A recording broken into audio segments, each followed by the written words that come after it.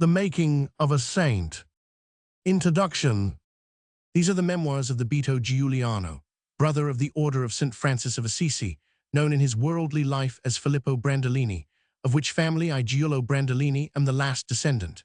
On the death of Fra Giuliano, the manuscript was given to his nephew Leonello, on whom the estates devolved, and has since been handed down from father to son, as the relic of a member of the family whose piety and good works still shed luster on the name of Brandolini. It is perhaps necessary to explain how the resolution to give these memoirs to the world has eventually been arrived at.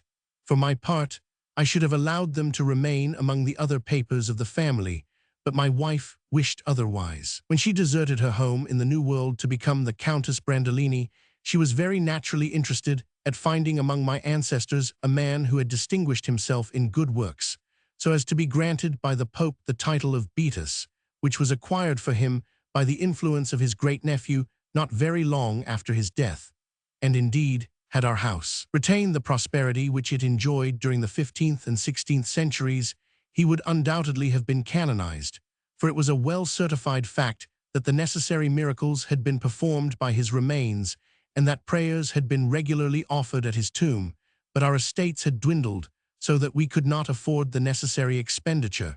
And now, when my wife has restored its ancient magnificence to our house, times, alas, have changed. The good old customs of our fathers have fallen into disuse, and it is impossible to create a saint for ready money. However, my wife desired to publish an account of her pious ancestor. But a difficulty arose in the fact that there were no materials whatever for any relation of the life which Fra Giuliano led when he had entered the Franciscan monastery of Campomassa, and it was obvious that, even if there had been good works, prayer and fasting could not have afforded a very interesting story. And so we have been constrained to leave untold his pieties and recount instead his sins, for which there was every facility in the memoirs he had himself left behind him. Not content with writing the story of his own life, Fra Giuliano begins with a mythical consul of the Roman Republic, who is supposed to have founded the family by a somewhat discreditable union with somebody else's wife.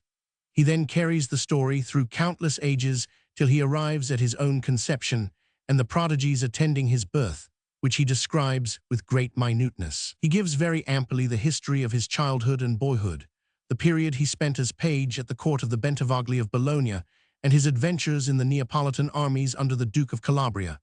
But the whole story is narrated at such length, with so many digressions and details, and is sometimes so vague, incoherent, and disjointed that, with whatever editing, it was considered impossible to make a clear and continuous narrative.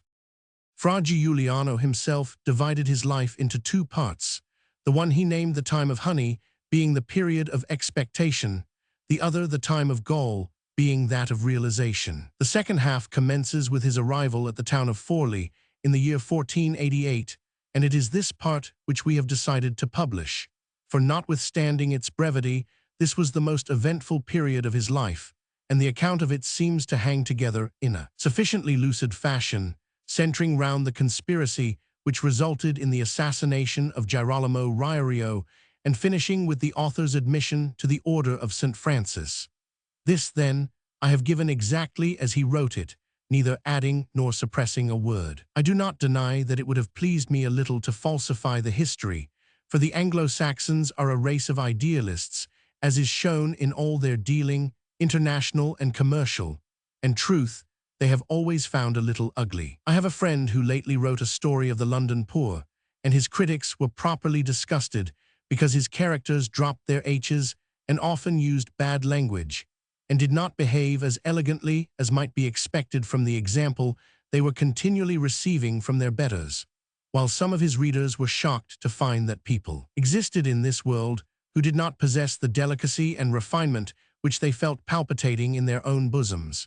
The author forgot that truth is a naked lady, and that nudity is always shameful unless it points a moral. If truth has taken up her abode at the bottom of a well, it is clearly because she is conscious that she is no fit companion for decent people. I am painfully aware that the persons of this drama were not actuated by the moral sentiments, which they might have acquired by education at a really good English public school, but one may find excuse for them in the recollection that their deeds took place 400 years ago, and that they were not wretched paupers, but persons of the very highest rank. If they sinned elegantly, and much may be forgiven to people whose pedigree is above suspicion. And the writer, as if unwilling to wound the susceptibilities of his readers, has taken care to hurl contempt at the only character whose family was distinctly not respectable. Before making my bow and leaving the reader with Filippo Brandolini, I will describe his appearance, shown in a portrait painted in the same year, 1488, until the beginning of this century in the possession of my family, when it was sold, with many other works of art, to travelers in Italy. My wife has succeeded in buying back the portraits of several of my ancestors, but this particular one is in the collection of an English nobleman who has refused to part with it, though kindly allowing a copy to be made, which now hangs in the place formerly occupied by the original. It represents a middle-sized man, slim and graceful, with a small black beard and mustache, an oval face, olive-colored, and from his fine dark eyes he is looking straight out into the world with an expression of complete happiness. It was painted soon after his marriage.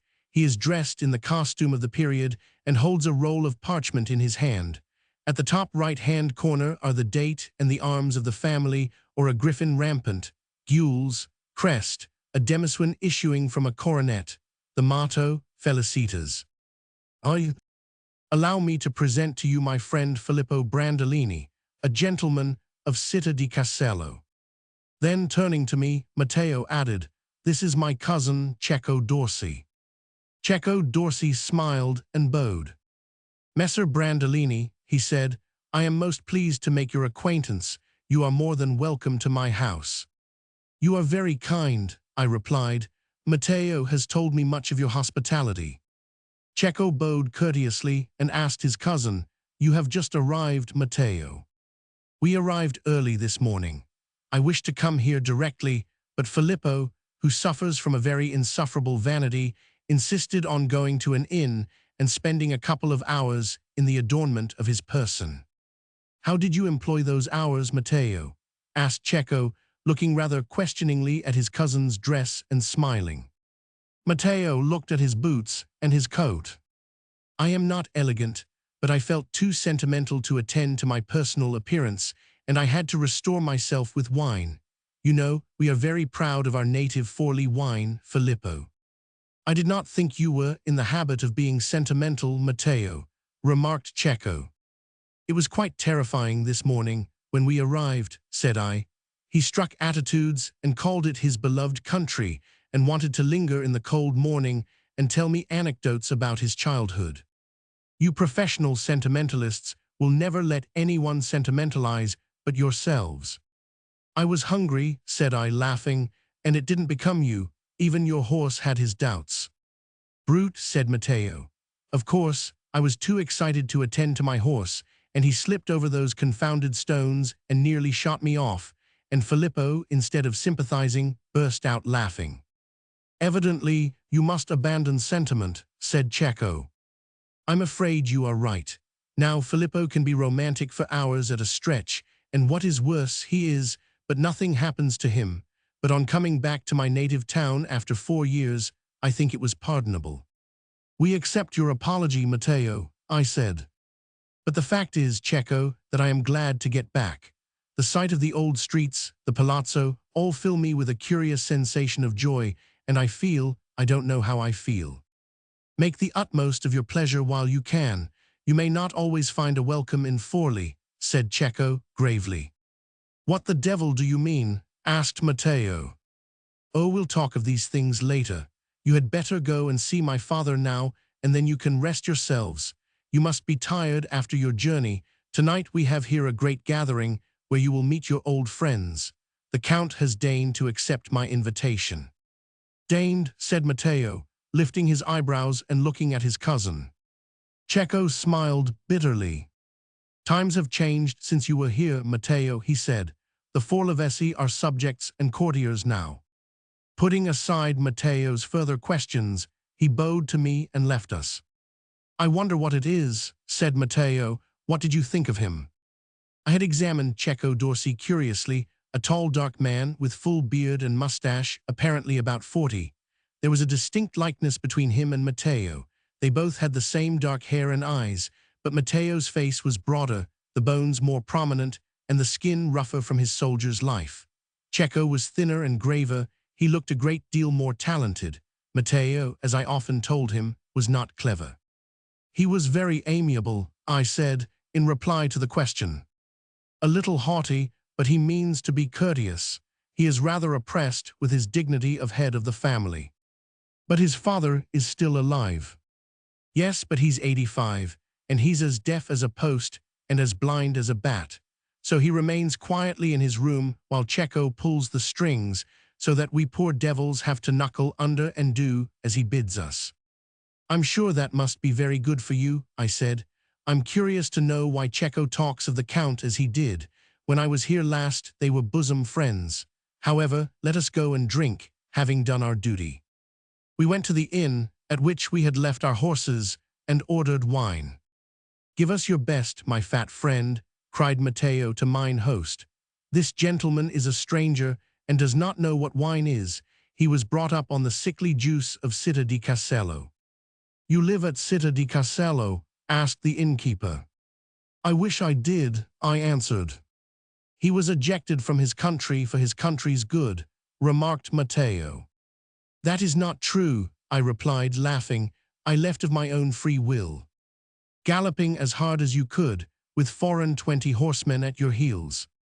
Precisely, and so little did they want me to go, that when I thought a change of air would suit me, they sent a troop of horse to induce me to return.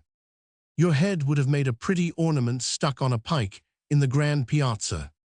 The thought amuses you, I answered, but the comedy of it did not impress me at the time.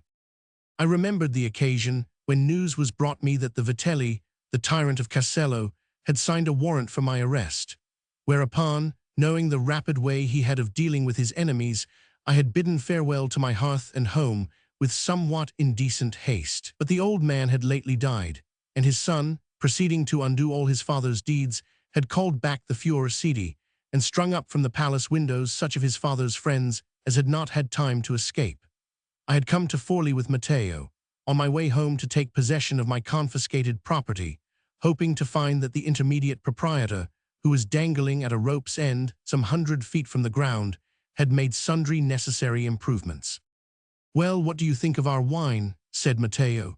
Compare it with that of Città di Castello. I really haven't tasted it yet, I said, pretending to smile agreeably. Strange wines I always drink at a gulp, like medicine. Brutta bestia, said Matteo, you are no judge. It's passable, I said, laughing, having sipped it with great deliberation. Matteo shrugged his shoulders. These foreigners, he said scornfully. Come here, fat man, he called to the innkeeper. Tell me how Count Girolamo and the gracious Caterina are progressing. When I left Forlì, the common people struggled to lick the ground they trod on. The innkeeper shrugged his shoulders. Gentlemen of my profession have to be careful in what they say. Don't be a fool, man, I am not a spy. Well, sir, the common people no longer struggle to lick the ground the Count treads on. I see. You understand, sir, now that his father is dead. When I was here last, Sixtus was called his uncle. Ah, they say he was too fond of him not to be his father, but of course, I know nothing. Far be it from me to say anything in disparagement of his holiness, past or present. However, go on. Well, sir, when the Pope died, the Count Girolamo found himself short of money, and so the taxes that he had taken off he put on again. And the result is, well, the people are beginning to murmur about his extravagance, and they say that Caterina behaves as if she were a queen, whereas we all know that she is only the bastard of old Sforza of Milan. But of course, it has nothing to do with me. Matteo and I were beginning to feel sleepy, for we had been riding hard all night, and we went upstairs, giving orders to be called in time for the night's festivity. We were soon fast asleep. In the evening, Matteo came to me and began examining my clothes. I have been considering, Filippo, he said, that it behoves me on my first appearance, before the eyes of my numerous lady loves, to cut the best figure I can. I quite agree with you, I answered, but I don't see what you are doing with my clothes. Nobody knows you, and it is unimportant how you look. And as you have some very nice things here, I am going to take advantage of your kindness, and— You're not going to take my clothes, I said, springing out of bed. Matteo gathered up in his arms various garments and rushed out of the room, slamming the door and locking it on the outside, so that I was left shut in, helpless. I shouted abuse after him, but he went away laughing, and I had to manage as best I could with what he had left me. In half an hour he came to the door. "Do you want to come out?" he said. "Of course I do," I answered, kicking the panel. "Will you promise not to be violent?" I hesitated. "I shan't let you out unless you do." "Very well," I answered, laughing. Matteo opened the door and stood bolt upright on the threshold, decked out from head to foot in my newest clothes. "You villain," I said, amazed at his effrontery. "You don't look bad, considering," he answered, looking at me calmly. Roman 2. When we arrived at the Palazzo Orsi, many of the guests had already come. Matteo was immediately surrounded by his friends, and a score of ladies beckoned to him from different parts of the room, so that he was torn away from me, leaving me rather disconsolate alone in the crowd. Presently, I was attracted to a group of men talking to a woman whom I could not see. Matteo had joined them, and they were laughing at something he had said. I had turned away to look at other people when I heard Matteo calling me. "Filippo," he said, coming towards me, "come and be introduced to Donna Giulia. She has asked me to present you." He took me by the arm, and I saw that the lady and her admirers were looking at me. "She's no better than she should be," he whispered in my ear, "but she's the loveliest woman in Forlì." "Allow me to add another to your circle of adorers, Donna Giulia," said Matteo, as we both bowed. "Messer Filippo Brandolini, like myself, a soldier of distinction." I saw a graceful little woman, dressed in some oriental brocade, a small face with quite tiny features, large brown eyes, which struck me at the first glance as very soft and caressing, a mass of dark, reddish-brown hair, and a fascinating smile. "We were asking Matteo where his wounds were," she said, smiling on me very graciously. "He tells us they are all in the region of his heart." "In that case," I answered, "he has come to a more deadly battlefield than any we saw during the war." "What war?" asked a gentleman who was standing by. "Nowadays, we are in the happy state of having 10 different wars in as many parts of the country." "I was serving under the Duke of Calabria," I replied. "In that case, your battles were bloodless." "We came, we saw, and the enemy decamped," said Matteo. "And now, taking advantage of the peace, you have come to trouble the hearts of Forlì," said Donna Giulia. "Who knows how useful your swords may not be here," remarked a young man. "Be quiet, Niccolo," said another, and there was an awkward silence, during which Matteo and I looked at one another in surprise, and then everyone burst out talking so that you could not hear what was said. Matteo and I bowed ourselves away from Donna Giulia, and he took me to Cecco, standing in a group of men. "You have recovered from your fatigue?" he asked kindly. "You have been traveling, Matteo," said one of the company. "Yes, we rode 60 miles yesterday," he replied. 60 miles on one horse. You must have good steeds and good imaginations," said a big, heavy-looking man, an ugly, sallow-faced person whom I hated at first sight. "It was only once in a way, and we wanted to get home." "You could not have come faster if you had been running away from a battlefield," said the man.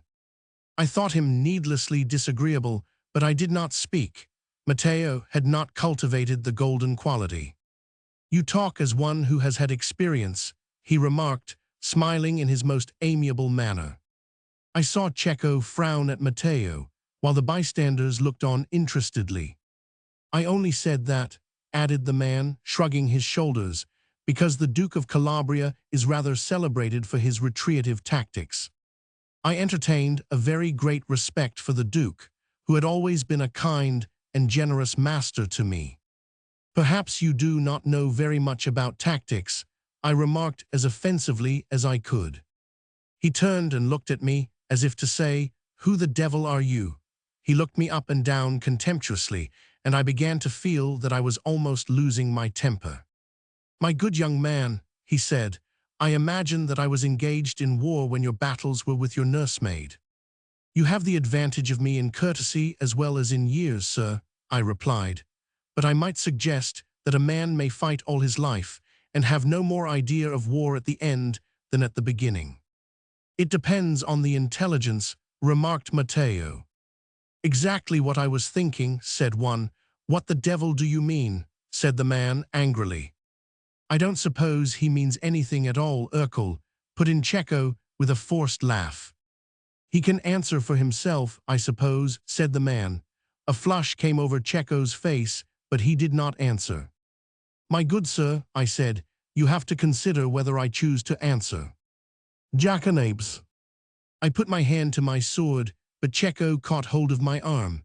I recovered myself at once. "I beg your pardon, Messer Cecco," I said, then, turning to the man, "you are safe in insulting me here. You show your breeding. Really, Matteo, you did not tell me that you had such a charming fellow countryman." "You are too hard on us, Filippo," answered my friend. "For such a monstrosity as that Forli is not responsible." "I am no Forlevies, thank God, neither the Count nor one." He looked round scornfully.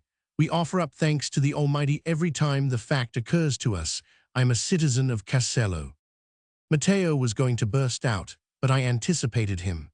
"I, too, am a citizen of Castello, and allow me to inform you that I consider you a very insolent fellow, and I apologize to these gentlemen that a countryman of mine should forget the courtesy due to the city which is sheltering him."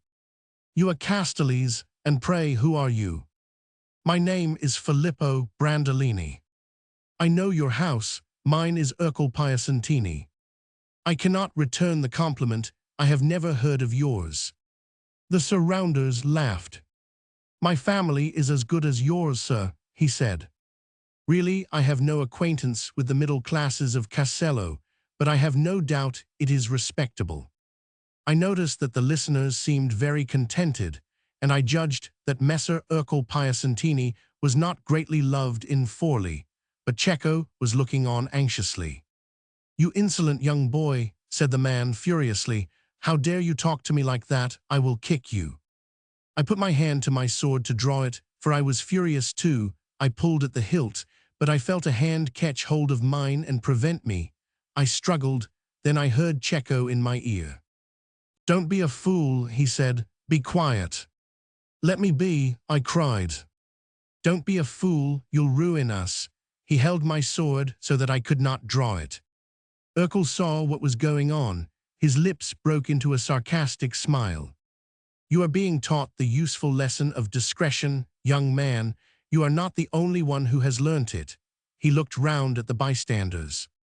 At that moment, a servant came to Cecco and announced, "The Count." The group broke up, and Cecco advanced to the further end of the hall, with Urkel Piacentini and several other gentlemen. Matteo and I lingered where we were. There was a rustle, and the Count and Countess appeared attended by their suite. First of all, my eyes were attracted to Caterina. She was wonderfully beautiful. A tall, well-made woman, holding herself proudly, her head poised on the neck like a statue. "One would think she was a king's daughter," said Matteo, looking at her with astonishment. "It is almost Francesco's face," I said. We both had an immense admiration for Francesco Sforza, the king of Condottieri, who had raised himself from a soldier of fortune to the proudest duchy in the world. And Caterina, his natural daughter, had the same clear, strong features, the strong, piercing eyes, but instead of the Sforza's pockmarked skin, she had a complexion of rare delicacy and softness, and afterwards she proved that she had inherited her father's courage as well as his appearance. She was dressed in a gorgeous robe of silver cloth, glittering and shimmering as she walked, and her hair was done in her favorite manner, intertwined with gold and silver threads, but the wonderful chestnut outshone the brilliant metals, seeming to lend them beauty rather than to borrow it. I heard her speak, and her voice was low and full like a man's. Matteo and I stood looking at her for a minute. Then we both broke out, "Per Bacco, she is beautiful." I began thinking of the fairy stories I had heard of Caterina at Rome, where she had enchanted everyone by her loveliness, and Sixtus had squandered the riches of the church to satisfy her whims and fancies, banquets, balls, pageants, and gorgeous ceremonies. The ancient city had run red with wine and mad with delight of her beauty. Suddenly Matteo said to me, "Look at Girolamo."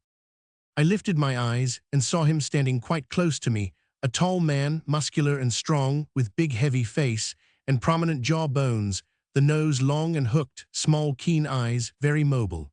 His skin was unpleasant, red and coarse. Like his wife, he was dressed with great magnificence.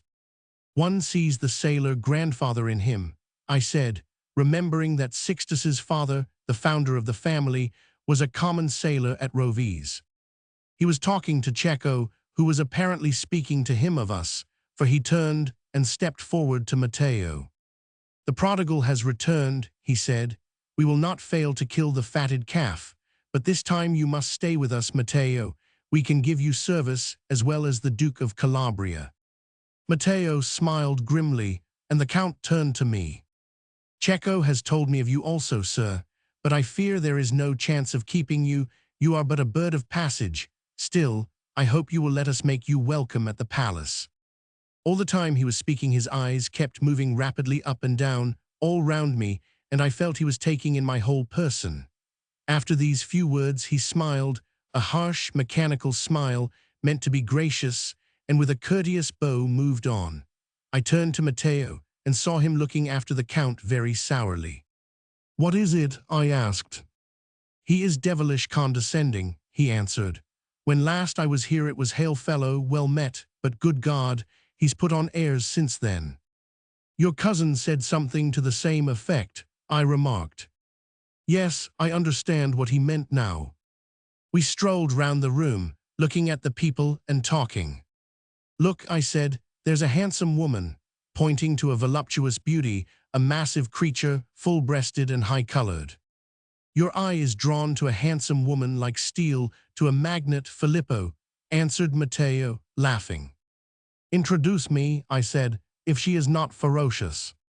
"By no means, and she has probably already fixed her eyes upon you, but she is wife to Ercole Piacentini." "I don't care, I mean to kill the man afterwards, but that is no reason why I should not make myself pleasant to his spouse." "You will do her a service in both ways," he replied, and going up to her, "Claudia," he said, "your fatal eyes have transfixed another heart." Her sensual lips broke into a smile. "Have they that power?" She fixed them on me and made room on the couch on which she was sitting. Neither Matteo nor I were slow to take the hint, for I took my place and he his leave. "I wonder you have not already fallen victim to Madonna Giulia," said Claudia, looking languorously at me and glancing over to the other lady. "One does not worship the moon when the sun is shining," I replied politely.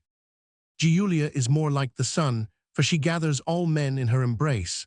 I am more modest." I understood that the rival beauties were not good friends.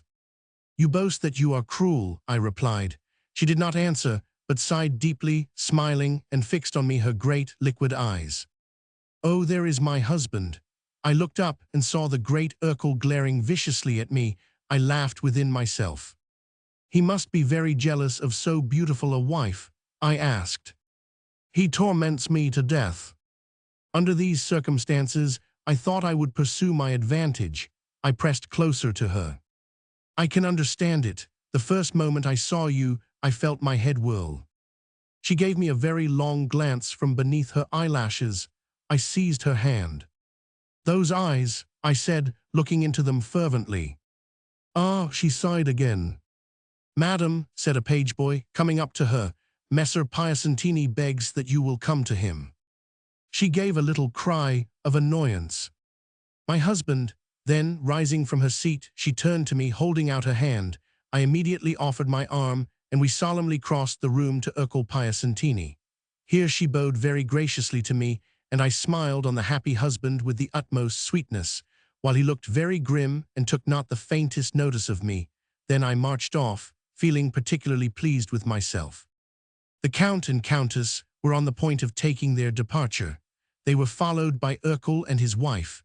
The remaining guests soon went, and in a little while there were left only Matteo and myself, 2 other men, and Cecco. Roman 3. Cecco led us to a smaller room, at some distance from the great hall of the reception.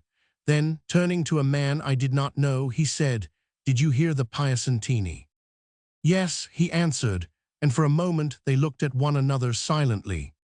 "He would not have been so bold without good cause," added the man.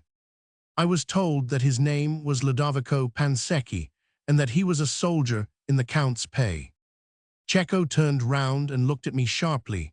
Matteo understood what he meant and said, "Have no fear of Filippo, he is as safe as myself." Cecco nodded and made a sign to a youth, who immediately rose and carefully closed the door. We sat still for a while, then Cecco stood up and said impatiently, "I cannot understand it." He walked up and down the room, stopping at last in front of me. "You had never seen that man before?" "Never," I answered. "The quarrel was brought on solely by Urkel himself," said the youth, whom I found to be Alessandro Moratini, a brother of Giulia Dol Este. "I know," said Cecco, "but he would never have dared to behave thus unless he knew of some design of Girolamo." He paused a moment to think, then turning to me again, "You must not challenge him." "On the contrary," I replied, "I must challenge him, he has insulted me." "I don't care about that, I will not have you challenge him. This concerns myself alone." "Nonsense, you are a guest of my house, and for all I know, it is just such an opportunity as this that Girolamo is seeking." "I don't understand," I said. "Listen," said Cecco, sitting down again. "When Sixtus obtained possession of Forli for his nephew, Girolamo Riario, I, like the fool I was, did all I could to bring the town to his allegiance. My father was against the plan, but I bore down his opposition and threw the whole power of my house on his side. Without me, he would never have been lord of Forli." "I remember," said Matteo. "You used Sixtus to keep the Ordelaffi out, and you thought Girolamo would be a catspaw in our hands." "I did not give the city for love of a person I had never seen in my life. Well, this was 8 years ago. Girolamo took off the heaviest taxes, granted favors to the town, and entered in solemn state with Caterina." "Amid shouts and cheers," remarked Alessandro. "For a while he was more popular than ever the Ordelaffi had been, and when he went out the people ran to kiss the hem of his garment. He spent the great part of his time in Rome, but he employed the riches of the Pope in beautifying Forli, and when he came, it was one round of feasts and balls and gaiety. Then Pope Sixtus died, and Girolamo settled here for good in the palace which he had commenced building on his accession. The feasts and balls and gaiety continued. Whenever a distinguished stranger passed through the town, he was welcomed by the Count and his wife with the most lavish hospitality, so that Forli became renowned for its luxury and riches. The poets ransacked Parnassus and the ancients for praises of their rules, and the people echoed the panegyrics of the poet. Then came the crash. I had often warned Girolamo, for we were intimate friends then. I told him that he could not continue the splendor which he had used when the wealth of Christendom was at his command, when he could spend the tribute of a nation on a necklace for Caterina. He would not listen. It was always, "I cannot be mean and thrifty," and he called it policy. To be popular, he said, I must be magnificent. The time came when the treasury was empty and he had to borrow. He borrowed in Rome and Florence and Milan, and all the time he would not retrench, but rather, as his means became less, the extravagance became greater. But when he could borrow no more outside, he came to the citizens of Forli, first, of course, to me, and I repeatedly lent him large sums. These were not enough, and he sent for the richest men of Forli and asked them to lend him money. Naturally, they could not refuse, but he squandered their money as he had squandered his own, and one fine day he assembled the council. "Ah, yes," said Alessandro, "I was there then, I heard him speak." Cecco stopped, as if for Alessandro. He came to the council chamber, clad as usual in the richest robes, and began talking privately to the senators, very courteously, laughing with them, shaking their hands. Then, going to his place, he began to speak. He talked of his liberality towards them and the benefits he had conferred on the town, showed them his present necessities, and finally asked them to reimpose the taxes which he had taken off at the beginning of his reign. They were all prejudiced against him, for many of them had already lent him money privately, but there was such a charm in his discourse, he was so persuasive, that one really could not help seeing the reasonableness of his demand. I know I myself would have granted him whatever he asked.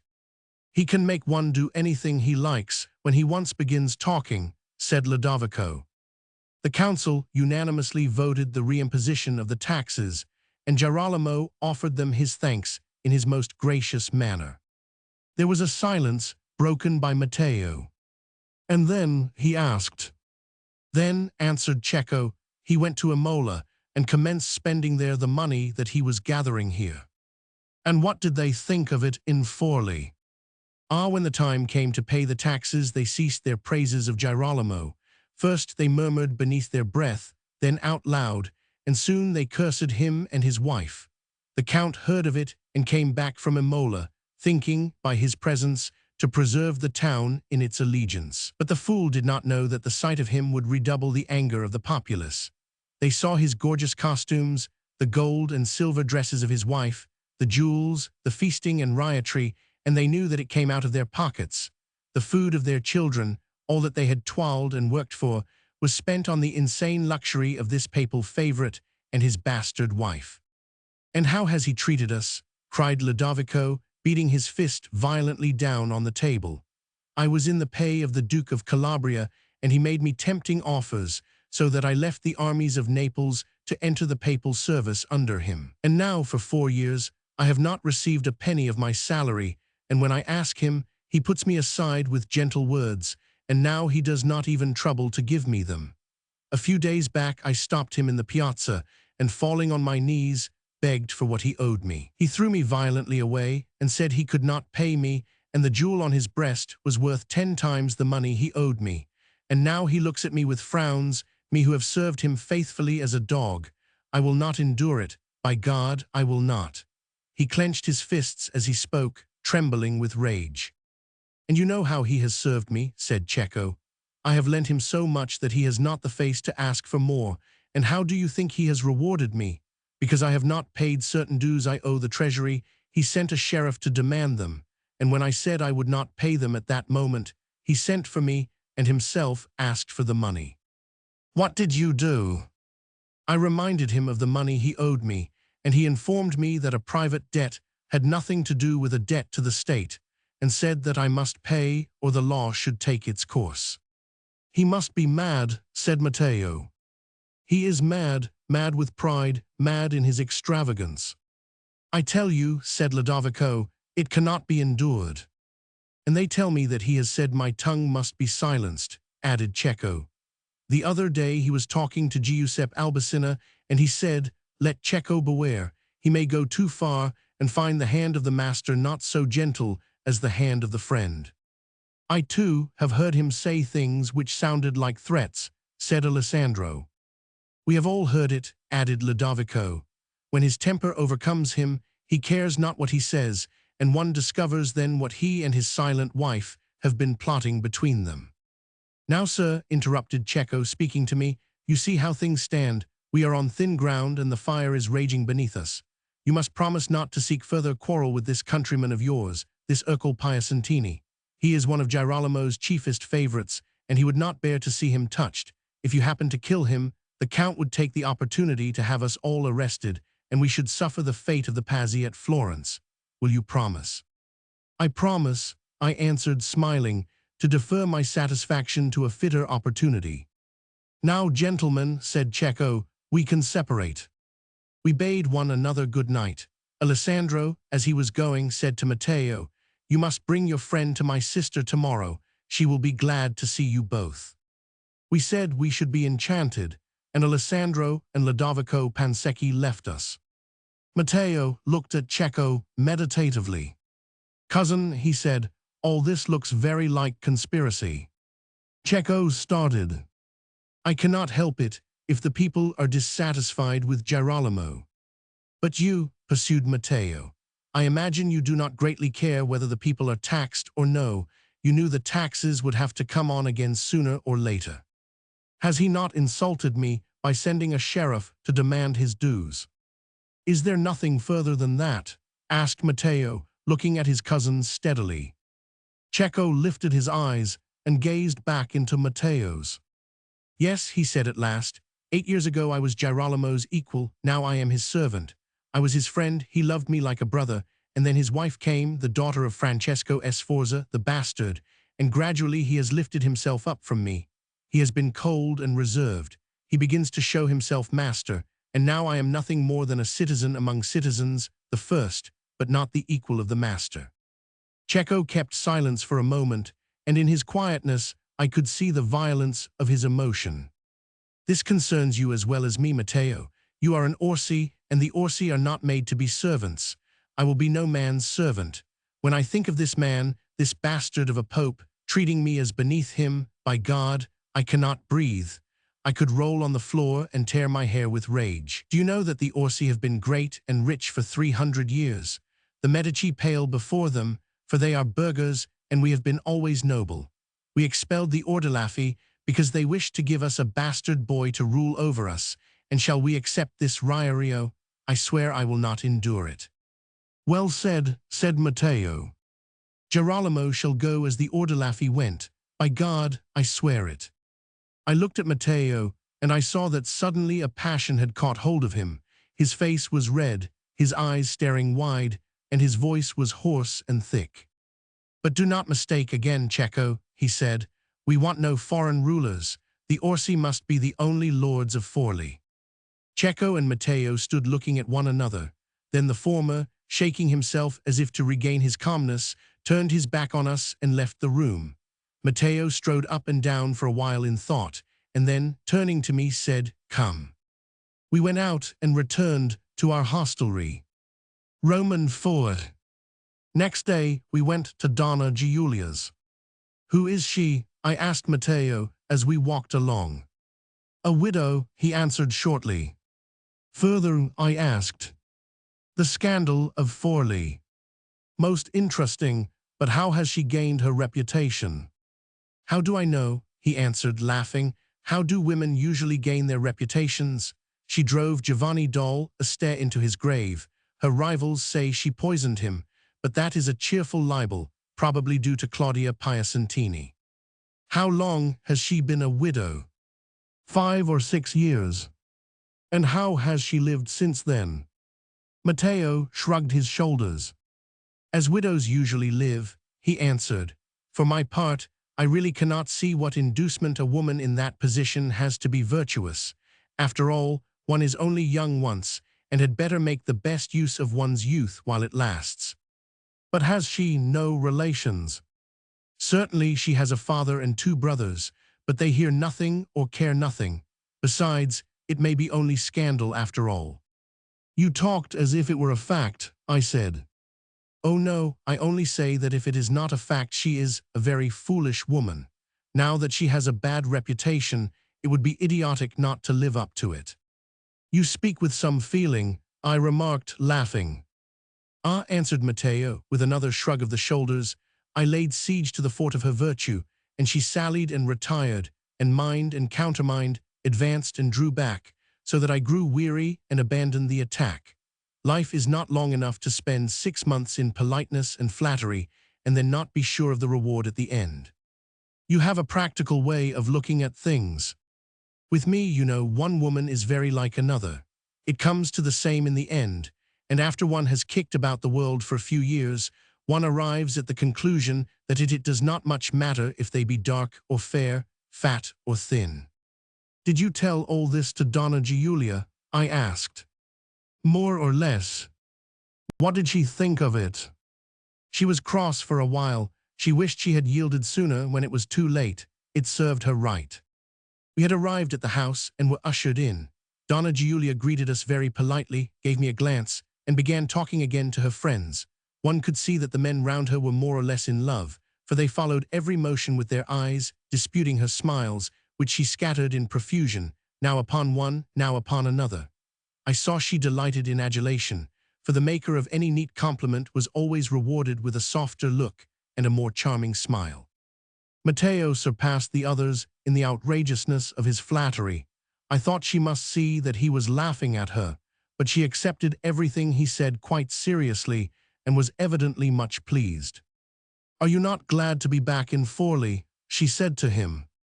"We all delight to tread the ground you walk on. You have grown very polite during your absence. What other result could have been when I spent my time thinking of the lovely Giulia? I am afraid you had other thoughts in Naples. They say that there the women are all beautiful. Naples, my dear lady, I swear that during all the time I have been away, I have never seen a face to compare with yours." Her eyes quite shone with pleasure. I turned away, finding the conversation silly. I thought I would do without the pleasant looks of Madonna Giulia, and I decided not to come to her again. Meanwhile, I began talking to one of the other ladies in the room and passed the time agreeably enough. In a little while Giulia passed me, leaning on the arm of one of her admirers. I saw her glance at me, but I took no notice. Immediately afterwards she came again, hesitating a moment, as if she wished to say something, but passed on without speaking. I thought she was piqued at my inattention to her, and with a smile, redoubled my attentions to the lady with whom I was talking. "Messer Filippo," Donna Giulia called me, "if you are not too engaged, will you speak to me for one moment?" I approached her smiling. "I am anxious to hear of your quarrel with Ercole Piacentini. I have heard quite 10 different stories. I am surprised that the insolence of an ill-bred fellow should rouse such interest. We must talk of something in Forley. The only thing I hear for certain is that he insulted you, and you were prevented from getting satisfaction. That will come later." She lowered her voice and took my arm. "But my brother tells me that Cecco d'Orsi has made you promise to do nothing. I shall get my revenge, having to wait for it will only make it sweeter." Then, supposing she had nothing further to say to me, I stood still, as if expecting her to leave me. She looked up suddenly. "Am I incommoding you?" she said. "How could you?" I replied gallantly. "I thought you wanted to get rid of me. How can such an idea have entered your head? Do you not see that all men lie humble at your feet, attentive to every word and gesture?" "Yes," she answered, "but not you." "Of course," I protested. "Oh," she said, "I saw very well that you avoided me. When you came in here, you hardly came near me. I did not think you would notice my inattention." "Certainly I noticed it. I was afraid I had offended you. I could not think how." "My dear lady, you have certainly done nothing to offend me." "Then why do you avoid me?" she asked petulantly. "Really," I said, "I don't. Perhaps in my modesty I thought it would be a matter of indifference to you whether I was at your side or not. I am sorry I have annoyed you." "I don't like people not to like me," she said in a plaintive way. "But why should you think I do not like you? Indeed, without flattery, I can assure you that I think you one of the most beautiful women I have ever seen." A faint blush came over her cheeks, and a smile broke out on her lips. She looked up at me with a pretty reproachful air. "Then, why don't you let me see it more plainly?" I smiled and, looking into her eyes, was struck by their velvet softness. I almost thought she was as charming as she was beautiful. "Do you really wish to know?" I said, in reply to her question. "Do tell me," she said, faintly pressing my arm. "I thought you had so many admirers that you could well do without me." "But you see," she answered charmingly, "I cannot. And then I have a certain dislike to losing myself in a crowd. I did not wish to share your smiles with 20 others. And would you, for that, refuse them altogether? I have always avoided the woman who is the object of general admiration. I think I am too proud to struggle for favors. I would rather dispense with them." "But then, supposing the lady wishes to favor you especially, you do not give her the opportunity." "That is so rare," I replied, "that it is not worth while breaking the rule." "But it may happen." I shrugged my shoulders. She paused a moment and then said, "You do like me then, after all?" I saw a slight trembling of the lip, Perhaps the eyes were a little moist. I felt sorry for what I had done. "I fear I have given you pain," I said. "You have a little," she replied. "I am sorry, I thought you did not care. I like people to love me and be pleased with me. I do both." "Then you must show it," she replied, a smile breaking through the beginning of tears. I really had been brutal, and I was very sorry that I had caused a cloud to gather over her sunshiny nature. She was indeed very sweet and charming. "Well, we are good friends now, aren't we?" she said. "Of course. And you'll come and see me often." "As often as you will allow me to," I answered. She gave me her hand to kiss, and a bright, happy smile lit up her face. "Arrived or sigh," she said. We went home, and Matteo found waiting for him a message from Cecco, bidding him leave the inn and take up his quarters with me at the Palazzo Orsi. On arriving, we found Cecco excitedly walking up and down a long corridor lined with statues and pictures. "I am glad you have come," he said to Matteo, taking his hand and nodding. "You must stay here. We must all keep together now, for anything may happen." "What do you mean?" asked Matteo. "The catastrophe nearly came today." We both looked at him with astonishment, not comprehending. Cecco stood still abruptly. "He tried to arrest me today, Girolamo." Then, speaking very quickly, as if laboring under great excitement, "I had to go to the palace on business. I found him in the audience chamber, and we began to talk certain matters over, and I grew rather heated. Suddenly I noticed that the place had emptied itself. I stopped in the midst of my sentence and looked up at Girolamo. I saw he was not attending to me. His eyes were fixed on the door." Cecco was silent, and drops of perspiration were standing on his forehead. "Yes, yes," we both said eagerly. The door opened, and the master of the guard walked in. "By God," I thought, "I'm trapped. I have been waiting for you, Andrea," said Girolamo. Then he turned to me and said, "Come into the room of the nymphs, Cecco. I have some papers there to show you." He took hold of my arm. I loosed myself. "I pray you, excuse me," I said. "I have some very urgent business." I walked to the door. Andrea glanced at his master, and I thought he was going to bar my way. I think he was waiting for some sign, but before it came, I had seen through the open door Paolo Bruni, and I called out, "Paolo, Paolo, wait for me. I want to talk to you urgently." Then I knew I was safe. He dared not touch me, and I turned round and said again, "I pray you, excuse me. My business with Paolo is a matter of life or death." I brushed past Andrea and got out. By heaven, how I breathed when I found myself in the piazza. "But are you sure he meant to arrest you?" said Matteo. "Certain, what else? Andrea might have come in by accident. There may have been nothing in it at all."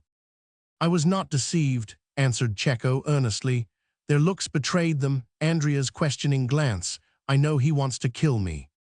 But would he dare seize you in cold blood? He cares for nothing when he has an object in view. Besides, when he had me in his power, what could have been done? I know Girolamo too well. There would have been a mock trial, and I should have been condemned. Or else he would have me strangled in my cell, and when I had gone you would have been helpless. My father is too old, and there would have been no leader to the party but you, and what could you do alone?" We all remained silent for a while, then Cecco broke out.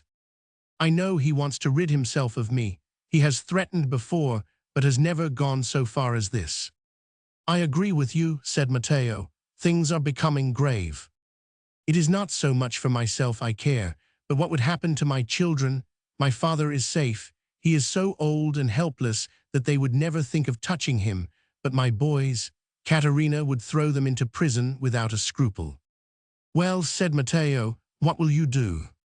"What can I do?" he answered. "I have been racking my brains, and I see no way of safety. I can wear a coat of mail to preserve me from the stray knife of an assassin, but that will not help me against a troop of soldiers. I can leave Forli, but that is to abandon everything."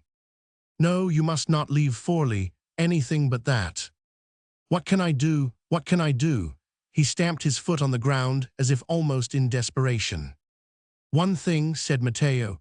"You must not go about alone, always with at least 2 friends." "Yes, I have thought of that, but how will it all turn out? It cannot last. What can I do?" He turned to me. "What do you think?" he said. "He means to kill me." "Why not anticipate him?" I answered quietly. They both started up with a cry. "Kill him!"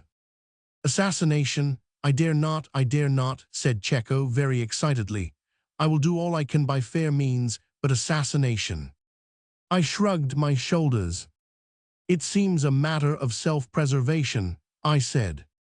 No, I won't speak of it, I won't think of it." He began again to walk excitedly up and down the room. "I won't think of it, I tell you, I could not." Neither Matteo nor I spoke. "Why don't you speak?" he said to Matteo impatiently. "I am thinking," he answered. "Not of that, I forbid you to think of that. I will not have it." Then, after a pause, abruptly, as if he were angry with us and with himself, "Leave me." They. A few days later, Matteo came to me as I was dressing, having rescued my clothes from him. "I wonder you're not ashamed to go out in those garments," he remarked. "People will say that you wear my old things." I took no notice of the insult. "Where are you going?" he asked. "To Madonna Giulia."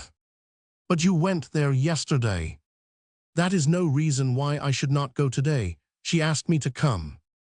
"That's very obliging of her, I'm sure." Then, after a pause, during which I continued my toilet, "I have been gathering the news of Forlì. Oh, Madonna Giulia has been affording a great deal of interest." "You have been talking to the lady whom you call the beautiful Claudia," I said. "By the way, why have you not been to her?" "I really don't know," I said. "Why should I?" "You told me you had progressed a long way in her favors during the half-hour's talk you had with her the other night. Have you not followed up the advantage?" I shrugged my shoulders. "I don't think I like a woman to make all the advances." "Don't you?" said Matteo. "I do. Besides, I don't care for the type. She is too massive. She feels very much hurt at your neglect. She says you have fallen in love with Giulia." "That is absurd," I replied. "And as to her being hurt at my neglect, I am very sorry, but I don't feel any obligation to throw myself into the arms of every woman who chooses to open them." "I quite agree with you. Neither she nor Giulia are a bit better than they should be. I'm told Giulia's latest lover is Ambrogio della Trexia. It seems one day he was almost caught by old Bartolomeo and had to slip out of the window and perform feats worthy of a professional acrobat to get out of the way. I don't think I attach belief to all the scandals circulating on the subject of that lady." "You're not in love with her?" asked Matteo quickly. I laughed. "Certainly not, but still." "That's all right, because, of course, you know it's notorious that she has had the most disgraceful amours, and she hasn't even kept them to her own class. All sorts of people have enjoyed her favors." "She does not look very much like a Messalina," I said, sneering a little. "Honestly, Filippo, I do think she is really very little better than a harlot." "You are extremely charitable," I said, "but don't you think you are somewhat prejudiced by the fact that you yourself did not find her one? Besides, her character makes no particular difference to me. I really care nothing if she's good or bad. She is agreeable, and that is all I care about. She is not going to be my wife." "She may make you very unhappy. You won't be the first." "What a fool you are," I said, a little angrily. "You seem to think that because I go and see a woman I must be dying of love for her. You are absurd." I left him and soon found myself at the Palazzo Este, where Donna Giulia was waiting for me. I had been to see her nearly every day since my arrival in Forlì, for I really liked her. Naturally, I was not in love with her as Matteo suggested, and I had no intention of entering into that miserable state. I had found her charmingly simple, very different from the monster of dissipation she was supposed to be. She must have been 3 or 24, but in all her ways she was quite girlish, merry and thoughtless, full of laughter at one moment, and then some trifling thing would happen to discompose her, and she would be brought to the verge of tears. But a word or caress, even a compliment, would make her forget the unhappiness which had appeared so terrible, and in an instant she would be wreathed in smiles. She seemed so delightfully fragile, so delicate, so weak, that one felt it necessary to be very gentle with her. I could not imagine how anyone could use a hard word to her face. Her eyes lit up as she saw me. "How long you've been," she said. "I thought you were never coming."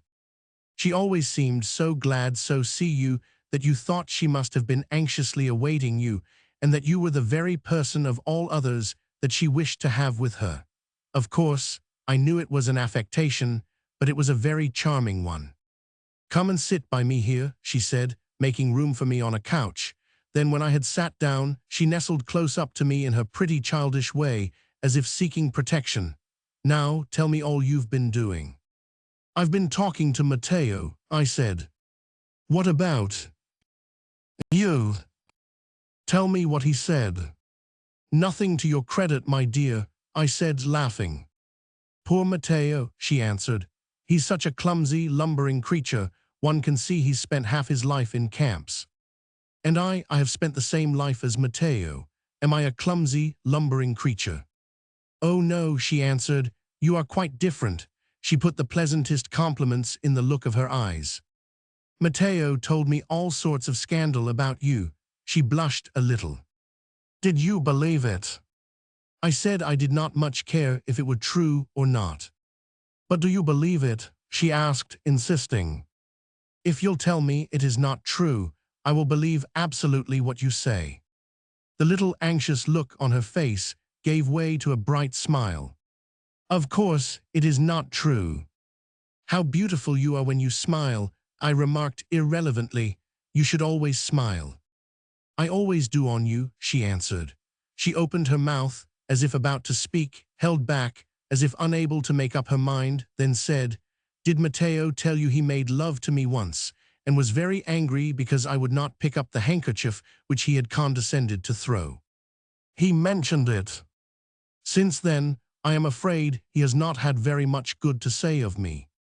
I had thought at the time that Matteo was a little bitter in his account of Donna Giulia, and I felt more inclined to believe her version of the story than his. "He has been beseeching me not to fall in love with you," I said. She laughed. "Claudia Piacentini has been telling everyone that it is too late, and she is horribly jealous." "Has she?" Matteo also seemed certain I was in love with you.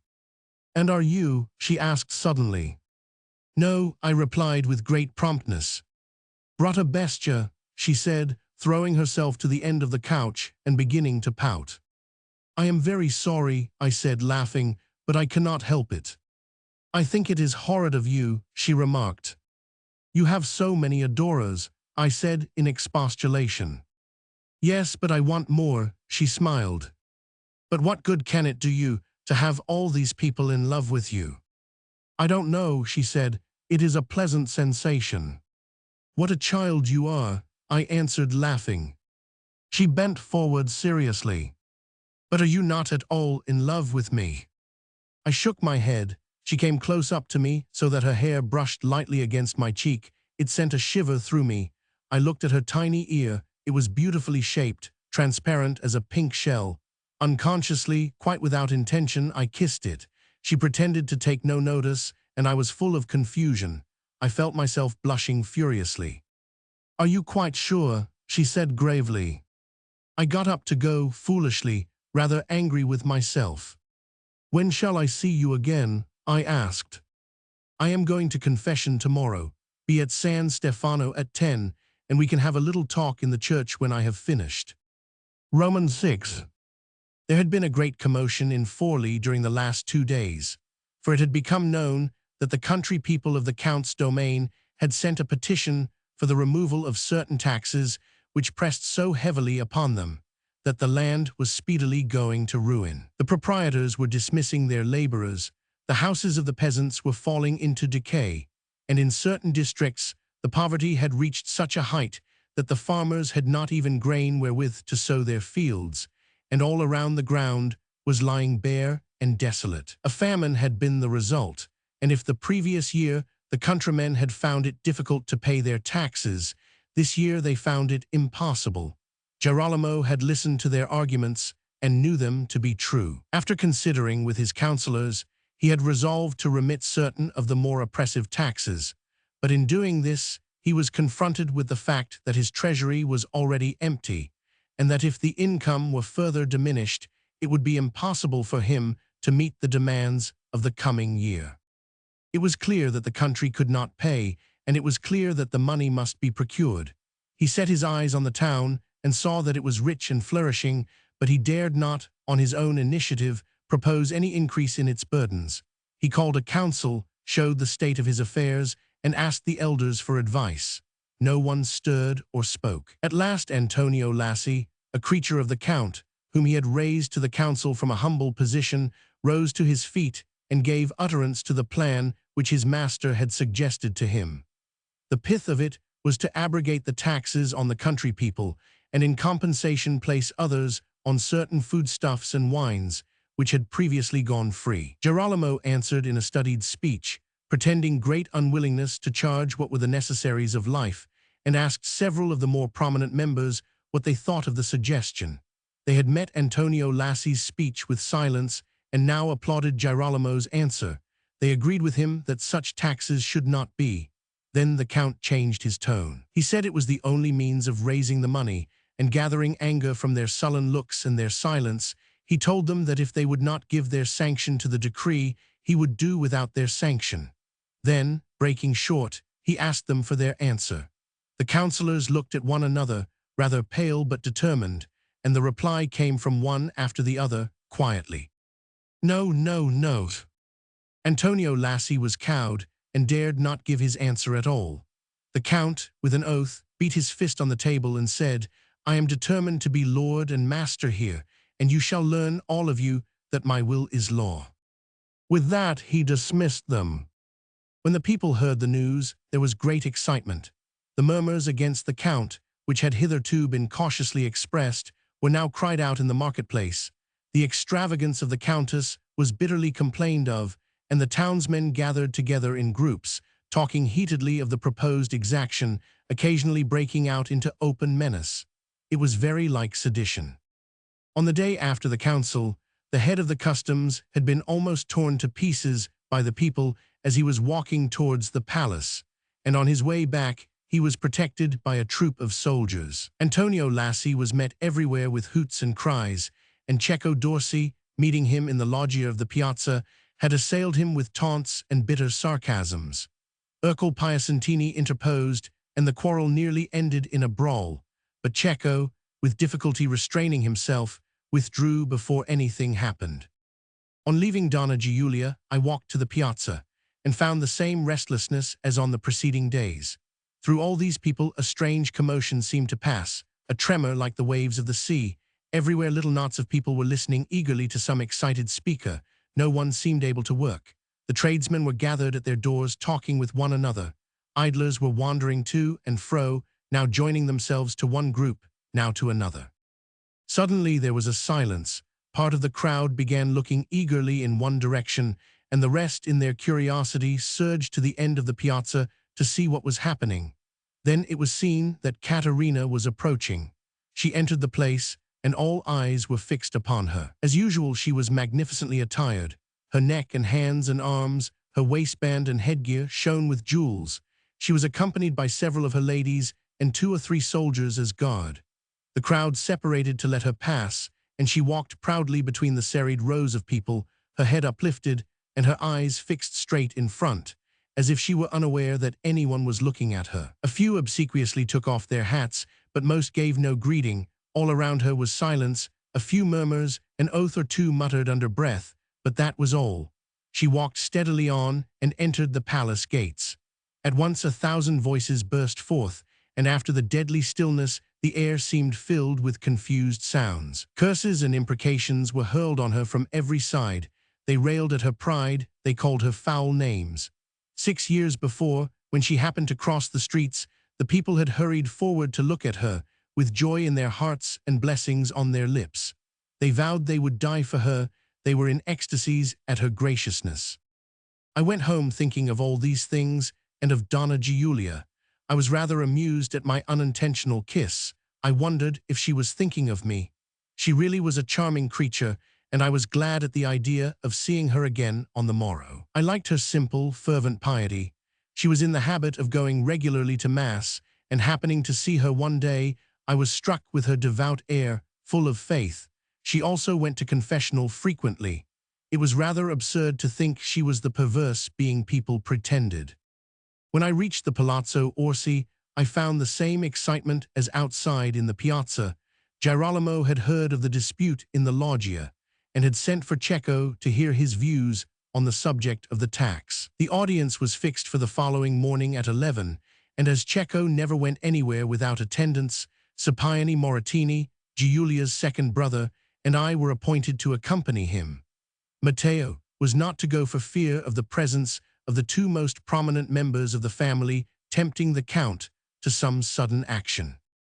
The following morning, I arrived at San Stefano at 9:30, and to my surprise, found Giulia waiting for me. "I did not think you would be out of the confessional so soon," I said. "Were your sins so small this week?" "I haven't been," she answered. "Scipione told me that you and he were to accompany Cecco to the palace, and I thought you would have to leave here early, so I postponed the confessional. You have preferred earth and me to heaven and the worthy Father." "You know I would do more for you than that," she answered. "You witch." She took my arm. "Come," she said, "come and sit in one of the transept chapels. It is quiet and dark there." It was deliciously cool. The light came dimly through the colored glass, clothing the marble of the chapel in mysterious reds and purples, and the air was faintly scented with incense. Sitting there, she seemed to gain a new charm. Before, I had never really appreciated the extreme beauty of the brown hair tinged with red, its wonderful quality and luxuriance. I tried to think of something to say, but could not. I sat and looked at her, and the perfumes of her body blended with the incense. "Why don't you speak?" she said. "I'm sorry, I have nothing to say." She laughed. "Tell me of what you are thinking." "I daren't," I said. She looked at me, repeating the wish with her eyes. "I was thinking you were very beautiful." She turned to me and leant forward so that her face was close to mine. Her eyes acquired a look of deep, voluptuous languor. We sat without speaking, and my head began to whirl. The clock struck 10. "I must go," I said, breaking the silence. "Yes," she answered, "but come tonight and tell me what has happened." I promised I would, then asked whether I should lead her to another part of the church. "No, leave me here," she said. "It is so good and quiet. I will stay and think." "Of what?" I said. She did not speak, but she smiled so that I understood her answer. Romans 7. I hurried back to the palazzo and found Scipione Moratini already arrived. I liked him for his sister's sake, but in himself he was a pleasant person. Both he and his brother had something of Giulia in them, the delicate features, the fascination and the winning ways which in them seemed almost effeminate. Their mother had been a very beautiful woman, report said somewhat gay, and it was from her the sons had got the gallantry which made them the terror of husbands in Forli, and Giulia the coquetry which had given rise to so much scandal. The father, Bartolomeo, was quite different. He was a rugged, upright man of 60, very grave and very dignified, the only resemblance of feature to his children being the charming smile, which the sons possessed as well as Giulia, though in him it was rarely seen. What I liked most in him was the blind love for his daughter, leading him to unbend and become a youth to flatter her folly. He was really devoted to her, so that it was quite pathetic to see the look of intense affection in his eyes as he followed her movements. He, of course, had never heard a word of the rumors circulating about Giulia. He had the utmost faith in her virtue, and I, it seems to me, had gained faith from him. After talking a while with Scipione, Cecco came, and we started for the palazzo. The people in Forli know everything and were well aware of Cecco's mission. As we walked along, we were met by many kind greetings, good luck, and Godspeed were wished us, and Cecco, beaming with joy, graciously returned the salutations. We were ushered into the council chamber, where we found the councillors and many of the more prominent citizens and several gentlemen of the court. Immediately the great folding doors were opened, and Girolamo entered with his wonted state, accompanied by his courtiers and men-at-arms, so that the hall was filled with them. He took his seat on a throne and graciously bowed to the left and to the right. His courtiers responded, but the citizens preserved a severe aspect, quite unsympathetic towards his condescension.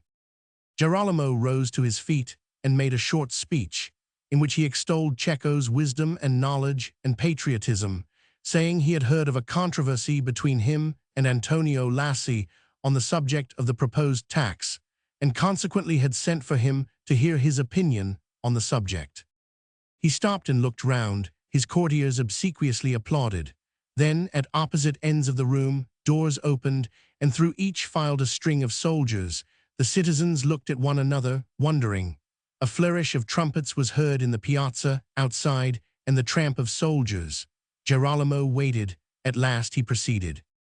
A good prince owes this to his subjects, to do nothing against their will freely expressed, and though I could command, for I am placed here by the vicar of Christ himself, with absolute power over your lives and fortunes, yet such is my love and affection towards you that I do not disdain to ask your advice.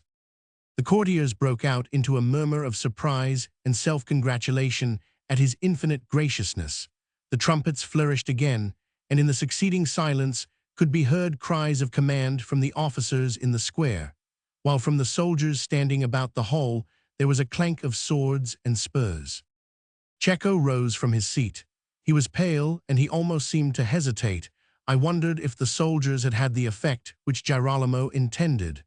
Then he began to speak, quietly, in even, well-turned sentences, so that one could see the speech had been carefully thought out.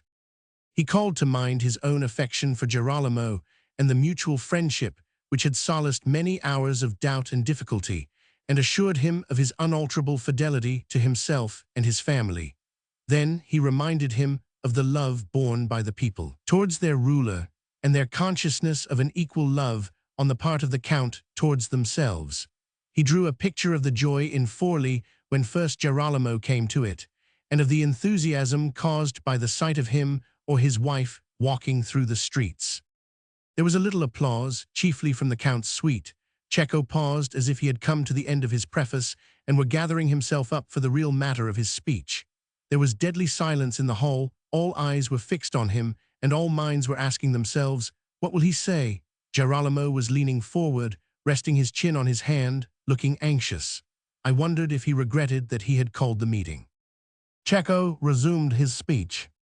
Girolamo, he said, the people from the country districts lately sent you a petition, in which they showed their sufferings from rain and storm and famine, their poverty and misery, the oppressiveness of the taxes. They bade you come and look at their untilled fields, their houses falling to ruin, themselves dying by the roadside, naked and hungry, children expiring at their mothers' breasts, parents lying unburied in the ruin of their home. They bade you come and look at the desolation of the land, and implored you to help them while there was yet time, and lighten from their backs the burdens you had laid upon them. You turned an eye of pity on them, and now the land smiles. The people have shaken themselves from their sleep of death and awakened to new life, and everywhere prayers are offered and blessings rained on the head of the most high and magnificent Prince, Girolamo Riario. And we too, my lord, join in the thanks and praise, for these to whom you have given new life are our cousins and brothers, our fellow countrymen. What was coming? The councillors looked at one another questioningly. Could Cecco have made terms with the Count, and was it a comedy they were playing? Girolamo also was surprised. He had not for long heard praise from any but his courtiers. 8 years ago, when you acquired the sovereignty of Forli, you found the town weighed down under the taxes which the Ordelaffi had imposed. Depression had seized hold of the merchants and tradesmen. They were burdened so that they could not buy nor sell. They had given up effort, and the town was lying numb and cold, as if dying from a pestilence. The streets were deserted. Such people as there were moved sadly and with downturned faces. The inhabitants were becoming fewer. There was no motion, no life. A few years more and Forli would have become a city of the dead. But you came, and with you life, for your first deed was to remove the most oppressive imposts. As the bow, doubled up, when the string is loosened, shoots back with a sudden impulse which propels the arrow to its mark, so poorly rebounded from the weight it had borne before. The goddess of plenty reigned in the land. It was the sunlight after storm, everywhere life and activity. The merchant wrote busily at his desk. The tradesman spread his wares anew and laughed in the joy of his heart. The mason, the builder, the blacksmith returned to their work, and through the city was heard the sound of hammering and building. The news spread of a beneficent lord, and the goldsmith and silversmith, the painter, the sculptor, came to the city in throngs. The money passed from hand to hand, and in its passage seemed to increase by magic. On the faces of all was happiness. The apprentice sang as he worked, and mirth and joy were universal. Forli became known as the home of delight. Italy rang with its feasts and celebrations, and every citizen was proud to be a Forlivese. And everywhere prayers were offered, and blessings rained on the head of the most high and magnificent prince, Girolamo Riario. Cecco paused again. An inkling of his meaning was coming to his hearers, but they dared not think he would say what was in all their minds. Then Cecco went on, "You reimposed the taxes which you had taken off." "That is a lie," interrupted Girolamo. "They were imposed by the council." Cecco shrugged his shoulders, smiling ironically. "I remember quite well. You called a meeting of the ancients, and showing them your necessities, suggested that they should reimpose the taxes. I forget if you reminded them that you could command, and that you were placed here by the Vicar of Christ on earth. And you forbore to let us hear the ring of trumpets and the tramp of soldiery in the square, nor did you think so numerous a suite necessary for your dignity." He looked round at the soldiers, thoughtfully stroking his beard. "Proceed," said Girolamo impatiently. He was beginning to get angry.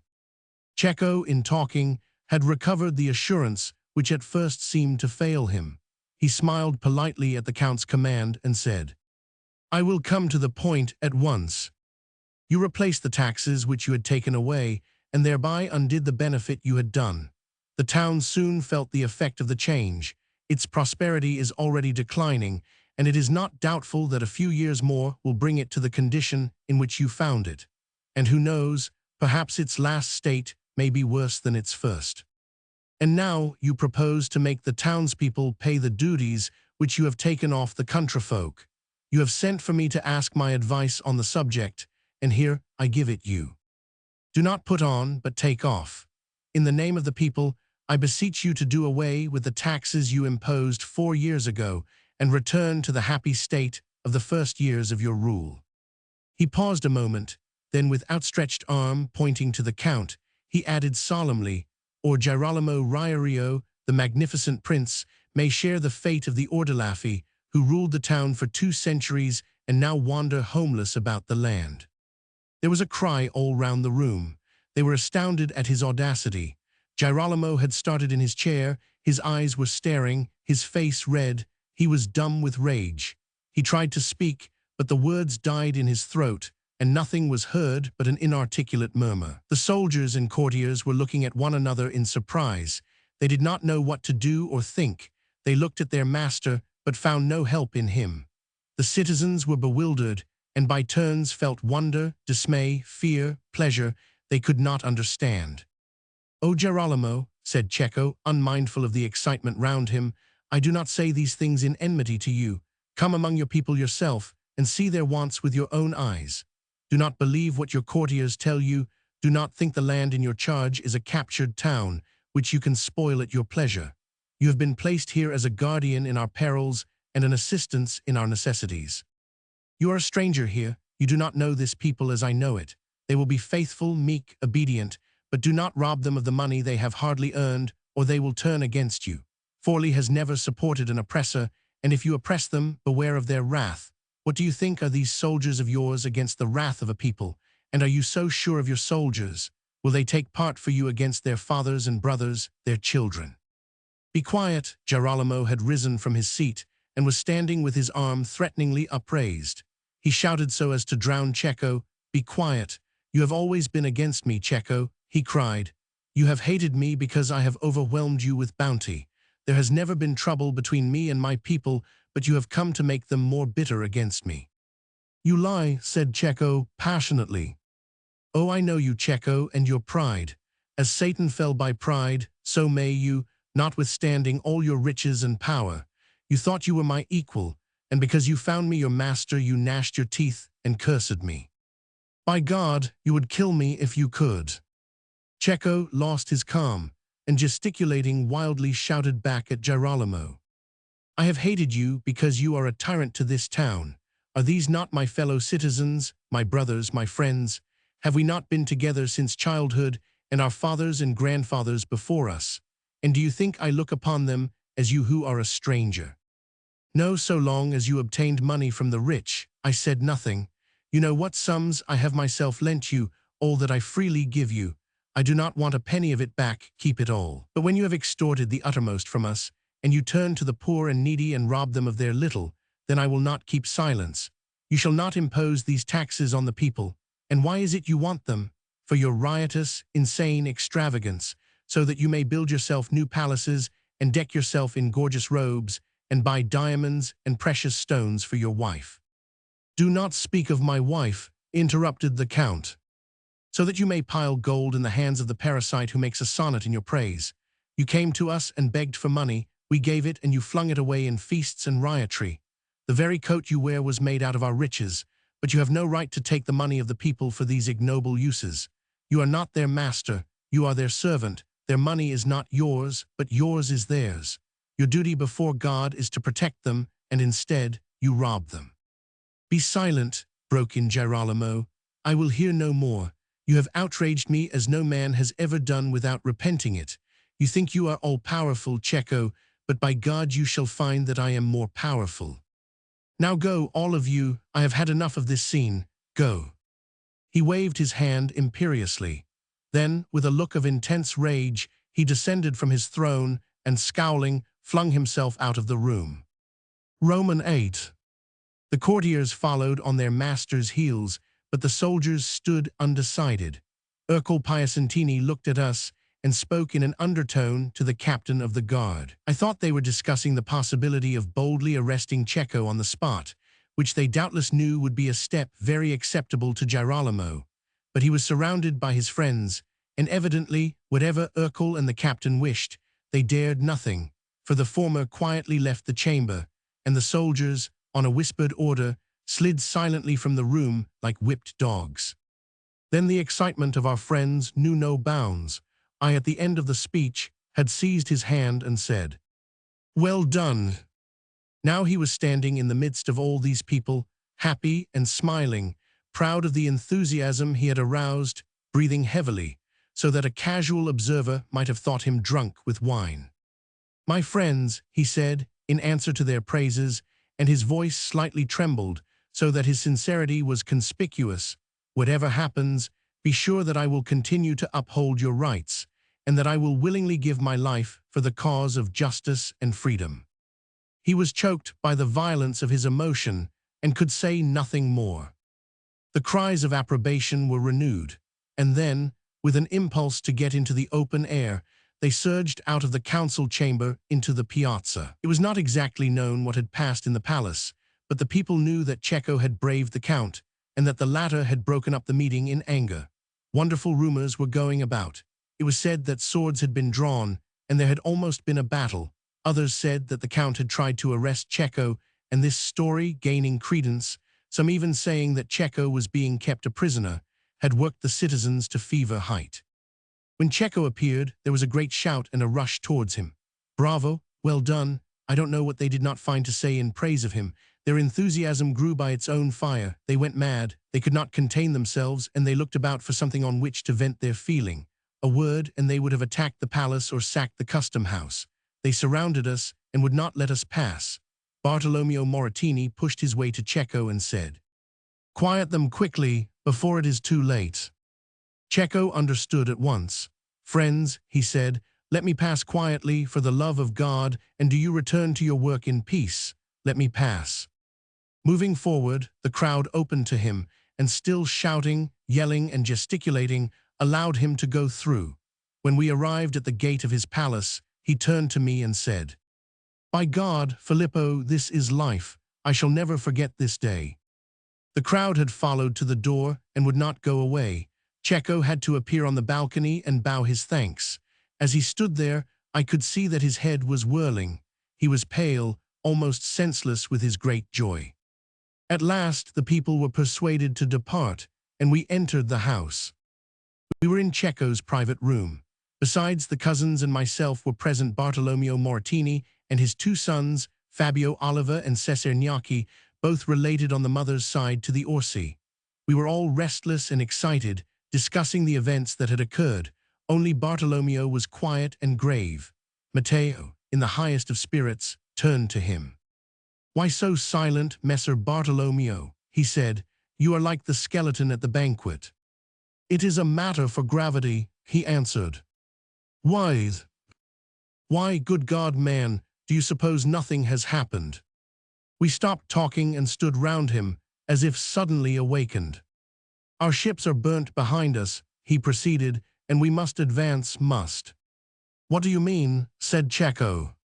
"Do you suppose Girolamo is going to allow things to go on as before? You must be mad, Checo." "I believe I am," was the answer. "All this has turned my head. Go on." "Girolamo has only one step open to him now. You have braved him publicly. You have crossed the streets in triumph, amid the acclamation of the people, and they have accompanied you to your house with shouts of joy. Girolamo sees in you a rival, and from a rival there is only one safeguard." "And that," asked Checo, "is death." We were all silent for a moment, then Bartolomeo spoke again. "He cannot allow you to live. He has threatened you before, but now he must carry his threats into effect. Take care." "I know," said Checo, "the sword is hanging over my head, but he dare not arrest me." "Perhaps he will try assassination. You must go out well guarded." "I do," said Checo, "and I wear a coat of mail. The fear of assassination has been haunting me for weeks. Oh God, it is terrible. I could bear an open foe. I have courage as much as anyone, but this perpetual suspense, I swear to you it is making me a coward. I cannot turn the corner of a street without thinking that my death may be on the other side. I cannot go through a dark corridor at night without thinking that over there in the darkness my murderer may be waiting for me. I start at the slightest sound, the banging of a door, a sudden step, and I awake in the night with a cry, sweating. I cannot stand it. I shall go mad if it continues. What can I do?" Matteo and I looked at one another. We had the same thought. Bartolomeo spoke. "Anticipate him." We both started, for they were my very words. Checo gave a cry. "You too, that thought has been with me night and day. Anticipate him, kill him, but I dare not think of it. I cannot kill him." "You must," said Bartolomeo. "Take care we are not heard," said Oliver. "The doors are well fastened." "You must," repeated Bartolomeo. "It is the only course left you, and what is more, you must make haste, for he will not delay. The lives of all of us are at stake. He will not be satisfied with you. After you are gone, he will easily enough find means to get rid of us." "Hold your peace, Bartolomeo, for God's sake. It is treachery." "Of what are you frightened? It would not be difficult." "No, we must have no assassination. It always turns out badly. The Pazzi in Florence were killed, Salviati was hanged from the palace windows, and Lorenzo is all-powerful, while the bones of the conspirators rot in unconsecrated ground. And at Milan, when they killed the Duke, not one of them escaped. They were fools. We do not mistake as in Florence. We have the people with us, and we shall not bungle it as they 999. No, no, it cannot be. I tell you it must. It is our only safety." Checo looked round anxiously. "We are all safe," said Oliver. "Have no fear." "What do you think of it?" asked Checo. "I know what you think, Filippo and Matteo." "I think with my father," said Scipione. "I too," said his brother. "And I." "And I." "Every one of you," said Checo. "You would have me murder him." "It is just and lawful. Remember that he was my friend. I helped him to this power. Once we were almost brothers. But now he is your deadly enemy. He is sharpening a knife for your heart, and if you do not kill him, he will kill you." "It is treachery. I cannot." "When a man has killed another, the law kills him. It is a just revenge. When a man attempts another's life, the law permits him to kill that man in self-defense. Girolamo has killed you in thought, and at this moment he may be arranging the details of your murder. It is just and lawful that you take his life to defend your own and ours. Bartolomeo is right, said Matteo. A murmur of approval showed what the others thought. But think, Bartolomeo, said Cecco, you are grey-headed. You are not so very far from the tomb. If you killed this man, what of afterwards? I swear to you, Cecco, that you would be a minister of God's vengeance. Has he not madly oppressed the people? What right has he more than another? Through him men and women and children have died of want. Unhappiness and misery have gone through the land, and all the while he has been eating and drinking and making merry. Make up your mind, Cecco, you must give way to us, said Matteo. Girolamo has failed in every way. On the score of honesty and justice he must die, and to save us he must die. You drive me mad, said Cecco. All of you are against me. You are right in all you say, but I cannot, oh God, I cannot. Bartolomeo was going to speak again, but Cecco interrupted him. No, no, for heaven's sake, say nothing more. Leave me alone. I want to be quiet and think. Roman 9. In the evening at 10, I went to the Palazzo Este. The servant who let me in told me that Donna Giulia was at her father's, and he did not know when she would be back. I was intensely disappointed. I had been looking forward all day to seeing her, for the time in church had been so short. The servant looked at me as if expecting me to go away, and I hesitated. But then I had such a desire to see her that I told him I would wait. I was shown into the room I already knew so well, and I sat down in Giulia's chair. I rested my head on the cushions which had pressed against her beautiful hair, her cheek, and I inhaled the fragrance which they had left behind them. How long she was, why did she not come? I thought of her sitting there. In my mind I saw the beautiful, soft brown eyes, the red lips. Her mouth was exquisite, very delicately shaped, with wonderful curves. It was for such a mouth as hers that the simile of Cupid's bow had been invented. I heard a noise below, and I went to the door to listen. My heart beat violently, but alas, it was not she, and bitterly disappointed, I returned to the chair. I thought I had been waiting hours, and every hour seemed a day. Would she never come? At last, the door opened, and she came in, so beautiful. She gave me both her hands. I am sorry you have had to wait, she said, but I could not help it. I would wait 100 years to see you for an hour. She sat down, and I lay at her feet. Tell me, she said, all that has happened today. I did as she asked, and as I gave my story, her eyes sparkled and her cheeks flushed. I don't know what came over me. I felt a sensation of swooning, and at the same time I caught for breath, and I had a sudden impulse to take her in my arms and kiss her many times. How lovely you are, I said, raising myself to her side. She did not answer, but looked at me, smiling. Her eyes glistened with tears, her bosom heaved. Giulia. I put my arm round her and took her hands in mine. Giulia, I love you. She bent over to me and put forward her face, and then I took her in my arms and covered her mouth with kisses. Oh God, I was mad. I had never tasted such happiness before. Her beautiful mouth, it was so soft, so small, I gasped in the agony of my happiness. If I could only have died then. Giulia, Giulia. The cock crew, and the night seemed to fade away into grayness. The first light of dawn broke through the windows, and I pressed my love to my heart in one last kiss. Not yet, she said, I love you. I could not speak. I kissed her eyes, her cheeks, her breasts. Don't go, she said. My love. At last I tore myself away, and as I gave her the last kiss of all, she whispered, Come soon. And I replied, Tonight. I walked through the grey streets of Forlì, wondering at my happiness. It was too great to realize. It seemed absurd that I, a poor, commonplace man, should be chosen out for this ecstasy of bliss. I had been buffeted about the world, an exile wandering here and there in search of a captain under whom to serve. I had had loves before, but common, grotesque things, not like this, pure and heavenly. With my other loves, I had often felt a certain ugliness about them. They had seemed sordid and vulgar, but this was so pure, so clean. She was so saintly and innocent. Oh, it was good.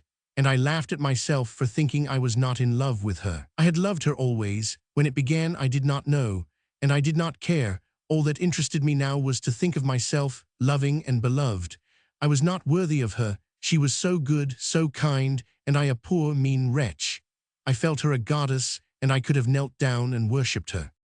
I walked through the streets of Forley with swinging steps. I breathed in the morning air and felt so strong and well and young. Everything was beautiful, all life. The grey walls enchanted me, the sombre carvings of the churches, the market women gaily dressed, entering the town laden with baskets of many-coloured fruit. They gave me greeting, and I answered with a laughing heart. How kind they were! Indeed, my heart was so full of love that it welled over and covered everything and everybody, so that I felt a strange, hearty kindness to all around me. I loved mankind. Thanks. When I got home, I threw myself on my bed and enjoyed a delightful sleep, and when I awoke felt cool and fresh and very happy. "What is the matter with you?" asked Matteo. "I am rather contented with myself," I said. "Then, if you want to make other people contented, you had better come with me to Donna Claudia." "The beautiful Claudia." "The same. But can we venture in the enemy's camp?"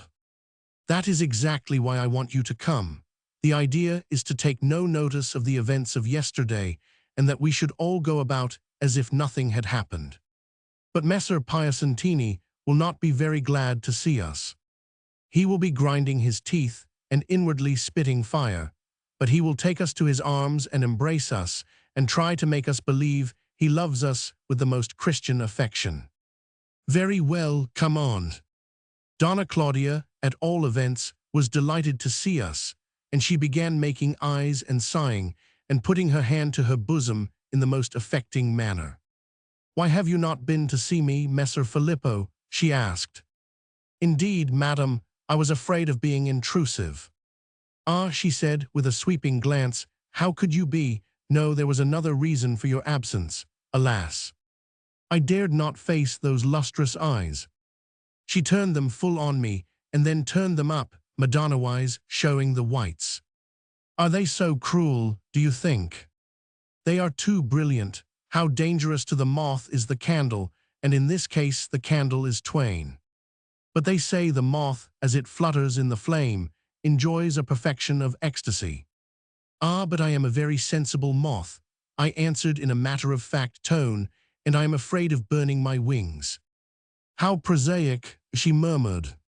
"The muse," I said politely, "loses her force when you are present." She evidently did not quite understand what I meant, for there was a look of slight bewilderment in her eyes, and I was not surprised, for I had not myself the faintest notion of my meaning.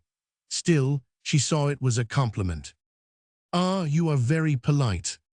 We paused a moment, during which we both looked unutterable things at one another. Then she gave a deep sigh. "Why so sad, sweet lady?" I asked.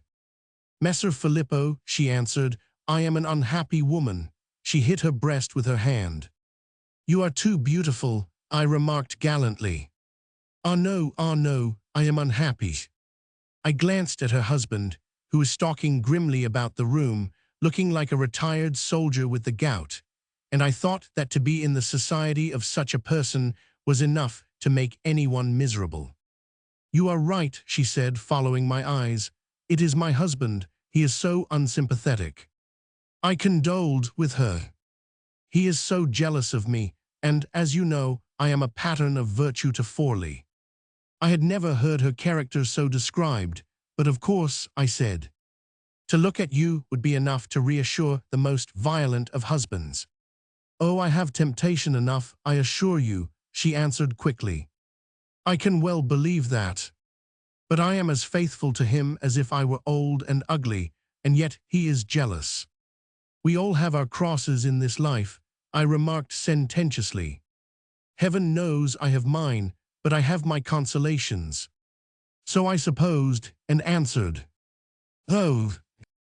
I pour out my soul in a series of sonnets. A second Petrarch. My friends say some of them are not unworthy of that great name. I can well believe it. Here relief came, and like the tired sentinel, I left the post of duty. I thought of my sweet Giulia and wondered at her beauty and charm. It was all so much clearer and cleaner than the dross I saw around me. I came away, for I was pining for solitude, and then I gave myself up to the exquisite dreams of my love. At last the time came, the long day had at last worn away, and the night, the friend of lovers, gave me leave to go to Giulia. I was so happy. The world went on, things happened in Forlì, the rival parties agitated and met together and discussed. There was a general ferment, and to it all I was profoundly indifferent. What matter all the petty little affairs of life, I said. People work and struggle, plot, scheme, make money, lose it, conspire for place and honor. They have their ambitions and hopes, but what is it all beside love? I had entered into the excitement of politics in Forlì. I was behind the veil and knew the intricacies, the ambitions, the emotions of the actors, but now I withdrew myself. What did I care about the prospects of Forlì, whether taxes were put on or taken off, or whether a killed be or be killed? It really seemed so unimportant. I looked upon them as puppets performing on a stage, and I could not treat their acts with seriousness. Giulia, that was the great fact in life. Nothing mattered to me but Giulia.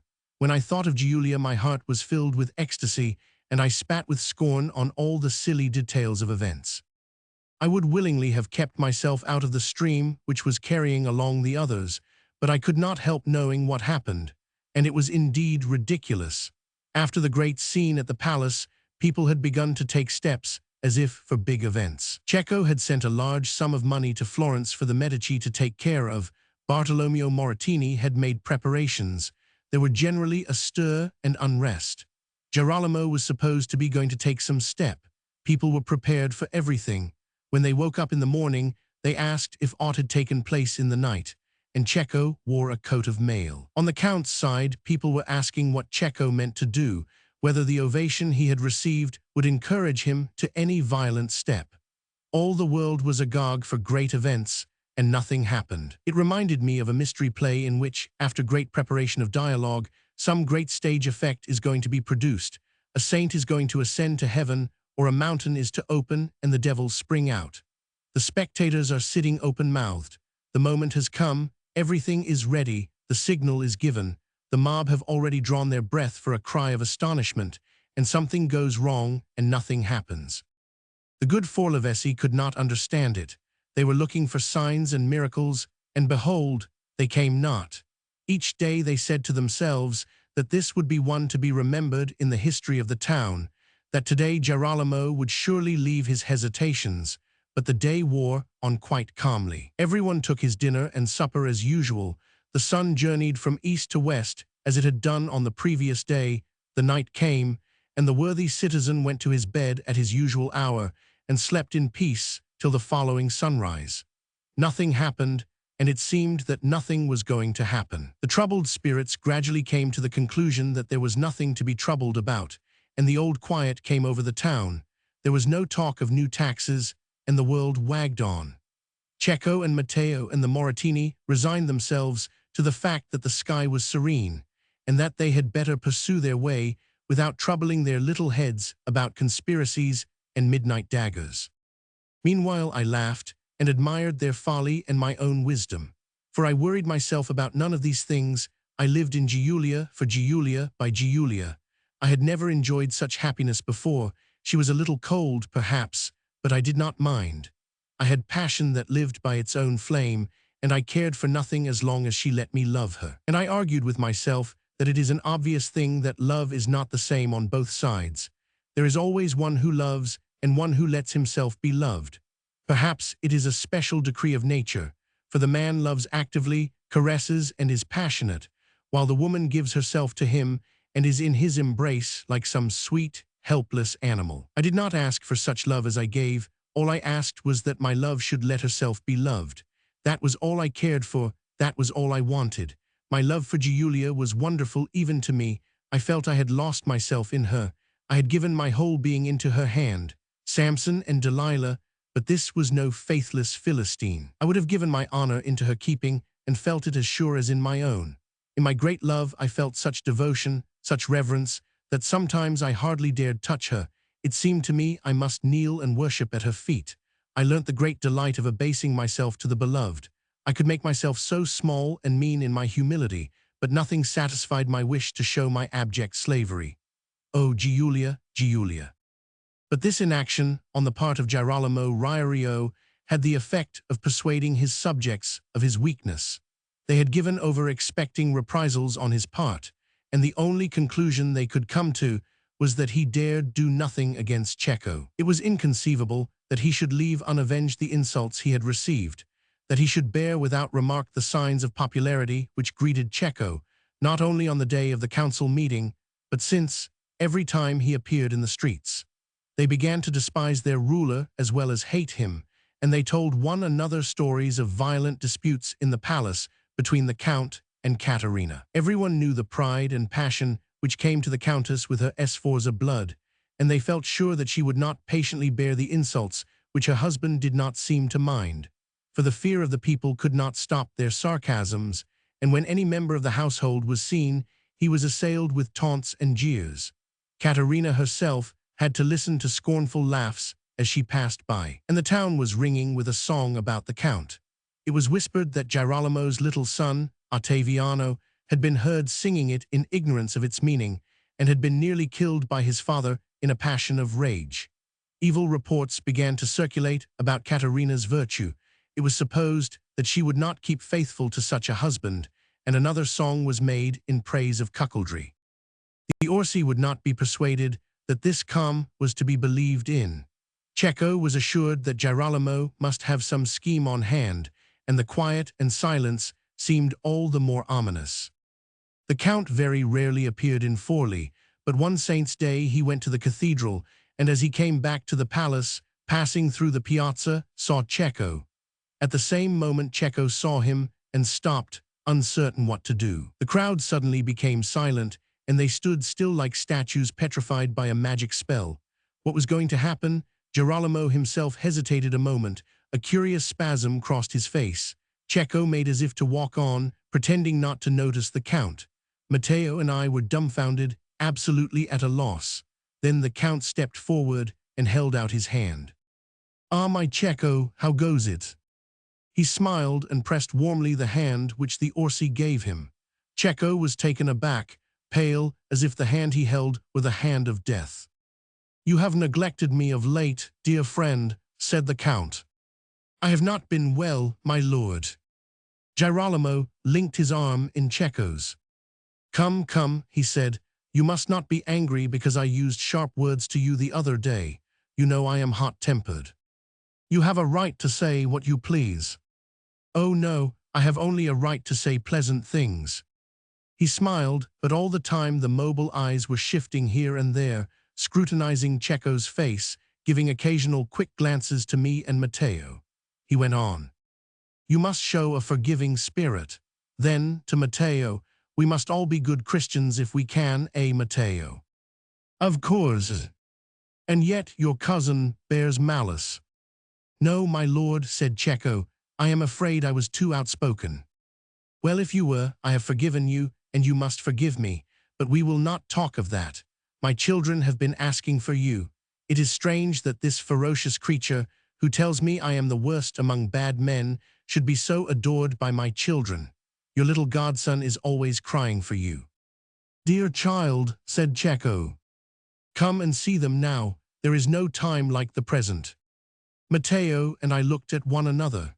Was all this an attempt to get him in his hand, and this time not to let him go? "I must pray you to excuse me, for I have some gentlemen coming to dine with me today, and I fear I shall be late already."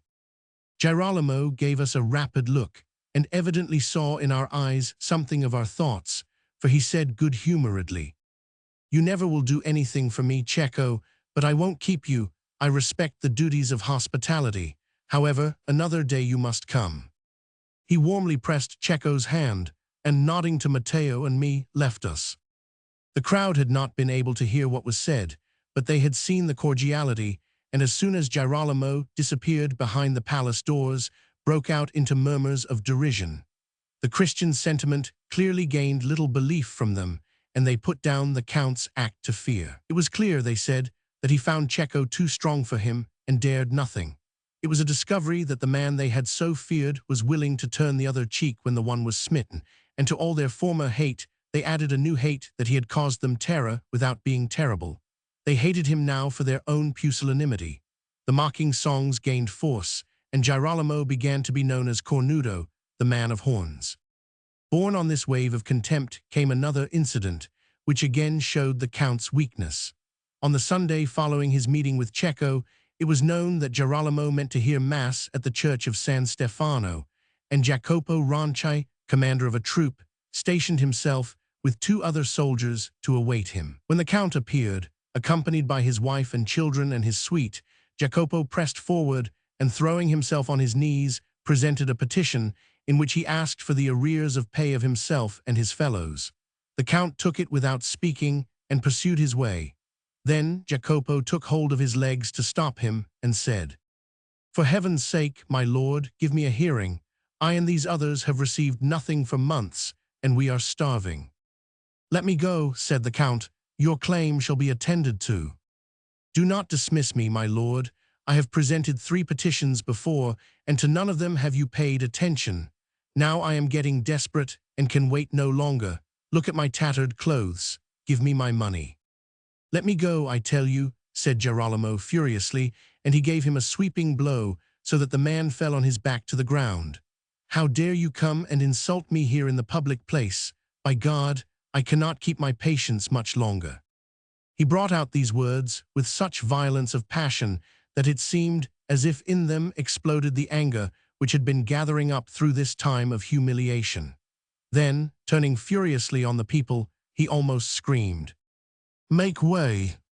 They dared not face his anger, and with white faces shrunk back, leaving a path for him and his party to walk through. Roman 12. I looked at these events as I might have looked at a comedy of Plautus. It was very amusing, but perhaps a little vulgar. I was wrapped up in my own happiness, and I had forgotten Nemesis. One day, perhaps 2 months from my arrival in Forli, I heard Cecco tell his cousin that a certain Giorgio Dol Este had returned. I paid no particular attention to the remark, but later, when I was alone with Matteo, it occurred to me that I had not heard before of this person. I did not know that Giulia had relations on her husband's side.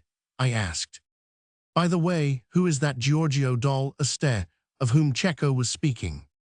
"A cousin of Donna Giulia's late husband." "I have never heard him spoken of before." "Haven't you? He enjoys quite a peculiar reputation, as being the only lover that the virtuous Giulia has kept for more than 10 days. Another of your old wives' tales, Matteo. Nature intended you for a begging friar. I have often thought I have missed my vocation. With my brilliant gift for telling lies in a truthful manner, I should have made my way in the church to the highest dignities. Whereas, certain antiquated notions of honor having been instilled into me during my training as a soldier, my gifts are lost, with the result that when I tell the truth people think I am lying. But this is solemn truth. All your stories are, I jeered. Ask anyone. This has been going on for years.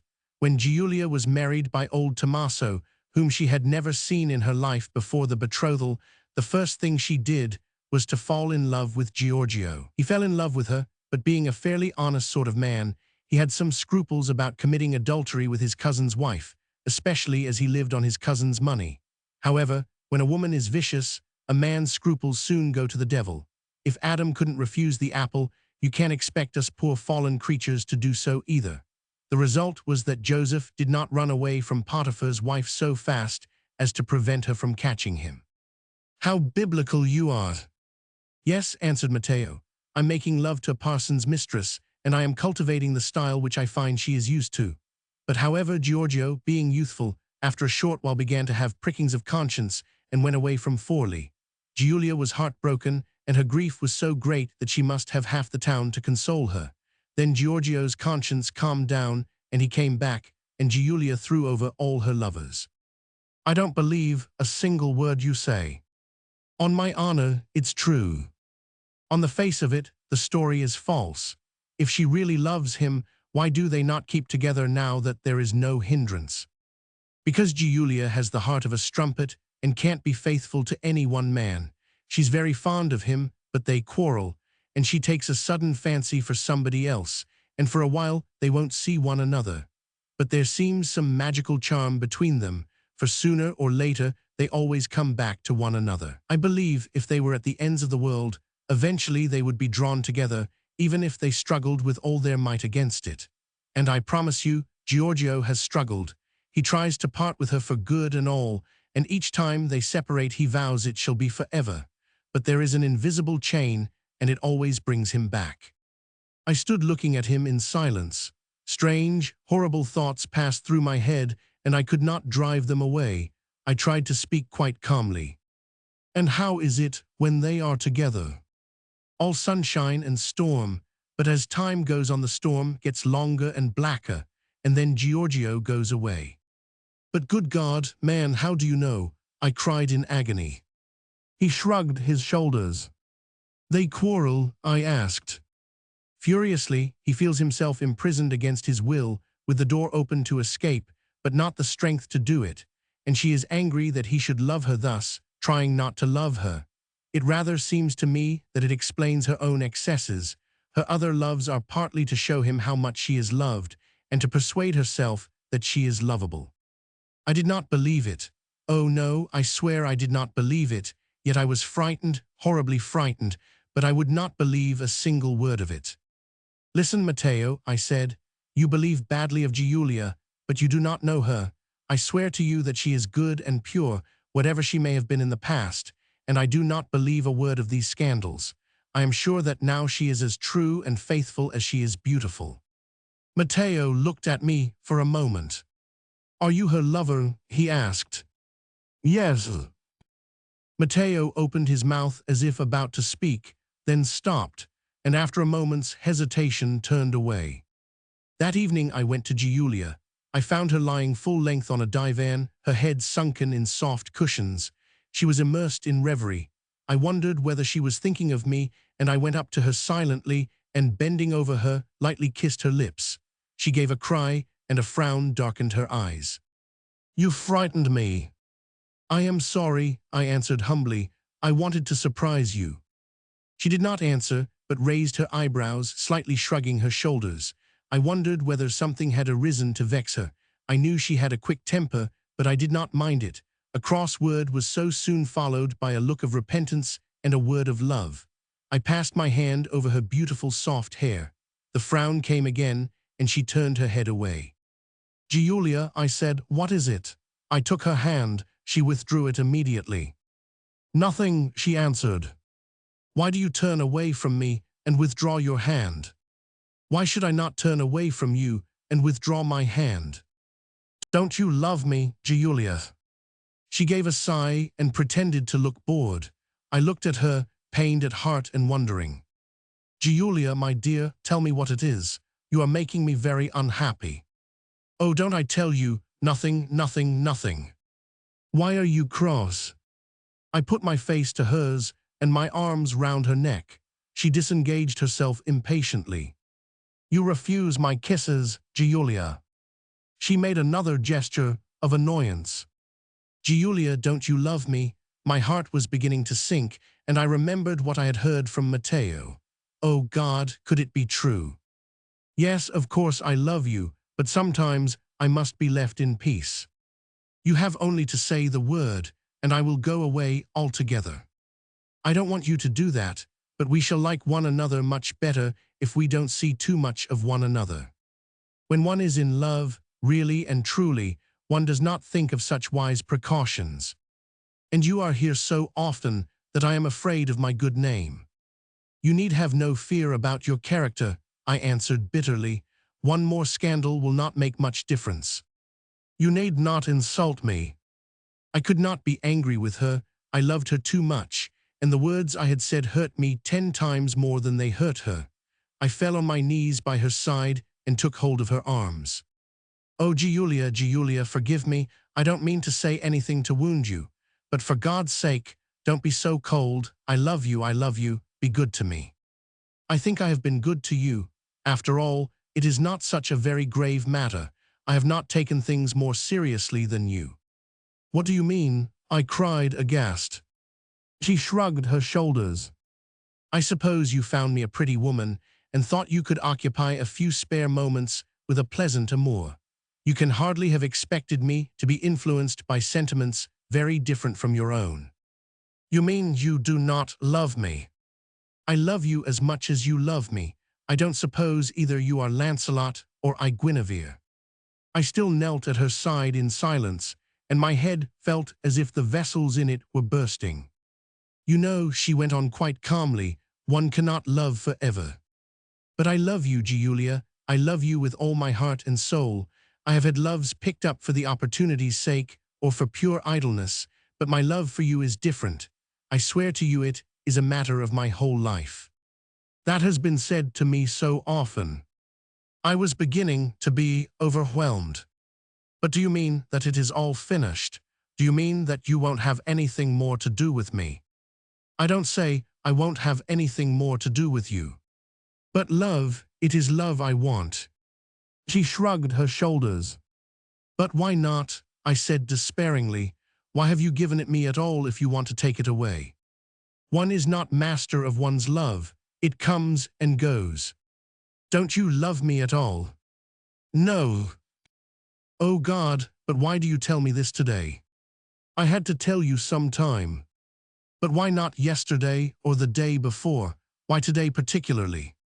She did not answer. "Is it because Giorgio Doll Astaire has just returned?" She started up and her eyes flashed. "What have they been telling you about him? Has he been here today? Were you thinking of him when I came? Were you languorous from his embraces? How dare you? The only lover to whom you have been faithful, more or less. You vowed you did not believe the scandals about me, and now, when I refuse you the smallest thing, you are ready to believe every word. What a love is this? I thought I had heard you talk so often of boundless confidence." "I believe every word I have heard against you. I believe you are a harlot." She had raised herself from her couch, and we were standing face to face. "Do you want money? Look, I have as good money as another. I will pay you for your love. Here, take it." I took gold pieces from my pocket and flung them at her feet. "Ah," she cried in indignation, "you cur, go." She pointed to the door. Then I felt a sudden revulsion. I fell on my knees and seized her hands. "Oh, forgive me, Giulia. I don't know what I am saying. I am mad. But don't rob me of your love. It is the only thing I have to live for. For God's sake, forgive me. Oh, Giulia, I love you. I love you. I can't live without you." The tears broke from my eyes. I could not stop them. "Leave me, leave me." I was ashamed of my abjectness. I rose up indignant. "Oh, you are quite heartless. You have no right to treat me so. You are not obliged to give me your love, but when once you have given it, you cannot take it away. No one has the right to make another unhappy as you make me. You are a bad, evil woman. I hate you." I stood over her with clenched fists. She shrank back, afraid. "Don't be frightened," I said. "I won't touch you. I hate you too much." Then I turned to the crucifix and lifted my hands. "Oh God, I pray you, let this woman be treated as she has treated me. And to her I hope to God you are as unhappy as I am. And I hope the unhappiness will come soon, you harlot." I left her and in my rage slammed the door so that the lock shattered behind me. Romans 13. I walked through the streets like a man who has received sentence of death. My brain was whirling, and sometimes I stopped and pressed my head with both hands to relieve the insupportable pressure. I could not realize what had happened. I only knew it was terrible. I felt as if I were going mad. I could have killed myself. At last, getting home, I threw myself on my bed and tried to gather myself together. I cried out against that woman. I wished I had my fingers curling round her soft white throat, that I could strangle the life out of her. Oh, I hated her. Last I fell asleep, and in that sweet forgetfulness enjoyed a little peace. When I woke I lay still for a moment without remembering what had happened. Then suddenly it came back to me, and the blood flushed to my face as I thought of how I had humiliated myself to her. She must be as hard as stone, I said to myself, to see my misery and not take pity on me. She saw my tears and was not moved one jot. All the time I had been praying and beseeching, she had been as calm as a marble figure. She must have seen my agony and the passion of my love, and yet she was absolutely indifferent. Oh, I despised her. I had known, even when I adored her madly, that it was only my love which gave her the qualities I worshipped. I had seen she was ignorant and foolish, and commonplace and vicious, but I did not care as long as I loved her and could have her love in return. But when I thought of her so horribly heartless, so uncaring to my unhappiness, I did more than hate her. I utterly despised her. I despised myself for having loved her. I despised myself for loving her still. I got up and went about my day's duties, trying to forget myself in their performance. But still, I brooded over my misery, and in my heart I cursed the woman. It was Nemesis, always Nemesis. In my folly I had forgotten her, and yet I should have remembered that through my life all happiness had been followed by all misery. I had tried to ward off the evil by sacrifice. I had rejoiced at the harm which befell me, but the very rejoicing seemed to render the hurt of no avail, and with the inevitableness of fate, Nemesis had come and thrown me back into the old unhappiness. But of late I had forgotten. What was Nemesis to me now, when I thought my happiness so great that it could not help but last? It was so robust and strong that I never thought of its cessation. I did not even think the gods were good to me at last. I had forgotten the gods. I thought of nothing but love and Giulia. Matteo came asking me to go to the palace with him and Cecco at the particular desire of Girolamo, who wished to show them the progress of the decorations. I would not go. I wanted to be alone and think. But my thoughts maddened me. Over and over again, I repeated every word of the terrible quarrel, and more than ever I was filled with horror for her cold cruelty. What right have these people to make us unhappy? Is there not enough misery in the world already? Oh, it is brutal. I could not bear myself. I regretted that I had not gone to the palace. I detested this solitude. The hours passed like years, and as my brain grew tired, I sank into a state of sodden, passive misery. At last they came back, and Matteo told me what had happened. I tried to listen, to forget myself. It appeared that the Count had been extremely cordial. After talking to them of his house and showing the beautiful things he had collected to furnish it with, he took them to Caterina's apartments, where they found the Countess surrounded by her children. She had been very charming and gracious, even deigning to compliment Matteo on his gallantry. How it interested me to know all this. The children had run to Cecco as soon as they saw him, dragging him into their game. The others looked on while the Orsi played good-humoredly with the little boys, and Girolamo, laying his hand on Cecco's shoulder, had remarked, "You see, dear friend, the children are determined that there should not be enmity between us. And when the little ones love you so dearly, can you think that I should hate you?" And when they left, he had accompanied them to the gates and been quite affectionate in his farewell. At last the night came, and I could shut myself up in my room. I thought with a bitter smile that it was the hour at which I was used to go to Giulia, and now I should never go to Giulia again. My unhappiness was too great for wrath. I felt too utterly miserable to think of my grievances or of my contempt. I only felt broken-hearted. I could not keep the tears back, and burying my face in the pillows, I cried my heart out. It was years and years since I had wept, not since I was quite a boy, but this blow had taken from me all manliness, and I gave myself over to my grief passionately, shamelessly. I did not care that I was weak. I had no respect for myself or care for myself. The sobs came, one on the heels of another like waves, and the pain, as they tore my chest, relieved the anguish of my mind. Exhaustion came at last, and with it sleep. But I knew I could not hide the change in me, and Matteo soon noticed it. "What is the matter with you, Filippo?" he asked. I blushed and hesitated. "Nothing," I answered at last. "I thought you were unhappy." Our eyes met, but I could not stand his inquiring glance and looked down. He came to me, and sitting on the arm of my chair, put his hand on my shoulder and said affectionately, "We're friends, aren't we, Filippo?" "Yes," I answered, smiling and taking his hand. "Won't you trust me?" After a pause, I answered, "I should so much like to." I felt as if indeed it would relieve me to be able to confide in somebody I wanted sympathy so badly. He passed his hand gently over my hair. I hesitated a little, but I could not help myself, and I told him the whole story from beginning to end.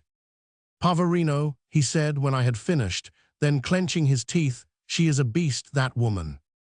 I ought to have taken your warning, Matteo, but I was a fool."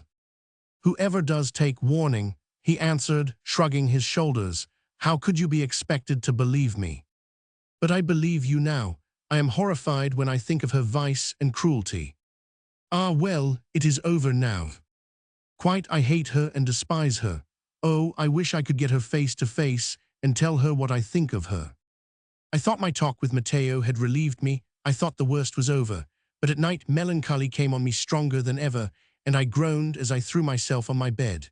I felt so terribly alone in the world. I had no relation but a half-brother, a boy of 12, whom I had hardly seen.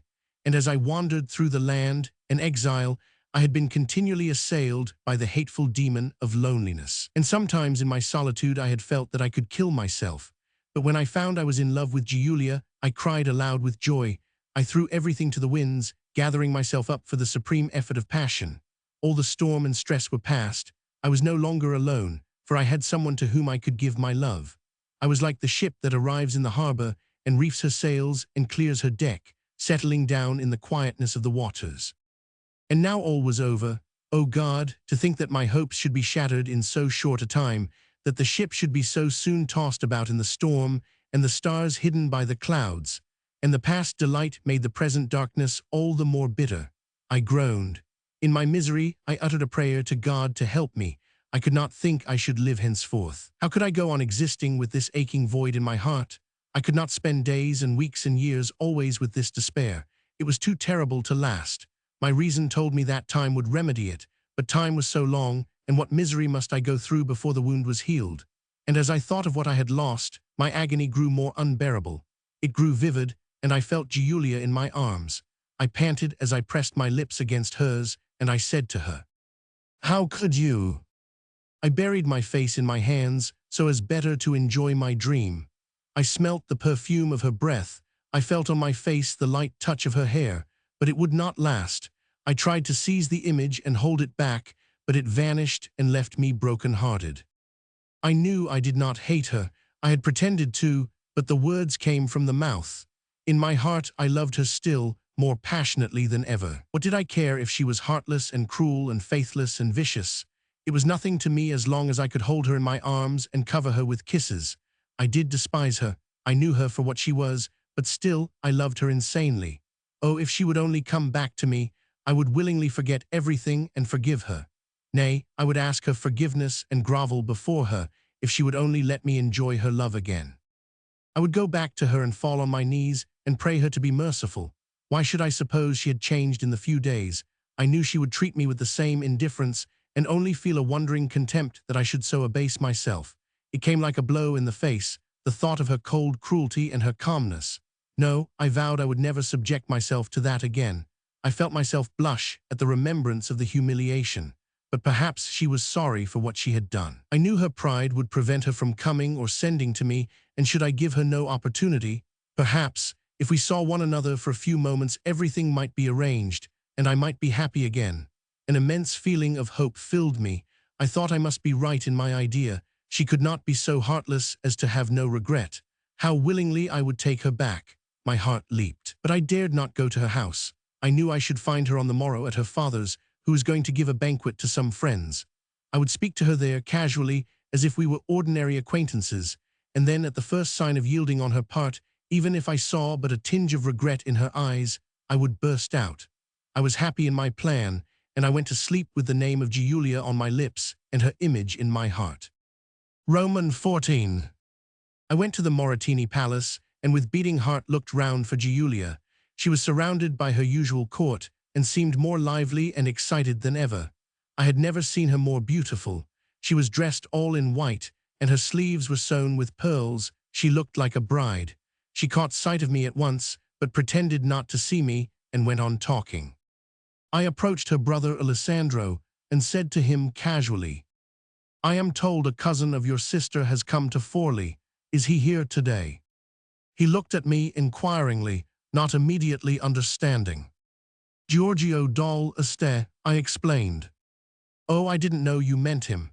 No, he's not here. He and Giulia's husband were not friends, and so. Why were they not friends?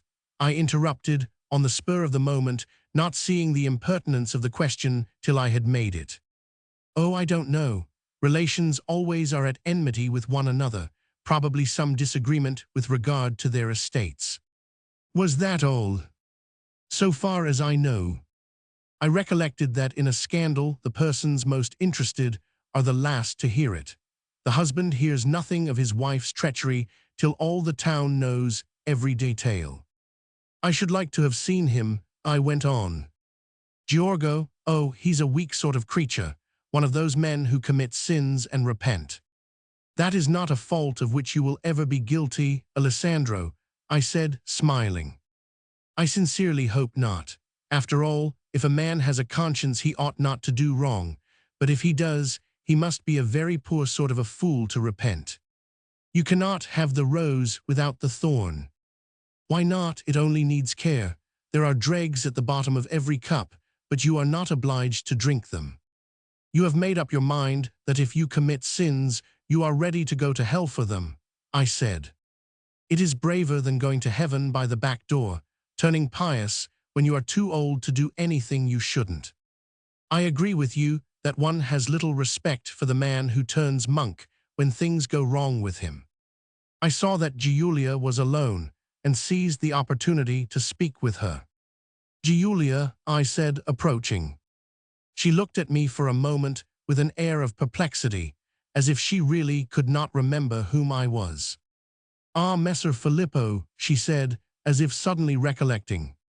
It is not so long since we met that you can have forgotten me. Yes, I remember last time you did me the honor to visit me, you were very rude and cross. I looked at her silently, wondering. Well, she said, steadily answering my gaze and smiling. Have you nothing more to say to me than that? I asked in an undertone. What do you want me to say to you? Are you quite heartless? She gave a sigh of boredom and looked to the other end of the room, as if for someone to come and break a tedious conversation. How could you? I whispered. Notwithstanding her self-control, a faint blush came over her face. I stood looking at her for a little while, and then I turned away. She was quite heartless. I left the Moratini and walked out into the town. This last interview had helped me in so far that it made certain that my love was hopeless. I stood still and stamped on the ground, vowing I would not love her. I would put her away from my thoughts entirely. She was a contemptible, vicious woman, and I was too proud to be subject to her. I wondered I did not kill her. I made up my mind to take my courage in both hands and leave Forlì. Once away, I should find myself attracted to different matters, and probably I should not live long before finding some other woman to take Giulia's place. She was not the only woman in Italy. She was not the most beautiful nor the cleverest. Give me a month, and I could laugh at my torments. The same evening, I told Matteo I meant to leave Forlì. Why? He asked in astonishment. I have been here several weeks, I answered. I don't want to outstay my welcome. That is rubbish. You know I should be only too glad for you to stay here all your life. That is very kind of you, I replied with a laugh, but the establishment is not yours. That makes no difference. Besides, Cecco has become very fond of you, and I'm sure he wishes you to stay. Of course, I know your hospitality is quite unlimited, but I am beginning to want to get back to Città di Castello. Why? Asked Matteo, doubtfully. One likes to return to one's native place. You have been away from Castello for 10 years. You cannot be in any particular hurry to get back. I was beginning to protest when Cecco came in, and Matteo interrupted me with, Listen, Cecco, Filippo says he wants to leave us. But he shan't, said Cecco, laughing. I really must, I answered gravely. You really mustn't, replied Cecco. We can't spare you, Filippo. There's no great hurry about your going home, he added, when I had explained my reasons, and I fancy that soon we shall want you here. A good sword and a brave heart will probably be of good use to us. Everything is as quiet as a cemetery, I said, shrugging my shoulders. It is quiet above, but below there are rumblings and strange movements. I feel sure this calm only presages a storm. It is impossible for Girolamo to go on as he is now. His debts are increasing every day, and his difficulties will soon be impracticable. He must do something. There is certain to be a disturbance at any attempt to put on the taxes, and then heaven only knows what will happen. I was beginning to get a little vexed at their opposition, and I answered petulantly, "No, I must go. Stay another month, things must come to a head before then." A month would have been as bad as a year. "I am out of health," I answered. "I feel I want to get into a different atmosphere." Cecco thought for a moment. "Very well," he said, "we can arrange matters to suit us both. I want someone to go to Florence for me to conclude a little business matter with Messer Lorenzo de' Medici. You would be away a fortnight, and if you are out of sorts, the ride across country will put you right. Will you go?" I thought for a moment. It was not a very long absence, but the new sights would distract me, and I wanted to see Florence again. On the whole, I thought it would suffice, and that I could count on the cure of my ill before the time was up. "Very well," I answered. "Good, and you will have a pleasant companion. I had talked to Scipione Moratini about it. It did not occur to me that you would go, but it will be all the better to have two of you." "If I go," I said, "I shall go alone." Cecco was rather astonished. "Why?" "Scipione bores me. I want to be quiet and do as I like." I was quite determined that neither of the Moratini should come with me. They would have reminded me too much of what I wanted to forget. "As you like," said Cecco. "I can easily tell Scipione that I want him to do something else for me." "Thanks. When will you start?" "At once." "Then come, and I will give you the instructions and necessary papers." Roman 15. Next morning I mounted my horse and set out with Matteo, who was to accompany me for a little way. But at the town gate a guard stopped us and asked where we were going. "Out," I answered shortly, moving on. "Stop," said the man, catching hold of my bridle. "What the devil do you mean?" said Matteo. "Do you know whom we are?" "I have orders to let no one go by without the permission of my captain." "What tyrants they are," cried Matteo. "Well, what the hell are you standing there for? Go and tell your captain to come out." The man signed to another soldier, who went into the guard-house. He was still holding my bridle. I was not very good-tempered that morning. "Have the goodness to take your hands off," I said. He looked as if he were about to refuse. "Will you do as you are told?" Then, as he hesitated, I brought down the butt end of my whip on his fingers, and with an oath bade him stand off. He let go at once, cursing, and looked as if he would willingly stab me if he dared. We waited impatiently, but the captain did not appear. "Why the devil doesn't this man come?" I said, and Matteo, turning to one of the soldiers, ordered, "Go and tell him to come here instantly." At that moment the captain appeared, and we understood the incident, for it was Ercole Piacentini. He had apparently seen us coming or heard of my intended journey and had set himself out to insult us. We were both furious. "Why the devil don't you hurry up when you're sent for?" said Matteo.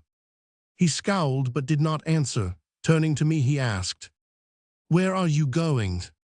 Matteo and I looked at one another in amazement at the man's impudence, and I burst forth, "You insolent fellow, what do you mean by stopping me like this? I have a right to refuse passage to anyone I choose." "Take care," I said. "I swear the Count shall be told of your behavior, and nowadays the Count is in the habit of doing as the Orsi tell him." "He shall hear of this," growled the Piacentini. "Tell him what you like. Do you think I care? You can tell him that I consider his captain a very impertinent ruffian. Now let me go." "You shall not pass till I choose." "By God, man," I said, absolutely beside myself, "it seems I cannot touch you here, but if ever we meet in Città di Castello, I will give you any satisfaction you wish," he answered hotly. "Satisfaction? I would not soil my sword by crossing it with yours. I was going to say that if ever we meet in Castello, I will have you whipped by my lacqueys in the public place. I felt a ferocious pleasure in throwing the words of contempt in his face. Come on, said Matteo. We cannot waste our time here. We put the spurs to our horses. The soldiers looked to their captain to see whether they should stop us, but he gave no order, and we passed through. When we got outside, Matteo said to me, Girolamo must be planning something, or Urkel would not have dared to do that. It is only the impotent anger of a foolish man, I answered. The Count will probably be very angry with him when he hears of it. We rode a few miles, and then Matteo turned back. When I found myself alone, I heaved a great sigh of relief. I was free for a while at least. Another episode in my life was finished. I could forget it and look forward to new things. As I rode on, the March wind got into my blood and sent it whirling madly through my veins. The sun was shining brightly and covered everything with smiles. The fruit trees were all in flower, apples, pears, almonds. The dainty buds covered the branches with a snow of pink and white. The ground beneath them was bespattered with narcissi and anemones. The very olive trees looked gay. All the world laughed with joy at the bright spring morning, and I laughed louder than the rest. I drew in long breaths of the keen air, and it made me drunk, so that I set the spurs to my horse and galloped wildly along the silent road. I had made up my mind to forget Giulia, and I succeeded, for the changing scenes took me away from myself, and I was intent on the world at large. But I could not command my dreams. At night she came to me, and I dreamed that she was by my side, with her arms round my neck, sweetly caressing, trying to make me forget what I had suffered. And the waking was bitter. But even that would leave me soon, I hoped, and then I should be free indeed. I rode on, full of courage and good spirits, along endless roads, putting up at wayside inns, through the mountains, past villages and hamlets, past thriving towns, till I found myself in the heart of Tuscany, and finally I saw the roofs of Florence spread out before me. After I had cleaned myself at the inn and had eaten, I sauntered through the town, renewing my recollections. I walked round Madonna del Fiore, and leaning against one of the houses at the back of the piazza, looked at the beautiful apse, the marble all glistening in the moonlight. It was very quiet and peaceful. The exquisite church filled me with a sense of rest and purity, so that I cast far from me all vice. Then I went to the baptistry and tried to make out in the dim light the details of Ghiberti's wonderful doors. It was late, and the streets were silent as I strolled to the Piazza della Signoria, and saw before me the grim stone palace with its tower, and I came down to the Arno and looked at the glistening of the water, with the bridge covered with houses.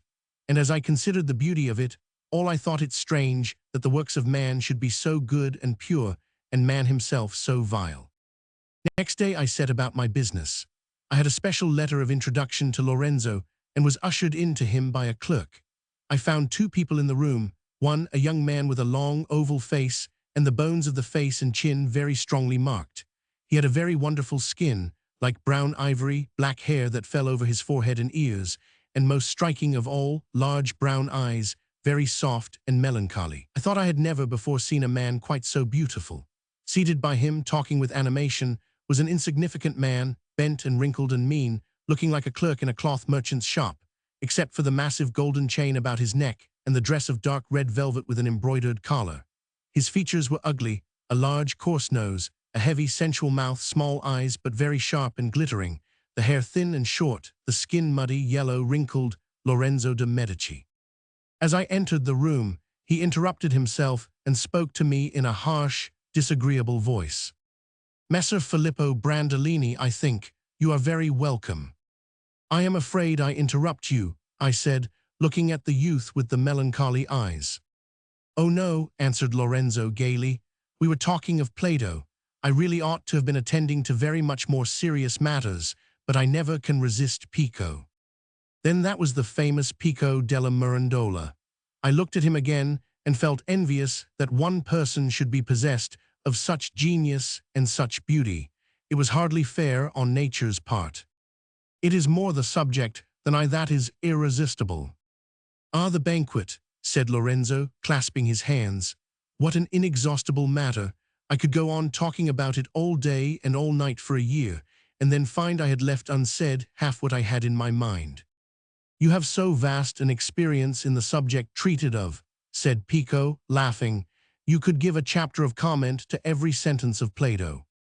You rascal, Pico, answered Lorenzo, also laughing. And what is your opinion of love, Messer? He added, turning to me. I answered, smiling. Con tua promis, et tua false parole. Con falsi risi, et con vago sembiant. Donna menato hi il chu fidel amante. Those promises of thine, and those false words. Those traitor smiles, and that inconstant seeming. Lady, with these thou'st led astray thy faithful lover.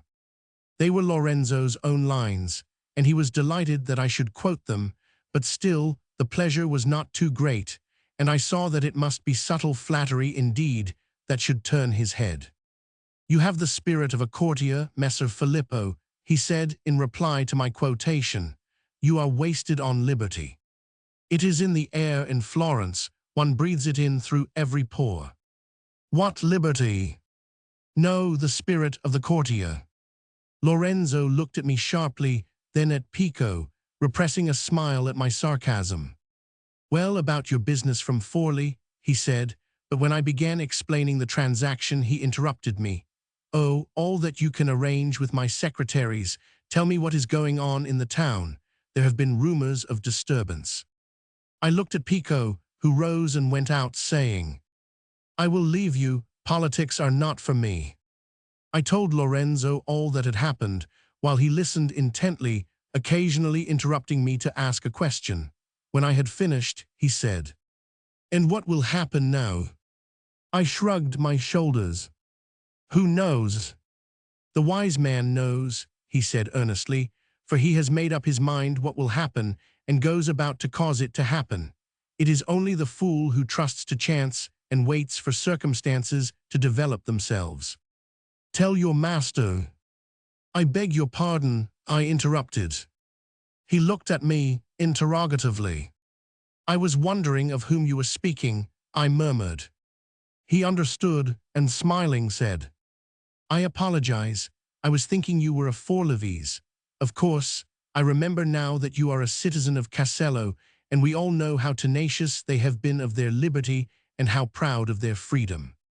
He had me on the hip, for Città di Castello had been among the first of the towns to lose its liberty, and, unlike others, had borne its servitude with more equanimity than was honorable. However, he went on, tell Cecco d'Orsi that I know Girolamo Riario. It was his father and he who were the prime movers in the conspiracy which killed my brother and nearly killed myself. Let him remember that the Riario is perfectly unscrupulous and that he is not accustomed to forgive an injury or forget it. You say that Girolamo has repeatedly threatened Cecco. Has that had no effect on him? He was somewhat alarmed. Besides, I looked at him, trying to seize his meaning. Did he make up his mind to sit still and wait till Girolamo found means to carry his threats into effect? I was rather at a loss for an answer. Lorenzo's eyes were fixed keenly upon me. They seemed to be trying to read my brain. It was suggested to him that it would be unwise, I replied slowly. And what did he answer to that? He recalled the ill results of certain recent events. Oh. He took his eyes off me, as if he had suddenly seen the meaning behind my words and was now quite sure of everything he wanted to know. He walked up and down the room, thinking. Then he said to me, Tell Cecco that Girolamo's position is very insecure. The Pope is against him, though he pretends to uphold him. You remember that when the Zampeschi seized his castle of San Marco, Girolamo thought they had the tacit consent of the Pope and dared make no reprisal. Lodovico Sforza would doubtless come to the assistance of his half-sister, but he is occupied with the Venetians, and if the people of Forli hate the Count, then you advise. I advise nothing, but let Cecco know that it is only the fool who proposes to himself an end when he cannot or will not attain it, but the man who deserves the name of man marches straight to the goal with clearness of mind and strength of will. He looks at things as they are and puts aside all vain appearances, and when his intelligence has shown him the means to his end, he is a fool if he refuses them, and he is a wise man if he uses them steadily and unhesitatingly. Tell that to Cecco. He threw himself into his chair with a little cry of relief. "Now we can talk of other things, Pico." A servant came in to say that Pico had gone away. "The villain," cried Lorenzo. "But I dare say you will want to go away too, Messer Brandolini, but you must come tomorrow. We are going to act the Menechini of Plautus, and besides the wit of the Latin, you will see all the youth and beauty of Florence." As I took my leave, he added, "I need not warn you to be discreet." Romans 16. A few days later, I found myself in sight of Forlì. As I rode along, I meditated, and presently the thought came to me that after all there was perhaps a certain equality in the portioning out of good and evil in this world. When fate gave one happiness, she followed it with unhappiness, but the two lasted about an equal time, so that the balance was not unevenly preserved. In my love for Giulia, I had gone through a few days of intense happiness. The first kiss had caused me such ecstasy that I was wrapped up to heaven. I felt myself a god. And this was followed by a sort of passive happiness when I lived but to enjoy my love and cared for nothing in the world besides. Then came the catastrophe, and I passed through the most awful misery that man had ever felt. Even now, as I thought of it, the sweat gathered on my forehead. But I noticed that strangely as this wretchedness was equal with the first happiness, so was it equal in length.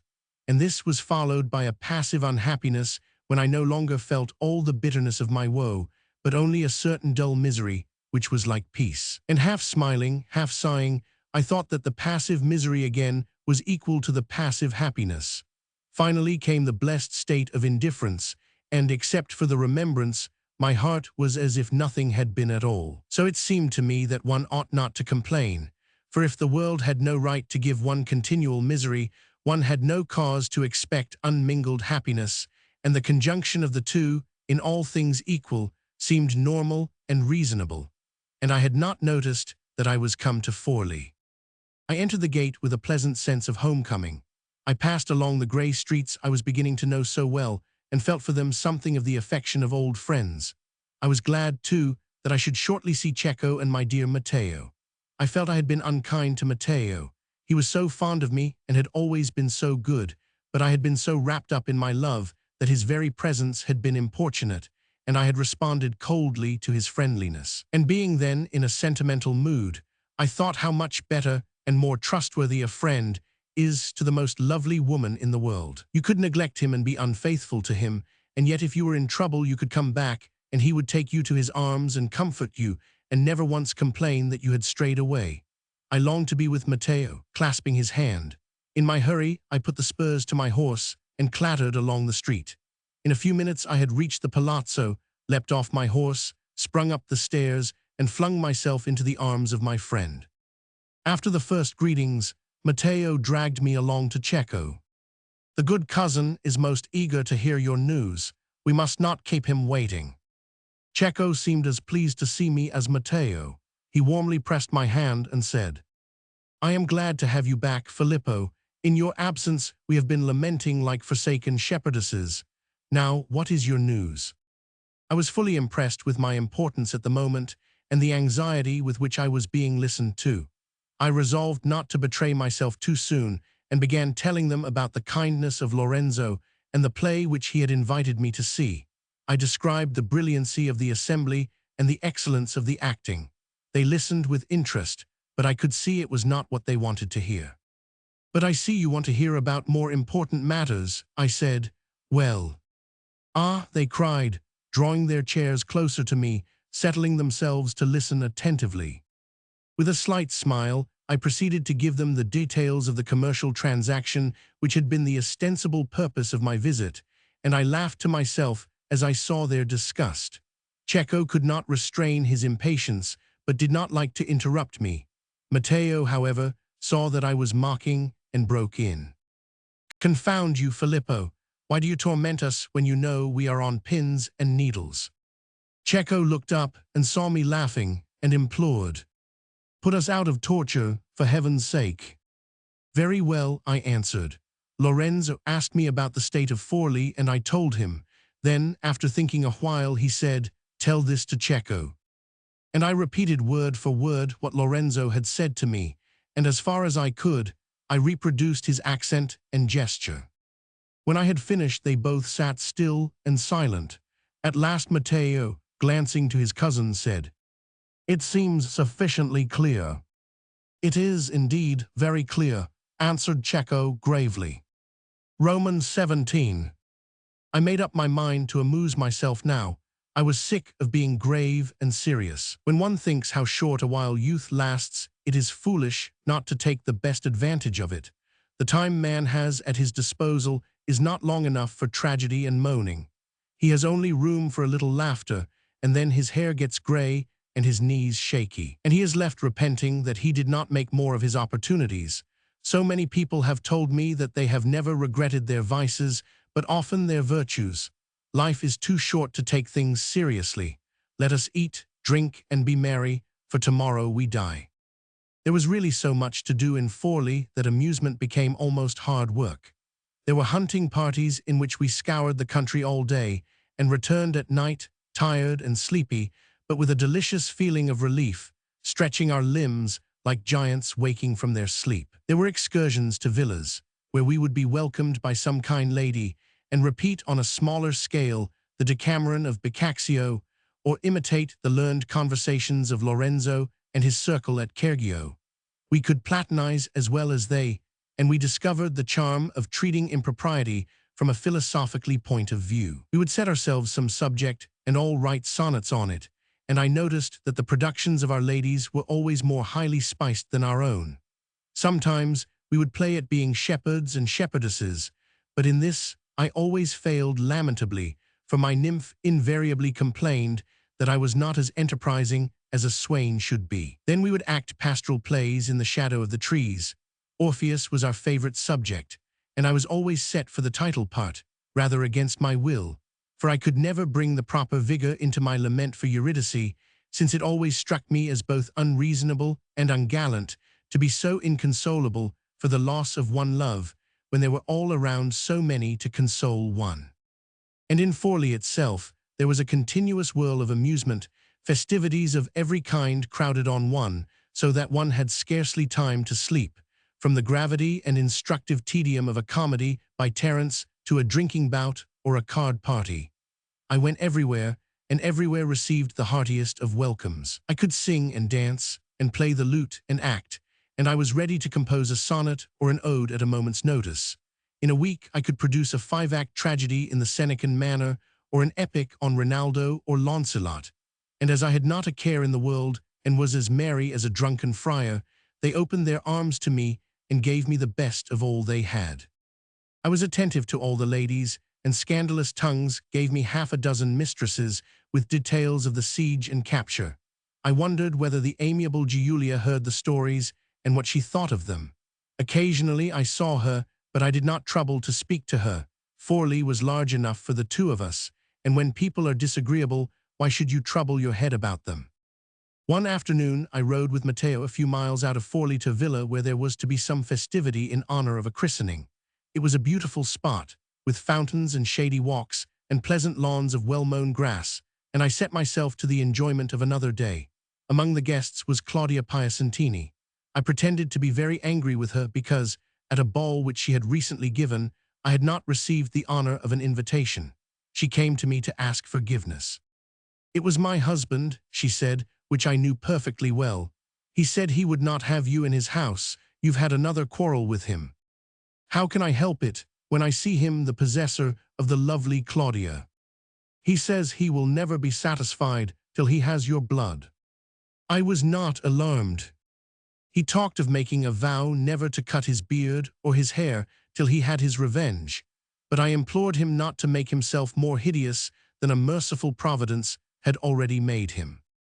I thought of the ferocious Urkel, with a long, untrimmed beard and unkempt hair falling over his face. He would have looked like a wild man of the woods, I said. I should have had to allow myself to be massacred for the good of society. I should have been one more of the martyrs of humanity, Saint Philip Brandolini. I offered her my arm, suggesting a saunter through the gardens. We wandered along cool paths bordered with myrtle and laurel and cypress trees. The air was filled with the song of birds, and a gentle breeze bore to us the scent of the spring flowers. By and by we came to a little lawn shut in by tall shrubs. In the middle a fountain was playing, and under the shadow of a chestnut tree was a marble seat supported by griffins. In one corner stood a statue of Venus, framed in green bushes. We had left the throng of guests far behind, and the place was very still. The birds, as if oppressed with its beauty, had ceased to sing, and only the fountain broke the silence.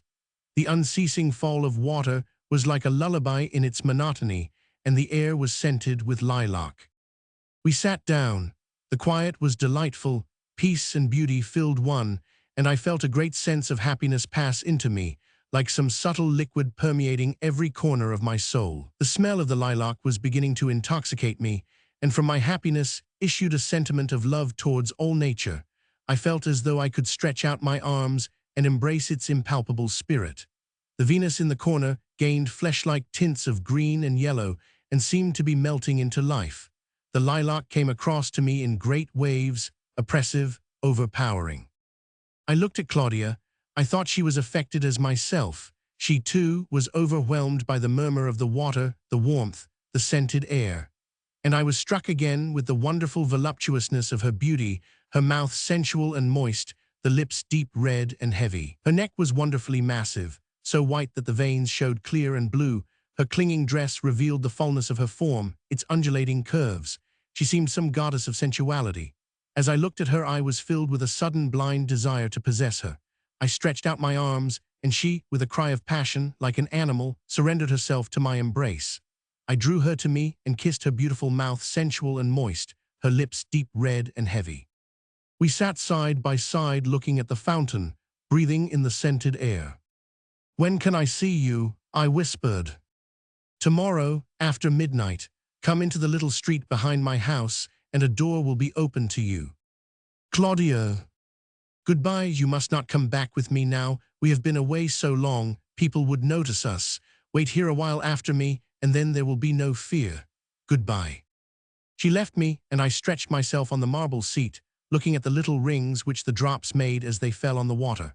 My love for Giulia was indeed finished, now dead, buried, and a stone Venus erected over it as only sign of its existence. I tried to think of a suitable inscription.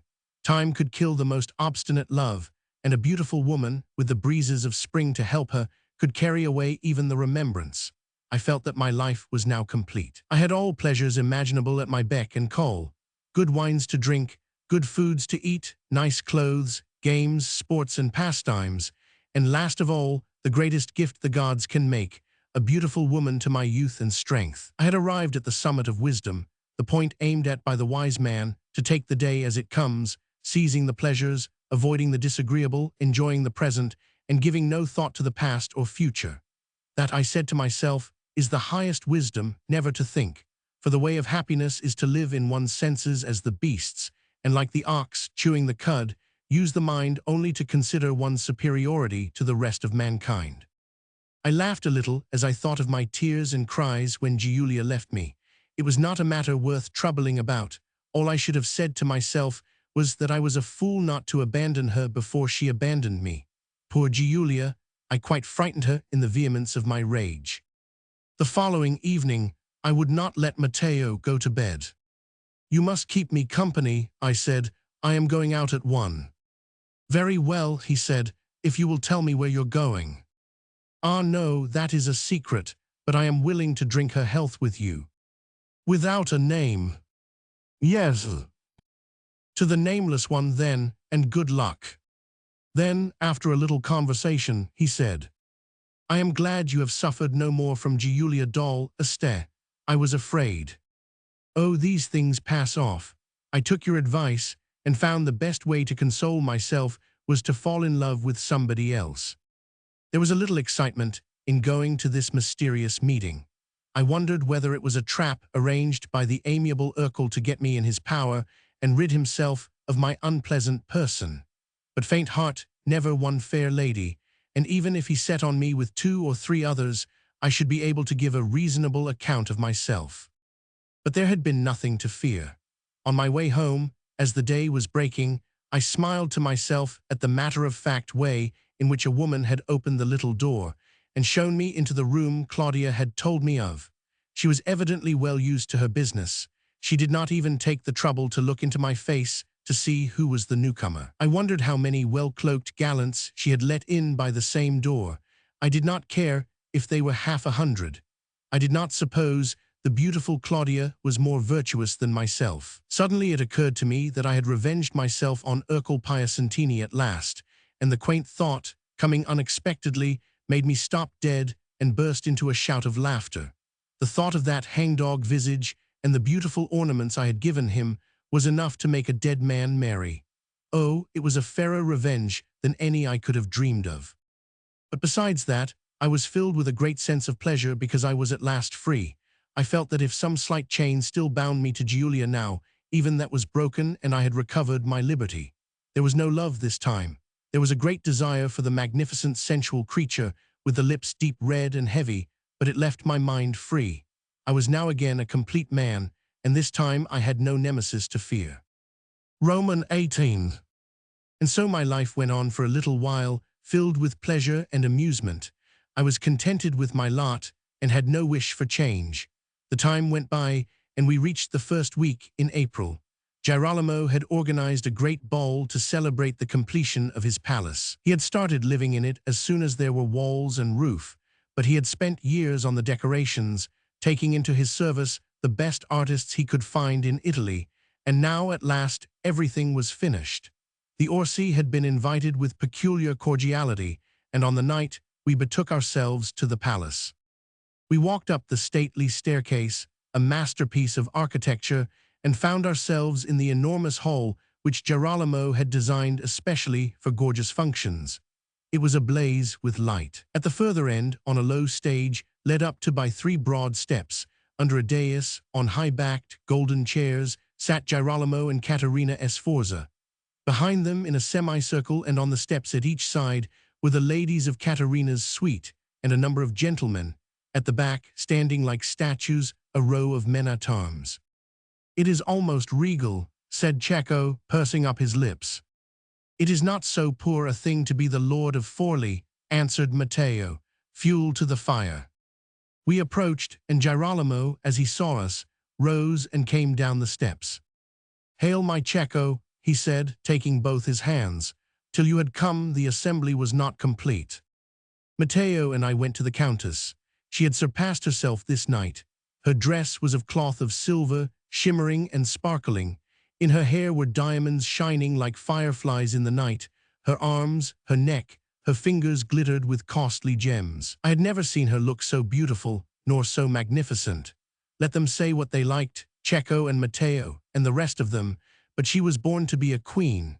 How strange that this offspring of the rough condottieri and the lewd woman should have a majesty such as one imagines of a mighty empress descended from countless kings. She took the trouble to be particularly gracious to us.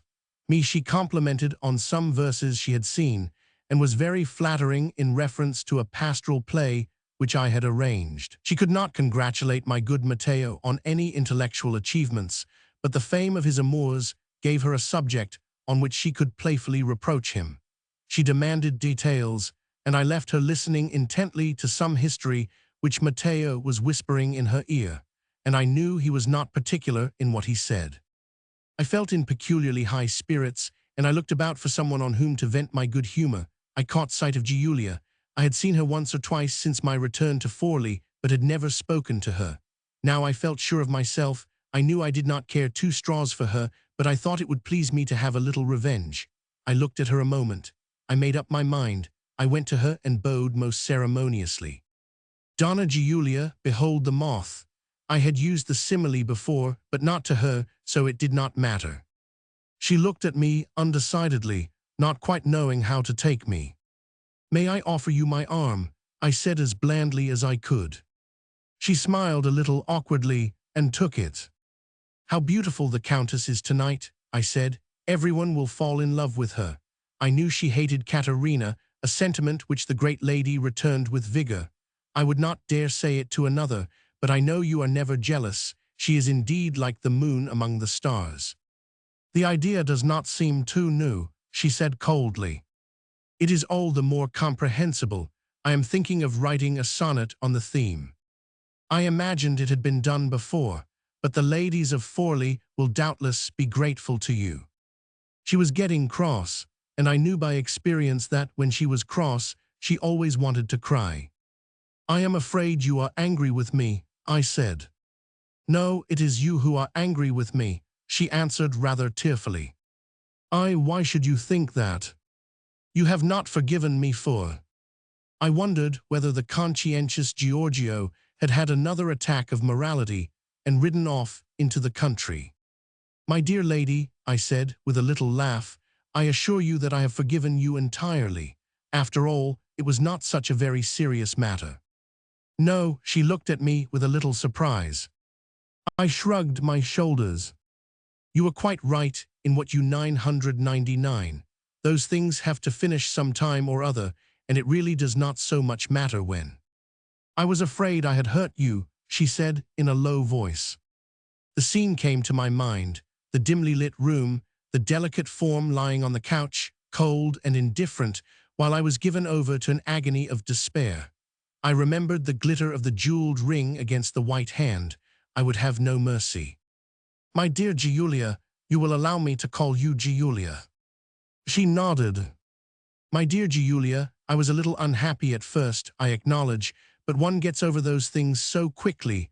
A bottle of wine and a good sleep, they are like bleeding to a fever.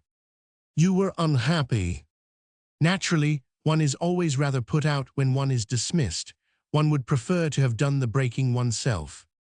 It was a matter of pride. I am afraid I must confess to it. I did not think so at the time. I laughed. Oh, that is my excited way of putting things. I frightened you, but it did not really mean anything. She did not answer. After a while I said, You know, when one is young one should make the most of one's time.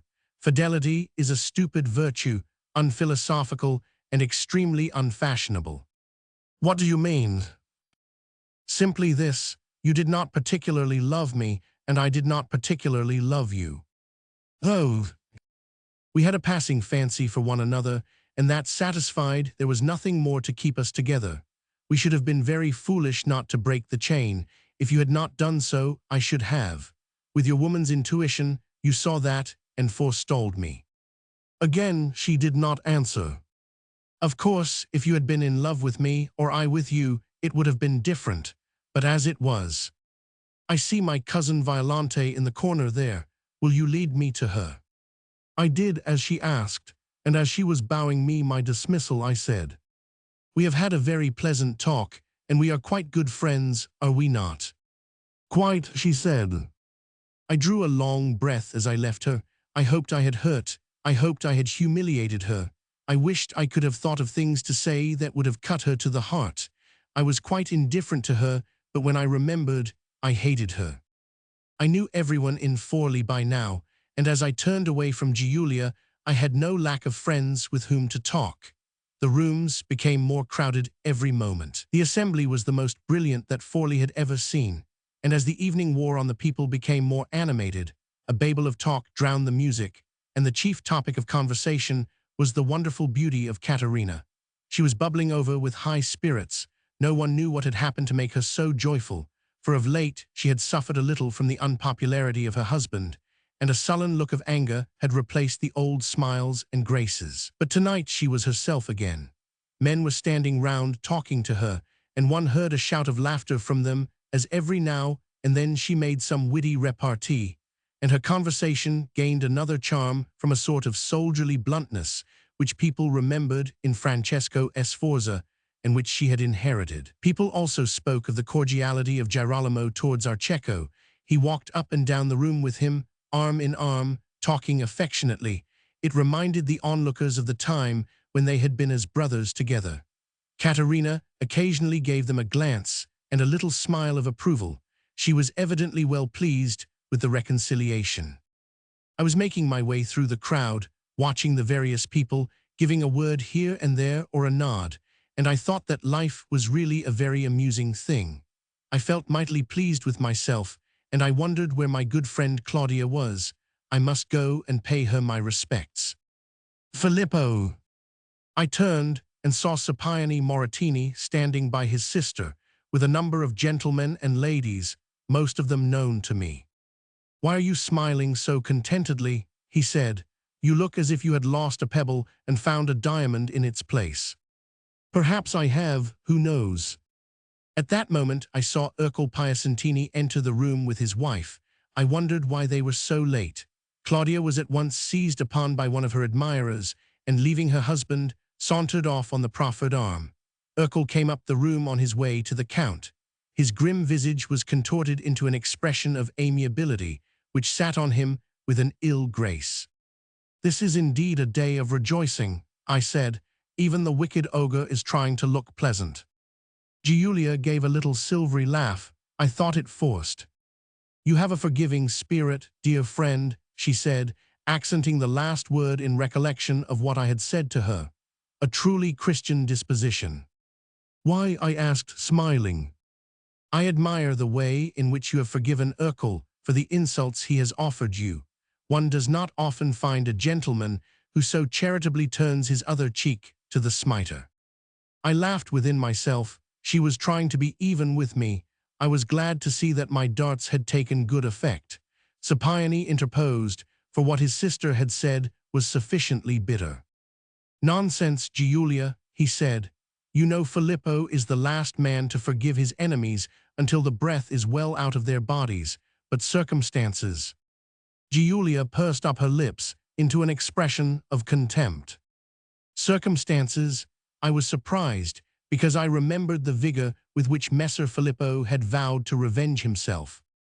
"Oh, but Messer Filippo considers that he has revenged himself very effectively," I said. "How?" "There are more ways of satisfying one's honor than by cutting a hole in a person's chest." "What do you mean, Filippo?" said Scipione. "Did you not see as he passed?" "Ercole what?" "Did you not see the adornment of his noble head, the elegant pair of horns?" They looked at me, not quite understanding. Then I caught sight of Claudia, who was standing close to us. "Ah, I see the diamond I have found in place of the pebble I have lost. I pray you excuse me." Then as they saw me walk towards Claudia they understood, and I heard a burst of laughter. I took my lady's hand, and bowing deeply, kissed it with the greatest fervor. I glanced at Giulia from the corner of my eyes, and saw her looking down on the ground, with a deep blush of anger on her face. My heart leapt for joy to think that I had returned something of the agony she had caused me. The evening grew late, and the guests began to go. Cecco, as he passed me, asked, "Are you ready?" "Yes," I said, accompanying him to Girolamo and the Countess to take our leave. "You are very unkind, Cecco," said the Countess. "You have not come near me the whole evening." "You have been so occupied," he answered. "But I am not now," she replied, smiling. "The moment I saw you free, I came to you. To say goodbye. It is very late." "No, surely, sit down and talk to me." Cecco did as he was bid, and I, seeing he meant to stay longer, sauntered off again in search of friends. The conversation between Cecco and the Countess was rather hindered by the continual leave-takings, as the people began to go away rapidly, in groups. I sat myself down in a window with Matteo, and we began comparing notes of our evening. He told me of a new love to whom he had discovered his passion for the first time. "Fair wind, foul wind?" I asked, laughing. "She pretended to be very angry," he said, "but she allowed me to see that if the worst came to the worst, she would not permit me to break my heart." I looked out into the room and found that everyone had gone, except Ercole Piacentini, who was talking to the Count in undertones. "I am getting so sleepy," said Matteo. We went forward to the Countess, who said, as she saw us come, "Go away, Matteo. I will not have you drag Cecco away yet. We have been trying to talk to one another for the last half hour, and now that we have the chance at last, I refuse to be disturbed." "I would not for worlds rob Cecco of such pleasure," said Matteo, adding to me, as we retired to our window, "What a nuisance having to wait for one's cousin while a pretty woman is flirting with him." "You have me to talk to. What more can you want?"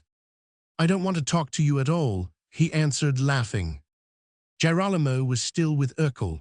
His mobile eyes were moving over the room, hardly ever resting on Urkel's face, but sometimes on us, more often on Cecco. I wondered whether he was jealous. At last Cecco got up and said good night. Then Girolamo came forward. "You are not going yet," he said. "I want to speak with you on the subject of those taxes." It was the first time he had mentioned them. "It is getting so late," said Cecco, "and these good gentlemen are tired. They can go home. Really, it is very urgent." Cecco hesitated and looked at us. "We will wait for you," said Matteo. Girolamo's eyes moved about here and there, never resting a moment, from Cecco to me, from me to Matteo, and on to his wife, and then on again with extraordinary rapidity. It was quite terrifying. "One would think you were afraid of leaving Cecco in our hands," said the Countess, smiling.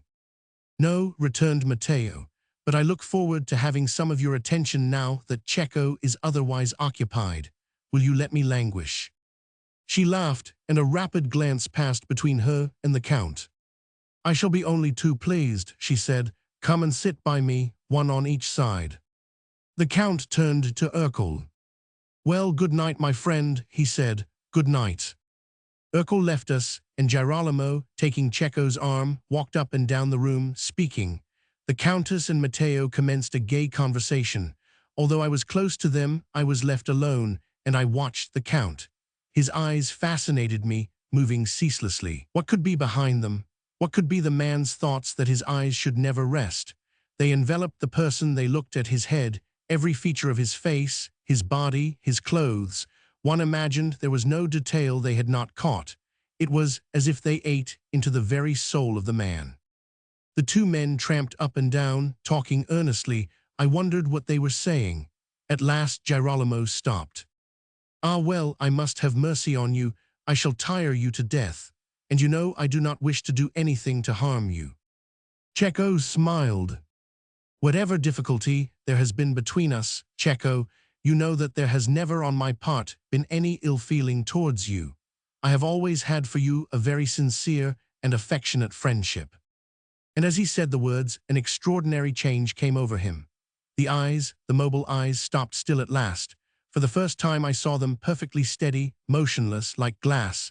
They looked fixedly into Cecco's eyes without winking, and their immobility was as strange as their perpetual movement, and to me it was more terrifying.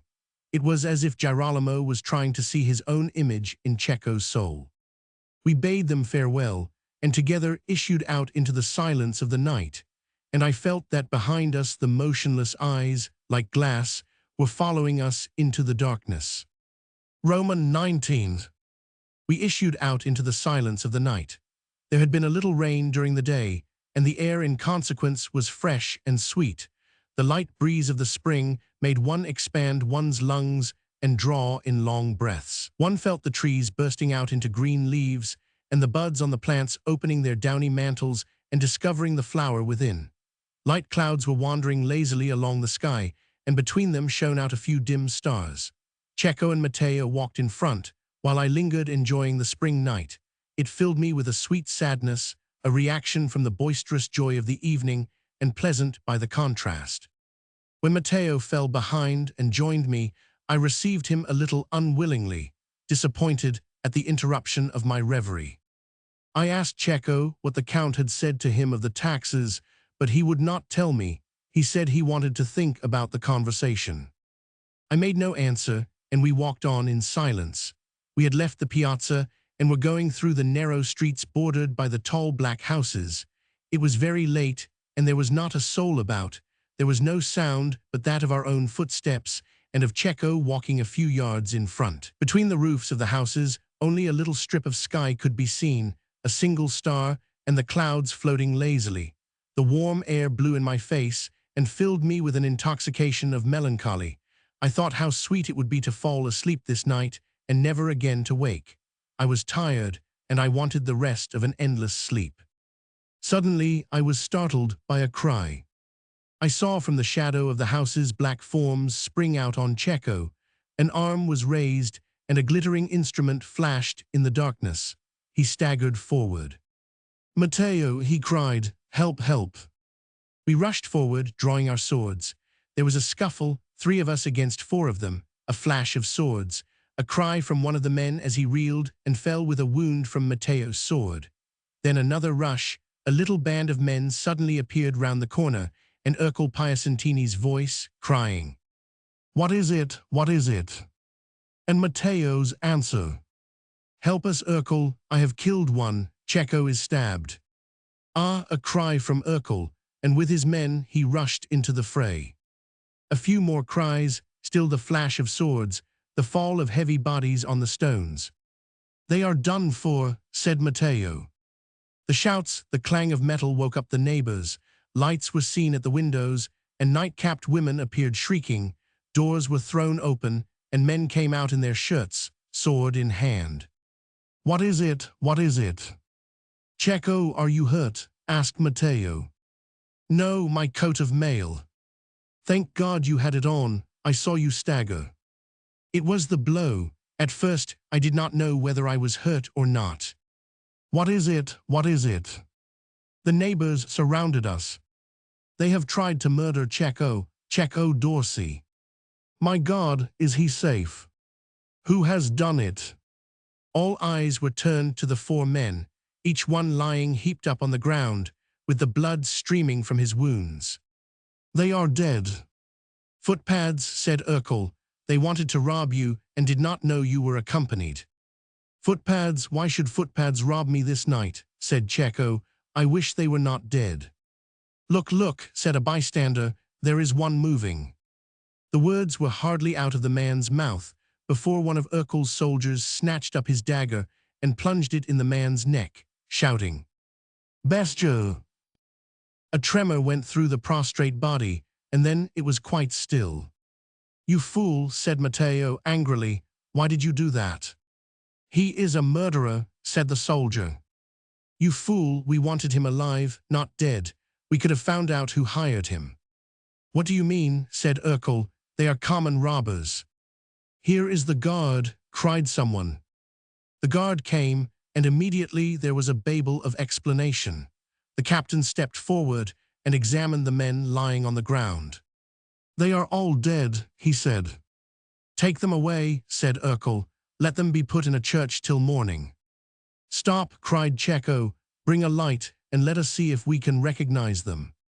"Not now, it is late. Tomorrow you can do what you like." "Tomorrow it will be later, Ercole," answered Cecco. "Bring a light." Torches were brought and thrust into the face of each dead man.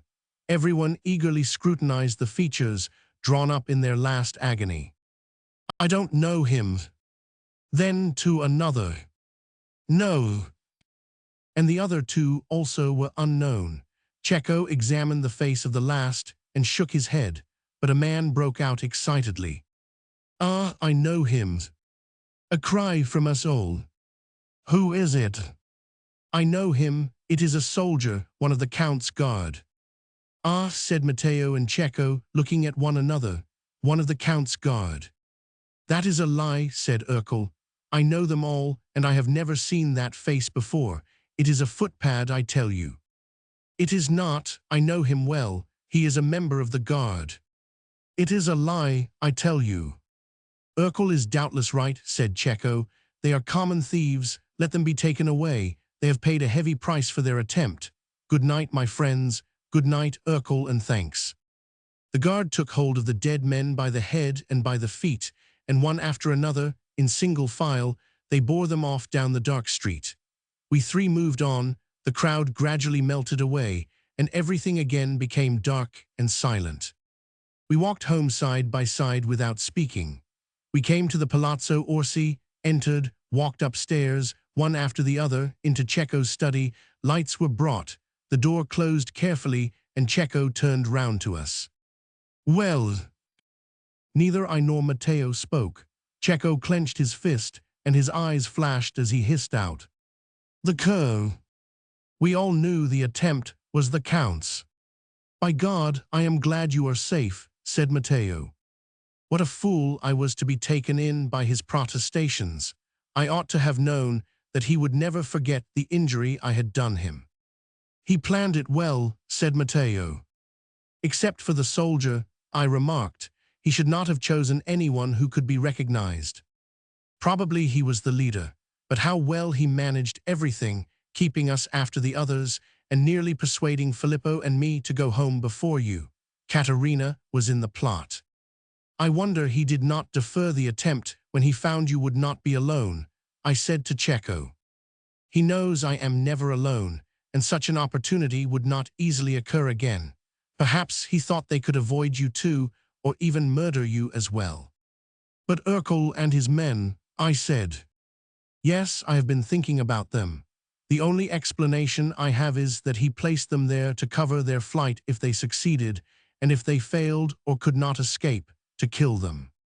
As in fact, they 999. I thought I saw Urkel make a sign to the soldier who stabbed the only living one. Possibly, the idea was evidently to destroy all witnesses and all opportunity for inquiry. Well, said Matteo, it will show others that it is dangerous to do dirty work for the Riario. It will indeed. And now what is to happen, said Matteo. Cecco looked at him, but did not reply. Do you still refuse to do to Girolamo as he has tried to do to you? Cecco answered quietly. No. Ah, we both cried, then you consent.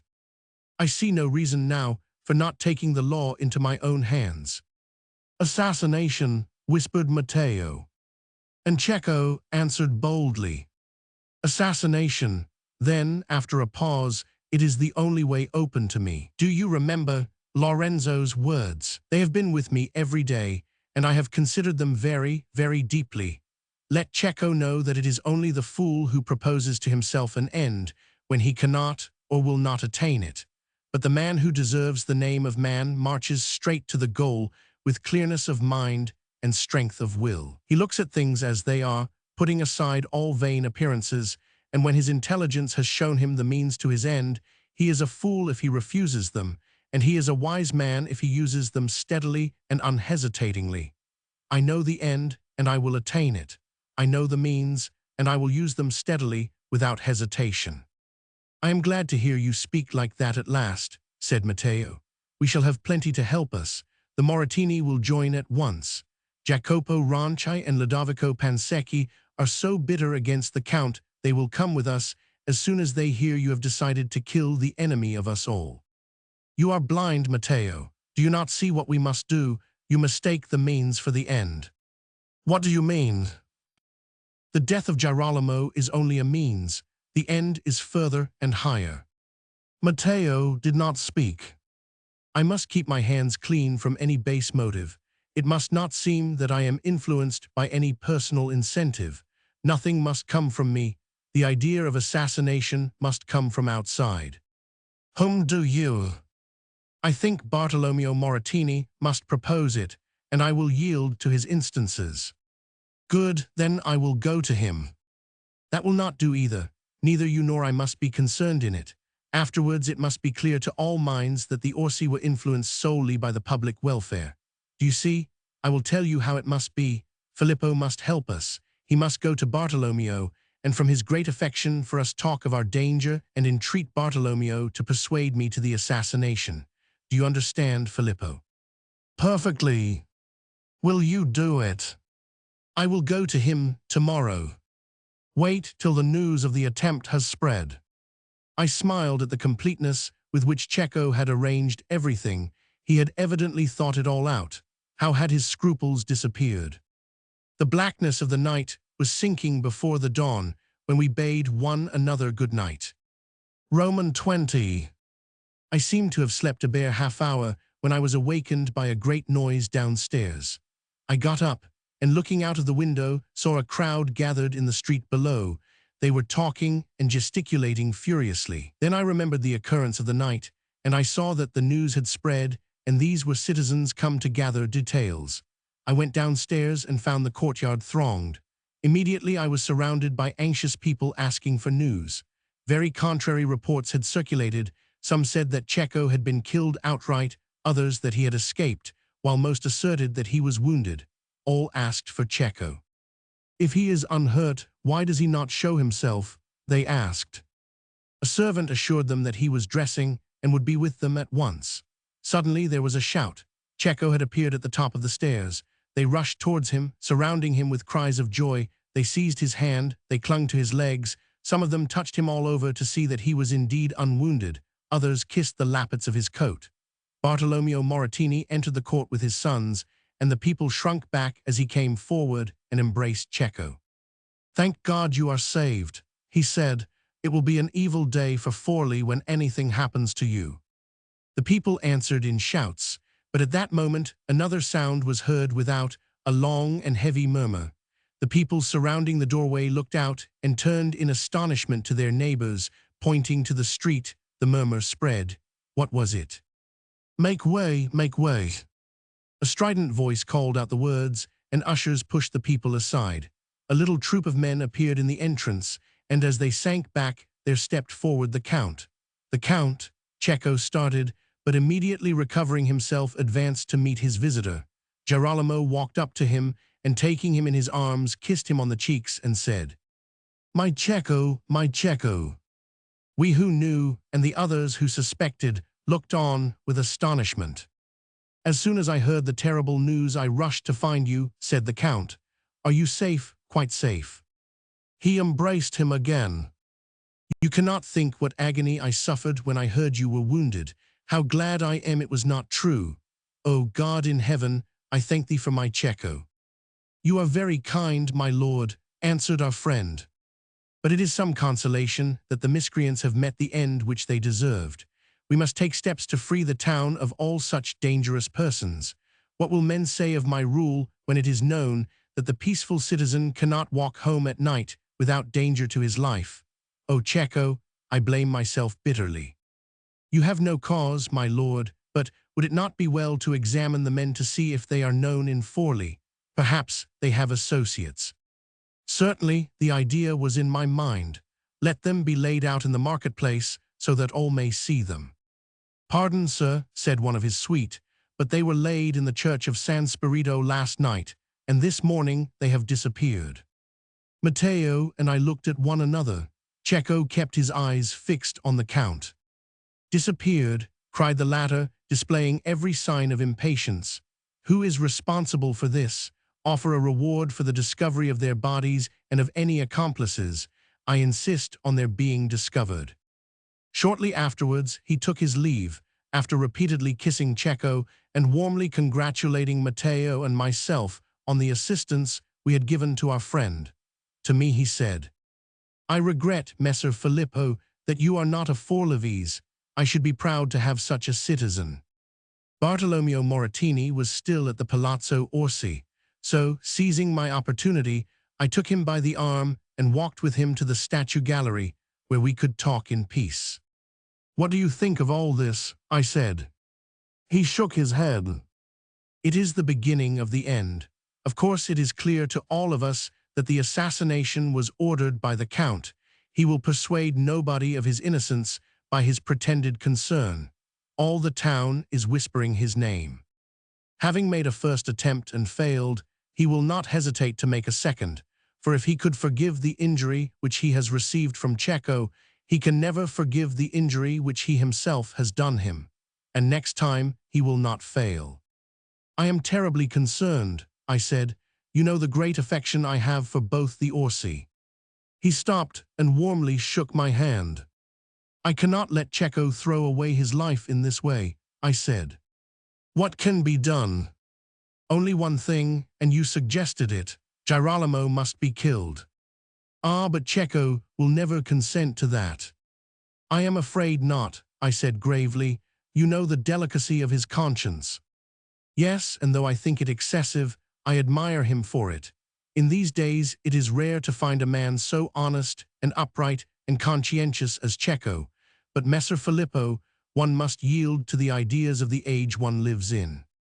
I too am convinced of his noble-mindedness, but it will ruin him." "I am afraid so," sighed the old man, stroking his beard. "But he must be saved in spite of himself. He must be brought to see the necessity of killing the Count." I spoke as emphatically as I could. "He will never consent." "He must consent, and you are the man to make him do so. He would not listen to anything that Matteo or I said, but for you he has the greatest respect. I am sure if anyone can influence him, it is you. I have some power over him, I believe. Will you try? Don't let him suspect that Matteo or I have had anything to do with it, or he will not listen. It must come solely from you. I will do my best. Ah, that is good of you, but don't be discouraged by his refusals. Be insistent for our sake. And one thing more, you know his unselfishness. He would not move his hand to save himself, but if you showed him that it is for the good of others, he could not refuse. Let him think the safety of us all depends on him. He is a man you can only move by his feeling for others. I believe you, he answered, but I will go to him, and I will leave no argument unused. I am sure that your efforts will be rewarded. Here I showed myself a perfectly wise man, for I only prophesied because I knew. Roman 21. In the evening, Bartolomeo returned to the palace and asked for Cecco. At his request, Matteo and I joined him in Cecco's study, and besides there were his two sons, Scipione and Alessandro. Bartolomeo was graver than ever. I have come to you now, Cecco, impelled by a very strong sense of duty, and I wish to talk with you on a matter of the greatest importance. He cleared his throat. Firstly, are you convinced that the attempt on your life was plotted by Girolamo Riario? I am sorry for his sake, but I am. So are we all, absolutely. And what do you intend to do now? What can I do? Nothing. The answer is not nothing. You have something to do. And that is to kill Girolamo before he has time to kill you. Cecco started to his feet. They have been talking to you, Matteo and Filippo. It is they who have put this in your head. I knew it would be suggested again. Nothing has given me the idea but the irresistible force of circumstances. Never, I will never consent to that. But he will kill you. I can die. It will be the ruin of your family. What will happen to your wife and children if you are dead? If need be, they can die too.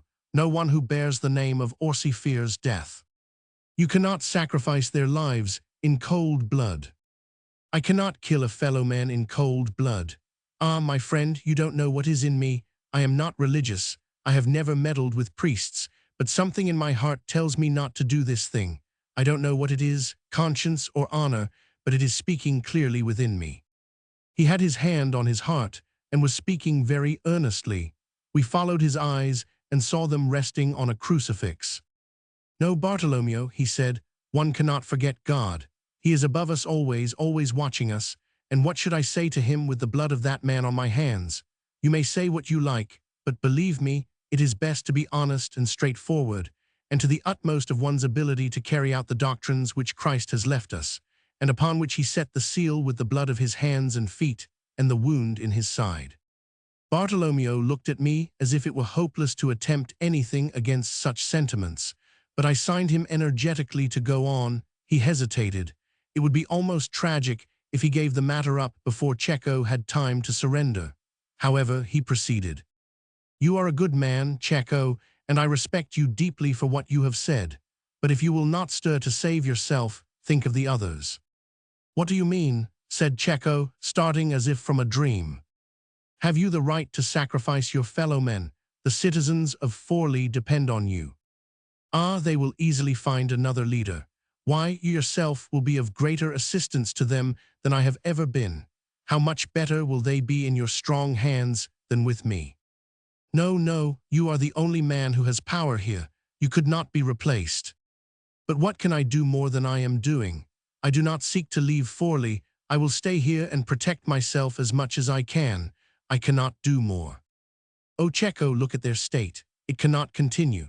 They are ground down now. The Count must impose these taxes, and what will be their condition then? The people are dying in their misery, and the survivors hold happy those who die. How can you look on and see all this? And you know Girolamo will kill you.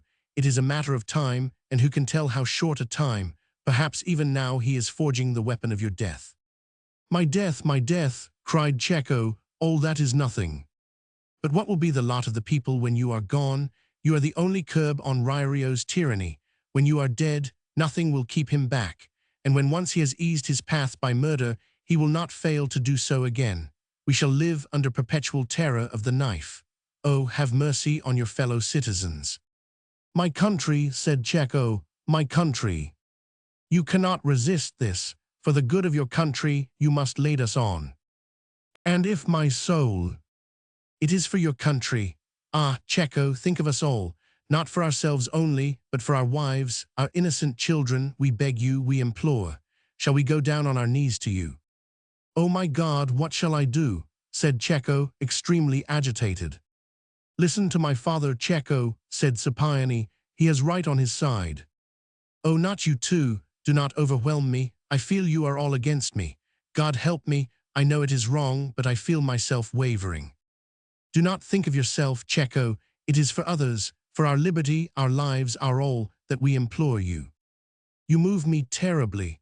You know how I love my country, and how can I resist you, appealing on her behalf?" "Be brave, Cecco," said Matteo. "It is the highest thing of all that we ask you," added Bartolomeo. "Man can do nothing greater. We ask you to sacrifice yourself, even your soul may be, for the good of us all." Cecco buried his face in his hands and groaned. "Oh God, oh God." Then, with a great sigh, he rose and said, "Be it as you will, for the good of my country." "Ah, thanks, thanks." Bartolomeo took him in his arms and kissed him on both cheeks. Then suddenly Cecco tore himself away. "But listen to this, all of you. I have consented, and now you must let me speak. I swear that in this thing I have no thought of myself. If I alone were concerned, I would not move. I would wait for the assassin's knife calmly. I would even sacrifice my wife and children, and God knows how dearly I love them. I would not stir a finger to save myself. And I swear, by all that is most holy to me, that I am actuated by no base motive, no ambition, no thought of self, no petty revenge. I would willingly forgive Girolamo everything. Believe me, my friends, I am honest. I swear to you that I am only doing this for the welfare of the men I love, for the sake of you all, and for liberty." They warmly pressed his hands. "We know it, Cecco, we believe it. You are a great and a good man." A little later we began to discuss the ways and means. Everyone had his plan, and to it the others had the most conclusive objections. We all talked together, each one rather annoyed at the unwillingness of the others to listen to him, and thinking how contemptible their ideas were beside his own. Cecco sat silent. After a while Cecco spoke. "Will you listen to me?" We held our tongues. "First of all," he said, "we must find out who is with us and who is against us." "Well," interrupted Scipione, "there are the two soldiers, Jacopo Ronchi and Lodovico Pansecchi. They are furious with the Count, and said to me a long while since that they would willingly kill him. Our 6 selves, and those 2 make 8. Then there are Pietro Albanese, and Paglianino, and Marco Scorsicana. They were devoted adherents of the House of Orsi, and could be trusted to follow the head of the family to the bottomless pit." 11, counted Bartolomeo. "And then—" Each mentioned a name, till the total was brought to 17. "Who else?" asked Matteo. "That is enough," said Cecco. "It is as foolish to have more than necessary as to have less. Now once more, who are they?" The names were repeated. They were all known enemies of the Count, and most of them related to the Orsi. "We had better go to them separately and talk to them." "It will want care," said Bartolomeo. "Oh, they will not be backward. The first word will bring their adhesion." "Before that," said Cecco, "we must make all arrangements. Every point of the execution must be arranged, and to them nothing left but the performance." "Well, my idea is—" "Have the goodness to listen to me," said Cecco. "You have been talking of committing the deed in church, or when he is out walking. Both of those ways are dangerous, for he is always well surrounded, and in the former, one has to remember the feeling of horror which the people have for sacrilege. Witness Galeazzo in Milan and the Medici in Florence. One is always wise to respect the prejudices of the mob. What do you propose?" After the midday meal, though our friend is in the habit of retiring to a private room while his servants dine, He is then almost alone. I have often thought it would be an excellent opportunity for an assassin. I did not know it would be myself to take the opportunity." He paused and smiled at the pleasantness of the irony. "Afterwards we shall raise the town, and it is well that as many of our partisans as possible be present. The best day for that is a market day, when they will come in, and we shall have no need of specially summoning them and thus giving rise to suspicion." Checo looked at us to see what we thought of his idea. Then, as if from an afterthought, he added, "Of course, this is all on the spur of the moment." It was well he said that, for I was thinking how elaborately everything was planned. I wondered how long he had the scheme in his head. We found nothing to say against it. "And who will do the actual deed?" "I will," answered Checo quietly.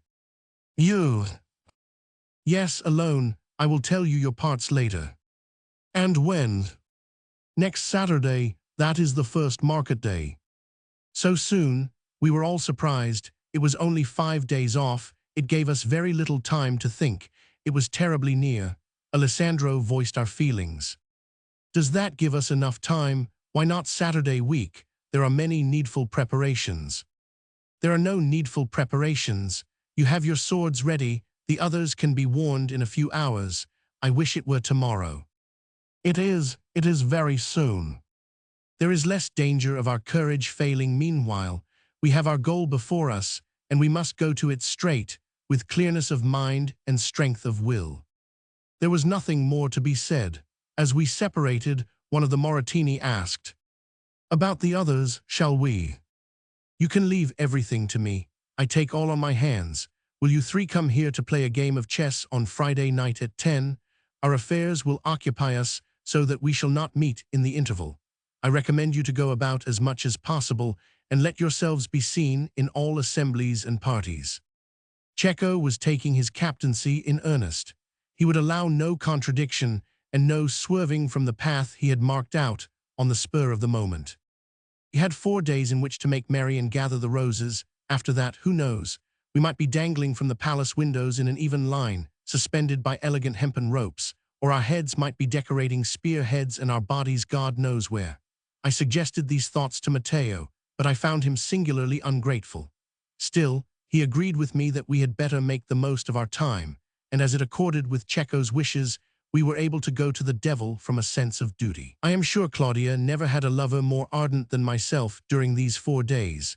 But added to my duties towards that beautiful creature were routs and banquets, drinking parties, gaming parties, where I plunged heavily in my uncertainty of the future and consequently won a fortune. Checo had taken on his own shoulders all preparations, so that Matteo and I had nothing to do but to enjoy ourselves, and that we 999. The only sign I had that Checo had been working was a look of intelligence given me by one or two of those whose names had been mentioned in Checo's study. Jacopo Ranchi, taking leave of me on the Thursday night, said, "We shall meet tomorrow." "You are coming to play chess, I think," I said, smiling. When at the appointed hour, Matteo and I found ourselves again in Checo's study, we were both rather anxious and nervous. My heart was beating quite painfully, and I could not restrain my impatience. I wished the others would come. Gradually they made their way in, and we shook hands quietly, rather mysteriously, with an air of schoolboys meeting together in the dark to eat stolen fruit. It might have been comic if our mind's eye had not presented us with so vivid a picture of a halter. Checo began to speak in a low voice, slightly trembling. His emotion was real enough this time, and he did all he could to conceal it. "My very dear and faithful fellow citizens," he began, "it appears that to be born in Forli and to live in it in our times is the very greatest misfortune with which one can be born or with which one can live." I never heard such silence as that among the listeners. It was awful. Checo's voice sank lower and lower, but yet every word could be distinctly heard. The tremor was increasing. "Is it necessary that birth and life here should be the birth and life of slaves? Our glorious ancestors never submitted to this terrible misfortune. They were free, and in their freedom they found life. But this is a living death." He recounted the various acts of tyranny which had made the Count hateful to his subjects, and he insisted on the insecurity in which they lived. You all know the grievous wrongs I have suffered at the hands of the man whom I helped to place on the throne. But these wrongs I freely forgive. I am filled only with devotion to my country and love to my fellow men. If you others have private grievances, I implore you to put them aside, and think only that you are the liberators from oppression of all those you love and cherish. Gather up to your hearts the spirit of Brutus, when, for the sake of freedom, he killed the man whom above all others he loved. He gave them the details of the plot, told them what he would do himself and what they should do, and finally dismissed them. Pray to God tonight, he said earnestly, that he will look with favor upon the work which we have set ourselves, and implore him to judge us by the purity of our intentions rather than by the actions which, in the imperfection of our knowledge, seem to us the only means to our end. We made the sign of the cross and retired as silently as we had come. Roman 22. My sleep was troubled, and when I woke the next morning, the sun had only just risen. It was Saturday, the 14th of April, 1488. I went to my window and saw a cloudless sky, brilliantly yellow over in the east, and elsewhere liquid and white, hardening gradually into blue. The rays came dancing into my room, and in them incessantly whirled countless atoms of dust. Through the open window blew the spring wind, laden with the scents of the country, the blossoms of the fruit trees, the primroses and violets. I had never felt so young and strong and healthy. What could one not do on such a day as this? I went into Matteo's room and found him sleeping as calmly as if this were an ordinary day like any other. "Rise, thou sluggard," I cried. In a few minutes, we were both ready, and we went to Cecco. We found him seated at a table polishing a dagger. "Do you remember in Tacitus," he said, smiling pleasantly, "how the plot against Nero was discovered by one of the conspirators giving his dagger to his freedman to sharpen, whereupon the freedman became suspicious and warned the emperor? The philosophers tell us to rise on the mistakes of others," I remarked in the same tone. "One reason for my affection towards you, Filippo," he answered, "is that you have nice moral sentiments and a pleasant moral way of looking at things." He held out his dagger and looked at it. The blade was beautifully damascened, the hilt bejeweled. "Look," he said, showing me the excellence of the steel and pointing out the maker's name. Then, meditatively, "I have been wondering what sort of blow would be most effective if one wanted to kill a man." "You can get most force," said Matteo, "by bringing the dagger down from above your head thus." "Yes, but then you may strike the ribs, in which case you would not seriously injure your friend. You can hit him in the neck. The space is too small, and the chin may get in the way. On the other hand, a wound in the large vessels of that region is almost immediately fatal." "It is an interesting subject," I said.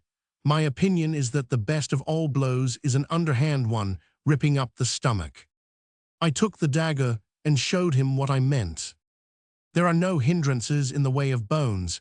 It is simple and certainly fatal." "Yes," said Cecco, "but not immediately. My impression is that the best way is between the shoulders.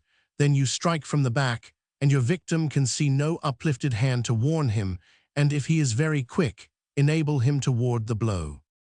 "It is largely a matter of taste," I answered, shrugging my shoulders. "In these things, a man has to judge for himself according to his own idiosyncrasies." After a little more conversation, I proposed to Matteo that we should go out to the marketplace and see the people. "Yes, do," said Cecco, "and I will go and see my father." As we walked along, Matteo told me that Cecco had tried to persuade his father to go away for a while, but that he had refused, as also had his wife. I had seen old Orso Dorsey once or twice. He was very weak and decrepit. He never came downstairs, but stayed in his own rooms all day by the fireside, playing with his grandchildren. Cecco was in the habit of going to see him every day, morning and evening, but to the rest of us it was as if he did not exist. Cecco was complete master of everything. The marketplace was full of people. Booths were erected in rows, and on the tables the peasant women had displayed their wares: vegetables and flowers, chickens, ducks, and all kinds of domestic fowls, milk, butter, eggs, and other booths with meat and oil and candles. And the sellers were a joyful crew, decked out with red and yellow handkerchiefs, great chains of gold around their necks, and spotless headdresses. They were standing behind their tables, with a scale on one hand and a little basin full of coppers on the other, crying out to one another, bargaining, shouting and joking, laughing, quarreling. Then there were the purchasers, who walked along looking at the goods, picking up things and pinching them, smelling them, tasting them, examining them from every point of view. And the sellers of tokens and amulets and charms passed through the crowd crying out their wares, elbowing, cursing when someone knocked against them. Gliding in and out, between people's legs, under the barrow wheels behind the booths, were countless urchins, chasing one another through the crowd unmindful of kicks and cuffs, pouncing on any booth of which the proprietor had turned his back, seizing the first thing they could lay hands on, and scampering off with all their might. And there was a conjurer with a gaping crowd, a quack extracting teeth, a ballad singer. Everywhere was noise and bustle and life. One would not say, on the first glance, that these people were miserably oppressed slaves. I said maliciously. "You must look beneath the surface," replied Matteo, who had begun to take a very serious view of things in general. I used to tell him that he would have a call some day and end up as a shaven monk. "Let us amuse ourselves," I said, taking Matteo by the arm and dragging him along in search of prey. We fixed on a seller of cheap jewelry, a huge woman with a treble chin and a red face dripping with perspiration. We felt quite sorry for her and went to console her. "It is a very cold day," I remarked to her, whereupon she bulged out her cheeks and blew a blast that nearly carried me away. She took up a necklace of beads and offered it to Matteo for his lady love. We began to bargain, offering her just a little lower than she asked, and then, as she showed signs of coming down, made her a final offer a little lower still. At last, she seized a broom and attacked us, so that we had to fly precipitately. I had never felt in such high spirits. I offered to race Matteo in every way he liked, riding, running, and walking, but he refused, brutally telling me that I was frivolous. Then we went home. I found that Cecco had just been hearing Mass, and he was as solemn and silent as a hangman. I went about lamenting that I could get no one to talk to me, and at last took refuge with the children, who permitted me to join in their games, so that, at hide-and-seek and blind man's buff, I thoroughly amused myself till dinner-time. We ate together, and I tried not to be silenced, talking the greatest nonsense I could think of, but the others sat like owls and did not listen, so that I too began to feel depressed. The frowns of the others infected me, and the dark pictures that were before their eyes appeared to mine. My words failed me, and we all three sat gloomily. I had started with an excellent appetite, but again the others influenced me, and I could not eat. We toyed with our food, wishing the dinner over. I moved about restlessly, but Cecco was quite still, leaning his face on his hand, occasionally raising his eyes and fixing them on Matteo or me. One of the servants dropped some plates. We all started at the sound, and Cecco uttered an oath. I had never heard him swear before. He was so pale I wondered if he were nervous. I asked the time, still 2 hours before we could start. How long would they take to pass? I had been longing to finish dinner so that I might get up and go away. I felt an urgent need for walking, but when the meal was over a heaviness came to my legs, and I could do nothing but sit and look at the other two. Matteo filled his tankard and emptied it several times, but after a while, as he reached over for the wine, he saw Cecco's eyes fixed on the flagon, with a frown on his forehead, and the curious raising of one corner of the mouth, which was a sign he was displeased. Matteo withdrew his hand and pushed his mug away. It rolled over and fell on the floor. We heard the church bells strike the hour. It was 3 o'clock. Would it never be time? We sat on and on. At last Cecco rose and began walking up and down the room. He called for his children. They came, and he began talking to them in a husky voice so that they could scarcely understand him. Then, as if frightened of himself, he took them in his arms, one after the other, and kissed them convulsively, passionately, as one kisses a woman, and he told them to go. He stifled a sob. We sat on and on. I counted the minutes. I had never lived so long before. It was awful. At last, it was 3:30. We got up and took our hats. "Now, my friends," said Cecco, drawing a breath of relief, "our worst troubles are over." We followed him out of the house. I noticed the jeweled hilt of his dagger, and every now and then I saw him put his hand to it to see that it was really there. We passed along the streets, saluted by the people. A beggar stopped us, and Checo threw him a piece of gold. "God bless you," said the man. And Checo thanked him fervently. We walked along the narrow streets in the shade, but as we turned a corner, the sun came full on our faces. Checo stopped a moment and opened his arms, as if to receive the sunbeams in his embrace, and turning to us with a smile, he said, "A good omen." A few more steps brought us to the piazza. Roman 23. Among the members of the Count's household was Fabrizio Tornielli, a cousin of the Orsi on the mother's side.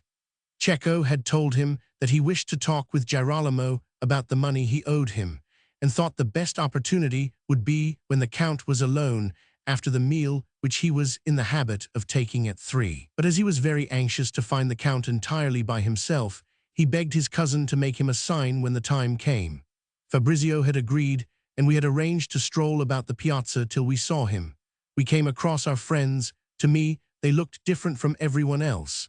I wondered that people as they passed did not stop them and ask what was disturbing them. At last one of the palace windows was opened, and we saw Fabrizio Tornielli standing in it, looking down on the piazza. Our opportunity has come. My heart beat so violently against my chest that I had to put my hand to it.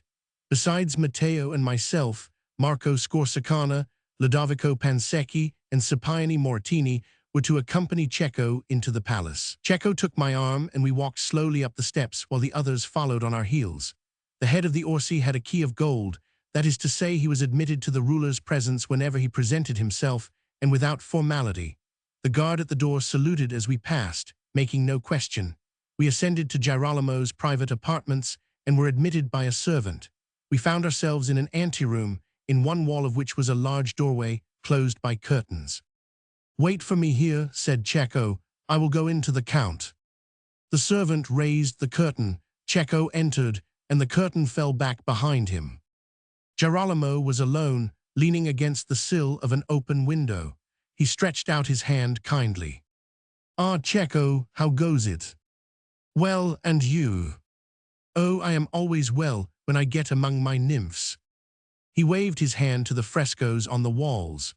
They were the work of a celebrated artist and represented nymphs sporting, bathing, weaving garlands, and offering sacrifice to Pan.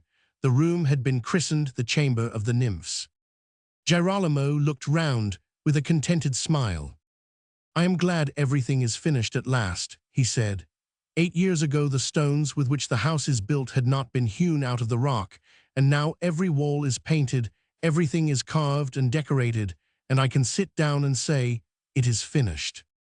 "It is indeed a work to be proud of," said Checo. "You don't know how I have looked forward to this, Checo. Until now I have always lived in houses which others had built and decorated and lived in, but this one has grown up out of my own head. I have watched every detail of its construction, and I feel it mine as I have never felt anything mine before." He paused a minute, looking at the room. "Sometimes I think I have lost in its completion, for it gave me many pleasant hours to watch the progress. The hammer of the carpenter, the click of the trowel on the brick were music to my ears. There is always a melancholy in everything that is finished. With a house, the moment of its completion is the commencement of its decay. Who knows how long it will be before these pictures have molded off the walls, and the very walls themselves are crumbling to dust. As long as your family reigns in Forli, your palace will preserve its splendor. Yes, and it seems to me that as the family will preserve the house, so the house will preserve the family. I feel myself firmer and more settled in Forli. This seems like a rock to which my fortunes can cling. But I am full of hope. I am still young and strong. I have a good 30 years of life before me, and what can one not do in 30 years?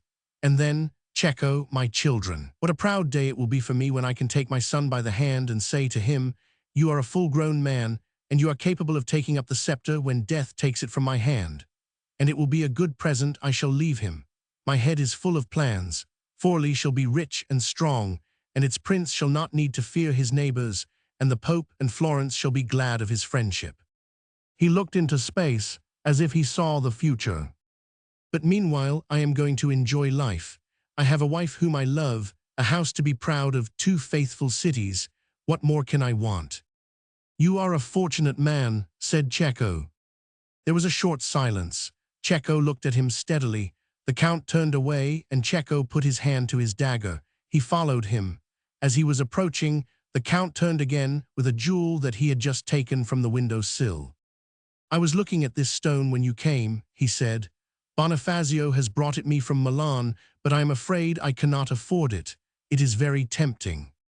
He handed it to Cecco to look at. I don't think it is better than the one you have on your neck, he said, pointing to the jewel which was set in a medallion of gold hanging from a heavy chain.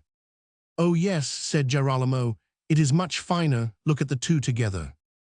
Cecco approached the stone he held in his hand to the other, and as he did so, with his other fingers pressed against the Count's chest.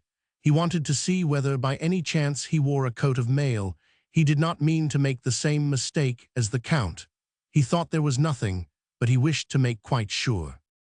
I think you are right, he said, but the setting shows off the other, so that at first sight it seems more brilliant. And no wonder, for the chain is a masterpiece. He took it up as if to look at it, and as he did so put his hand on the Count's shoulder. He was certain now. Yes, said Girolamo, that was made for me by the best goldsmith in Rome. It is really a work of art. Here is your stone, said Cecco, handing it to him, but awkwardly so that when Girolamo wanted to take it, it fell between their hands. Instinctively he bent down to catch it. In a moment Cecco drew his dagger and buried it in the Count's back. He staggered forward and fell in a heap on his face. "Oh God," he cried, "I am killed." It was the first thing we had heard outside. We heard the cry, the heavy fall. The servant rushed to the curtain. "They are killing my master," he cried. "Be quiet, you fool," I said, seizing his head from behind and with my hands on his mouth dragging him backwards. At the same moment, Matteo drew his dagger and pierced the man's heart. He gave a convulsive leap into the air, and then, as he fell, I pushed him so that he rolled to one side. Immediately afterwards, the curtain was lifted and Cecco appeared, leaning against the doorpost. He was as pale as death and trembling violently. He stood silent for a moment, open-mouthed, so that I thought he was about to faint. Then with an effort he said in a hoarse, broken voice, "Gentlemen, we are free." A cry burst from us. "Liberty!" Ludovico Pansecchi asked, "Is he dead?" A visible shudder passed through Cecco, as if he had been struck by an icy wind. He staggered to a chair and groaned. "Oh God!" "I will go and see," said Pansecchi, lifting the curtain and entering. We stood still, waiting for him. We heard a heavy sound, and as he appeared, he said, "There is no doubt now." There was blood on his hands. Going up to Cecco, he handed him the jeweled dagger. "Take this, it will be more use to you than where you left it." Cecco turned away in disgust. "Here, take mine," said Matteo. "I will take yours, it will bring me good luck." The words were hardly out of his mouth when a step was heard outside. Scipione looked out cautiously. "Andrea Framonti," he whispered. "Good luck indeed," said Matteo. It was the captain of the guard. He was in the habit of coming every day about this hour to receive the password from the Count. We had forgotten him. He entered. "Good day to you, gentlemen. Are you waiting to see the Count?" He caught sight of the corpse lying against the wall. "Good God, what is this? What is?" He looked at us and stopped suddenly. We had surrounded him. "Treason," he cried. "Where is the Count?" He looked behind him. Scipione and Matteo barred the door. "Treason," he shouted, drawing his sword. At the same moment, we drew ours and rushed for him. He parried a few of our blows, but we were too many, and he fell pierced with a dozen wounds. The sight of the fray had a magical effect on Cecco. We saw him standing up, drawn to his full height, his cheeks aflame, his eyes flashing. "Good, my friends, good, luck is on our side," he said. "Now we must look alive and work. Give me my dagger, Matteo. It is sacred now. It has been christened in blood with the name of Liberty. Liberty, my friends, liberty." We flourished our swords and shouted. Liberty. Now you, Filippo, take Lodovico, Pansecchi, and Marco and go to the apartment of the Countess. Tell her that she and her children are prisoners and let no one enter or leave. Do this at any cost. The rest of us will go out and rouse the people. I have 20 servants armed whom I told to wait in the piazza. They will come and guard the palace and give you any help you need. Come. I did not know the way to the Countess's chamber, but Marco had been a special favorite and knew well the ins and outs of the palace. He guided me to the door where we waited. In a few minutes, we heard cries in the piazza and shouts of liberty. There came a tramp of feet up the stairs. It was Cecco's armed servants. Some of them appeared where we were. I sent Marco to lead the others. Clear the palace of all the servants, drive them out into the piazza, and if anyone resists, kill him. Marco nodded and went off. The door of the Countess's apartments was opened, and a lady said, "What is this noise?" But immediately she saw us, she gave a shriek and ran back. Then, leaving 2 men to guard the door, I entered with Pansecchi and the rest. The Countess came forward. "What is the meaning of this?" she said angrily. "Who are you? What are these men?" "Madam," I said, "the Count, your husband, is dead, and I have been sent to take you prisoner." The women began to weep and wail, but the Countess did not move a muscle. She appeared indifferent to my intelligence. "You," I said, pointing to the ladies and women servants, "you are to leave the palace at once. The Countess will be so good as to remain here with her children." Then I asked where the children were. The women looked at their mistress, who said shortly, "Bring them." I signed to Pansecchi, who accompanied one of the ladies out of the room and reappeared with the 3 little children. "Now, madam," I said, "will you dismiss these ladies?" She looked at me a moment, hesitating. The cries from the piazza were growing greater. It was becoming a roar that mounted to the palace windows. "You can leave me," she said. They broke again into shrieks and cries and seemed disinclined to obey the order. I had no time to waste. "If you do not go at once, I shall have you thrown out." The Countess stamped her foot. "Go when I tell you, go," she said. "I want no crying and screaming." They moved to the door like a flock of sheep, trampling on one another, bemoaning their fate. At last, I had the room free.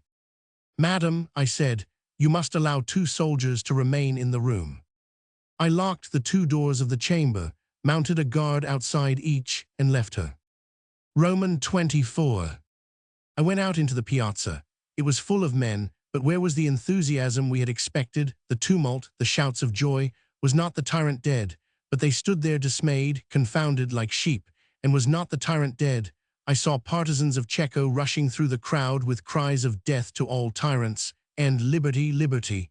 But the people did not move. Here and there were men mounted on barrows, haranguing the people, throwing out words of fire, but the wind was still and they did not spread.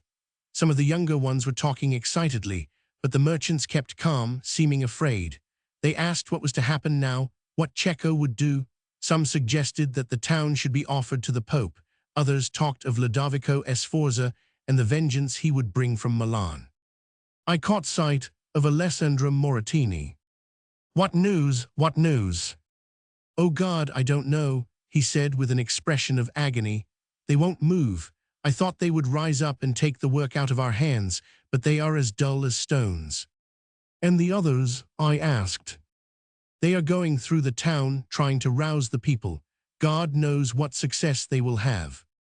At that moment there was a stir at one end of the square, and a crowd of mechanics surged in, headed by a gigantic butcher, flourishing a great meat axe. They were crying liberty. Matteo went towards them and began to address them, but the butcher interrupted him and shouted coarse words of enthusiasm, at which they all yelled with applause.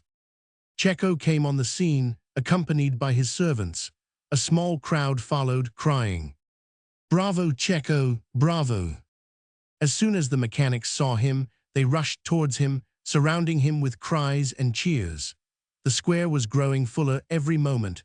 The shops had been closed, and from all quarters came swarming artisans and apprentices. I made my way to Cecco and whispered to him, "The people, fire them, and the rest will follow." A leader of rabble. "Never mind," I said. "Make use of them. Give way to them now, and they will do your will. Give them the body of the Count." He looked at me, then nodded and whispered, "Quickly." I ran to the palace and told Marco Scorsicana what I had come for. We went into the hall of the nymphs. The body was lying on its face, almost doubled up, and the floor was stained with a horrible stream of blood. In the back were 2 wounds. Ludovico had indeed made sure that the Count was safe. We caught hold of the body. It was not yet cold, and dragged it to the window. With difficulty, we lifted it on to the sill. "Here is your enemy," I cried. Then hoisting him, we pushed him out, and he fell on the stones with a great, dull thud. A mighty shout burst from the mob as they rushed at the body. One man tore the chain off his neck, but as he was running away with it, another snatched at it. In the struggle it broke, and one got away with the chain, the other with the jewel. Then with cries of hate, they set on the corpse. They kicked him and slapped his face and spat on him. The rings were wrenched off his fingers, his coat was torn away, they took his shoes, his hose. In less than a minute everything had been robbed, and he was lying naked, naked as when he was born. They had no mercy, those people. They began to laugh and jeer and make foul jokes about his nakedness. The piazza was thronged, and every moment people entered. The women of the lower classes had come, joining their shrill cries to the shouts of the men. The noise was stupendous, and above all rang the cries of liberty and death. "The Countess! The Countess!" It became the general cry, drowning the others, and from all quarters. "Where is the Countess? Bring her out! Death to the Countess!" A cry went up that she was in the palace, and the shout became, "To the palace! To the palace!" Cecco said to us, "We must save her. If they get hold of her, she will be torn to pieces. Let her be taken to my house." Matteo and Pansecchi took all the soldiers they could and entered the palace. In a few minutes, they appeared with Caterina and her children. They had surrounded her and were walking with drawn swords. A yell broke from these thousands of throats, and they surged towards the little band. Cecco shouted out to them to let her go in peace, and they held back a little, but as she passed they hissed and cursed and called her foul names. Caterina walked proudly, neither turning to the right nor to the left, no sign of terror on her face, not even a pallid cheek. She might have been traversing the piazza amidst the homage of her people. Suddenly, it occurred to a man that she had jewels concealed on her. He pushed through the guards and put his hand to her bosom. She lifted her hand and hit him in the face. A cry of rage broke from the populace, and they made a rush. Matteo and his men stopped, closing together, and he said, "By God, I swear I will kill any man who comes within my reach." They shrank back frightened, and taking advantage of this, the little band hurried out of the piazza. Then the people looked at one another, waiting for something to do, not knowing where to begin. Their eyes were beginning to flame, and their hands to itch for destruction. Cecco saw their feeling, and at once pointed to the palace. "There are the fruits of your labors, your money, your jewels, your taxes. Go and take back your own. There is the palace. We give you the palace." They broke into a cheer, a rush was made, and they struggled in by the great doors, fighting their way up the stairs in search of plunder, dispersing through the splendid rooms. Cecco looked at them, disappearing through the gateway. "Now we have them at last." In a few minutes, the stream at the palace gates became double, for it consisted of those coming out as well as of those going in. The confusion became greater and greater, and the rival bands elbowed and struggled and fought. The windows were burst open, and things thrown out, coverlets, linen, curtains, gorgeous silks, oriental brocades, satins, and the women stood below to catch them. Sometimes there was a struggle for possession, but the objects were poured out so fast that everyone could be satisfied. Through the doors men could be seen coming with their arms full, their pockets bulging, and handing their plunder to their wives to take home, while they themselves rushed in again. All the little things were taken first, and then it was the turn of the furniture. People came out with chairs or coffers on their heads, bearing them away quickly lest their claim should be disputed. Sometimes the entrance was stopped by 2 or 3 men coming out with a heavy chest or with the pieces of a bedstead. Then the shouting and pushing and confusion were worse than ever. Even the furniture gave out under the keen hands, and looking round they saw that the walls and floors were bare.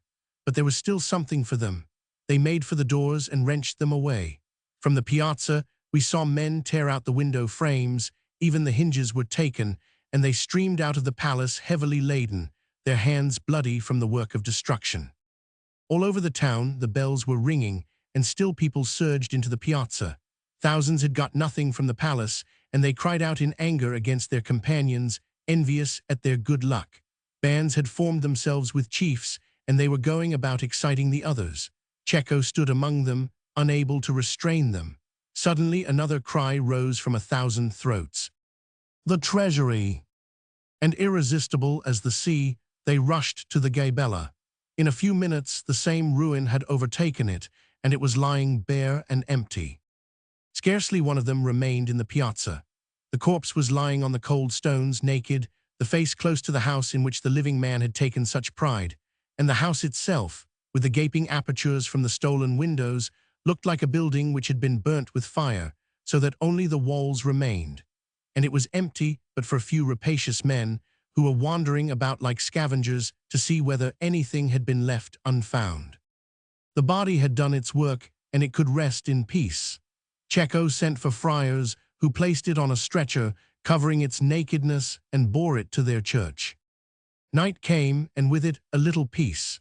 The tumult with which the town was filled quietened down. One by one the sounds ceased, and over the city fell a troubled sleep. Roman 25. We were up betimes. The town was ours except the citadel. Cecco had gone to the fortress, which stood above the town, to one side, and had summoned the castellan to surrender. He had refused, as we expected, but we were not much troubled, for we had Caterina and her children in our power, and by their means thought we could get hold of the castle. Cecco had called a meeting of the council to decide what should be done with the town. It was purely a measure of politeness, for he had already made up his mind and taken steps in accordance. With the town so troubled, the citadel still in our opponent's hands, and the armies of Lodovico Moro at Milan, it was hopeless to suggest standing alone, and Cecco had decided to offer Forli to the Pope.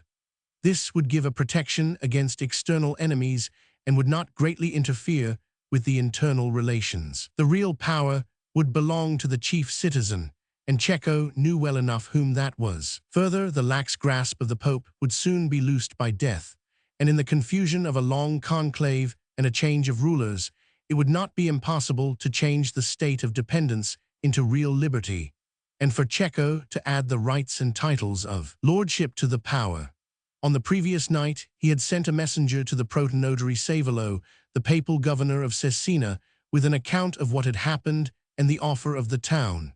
Cecco had requested an immediate reply and was expecting it every minute.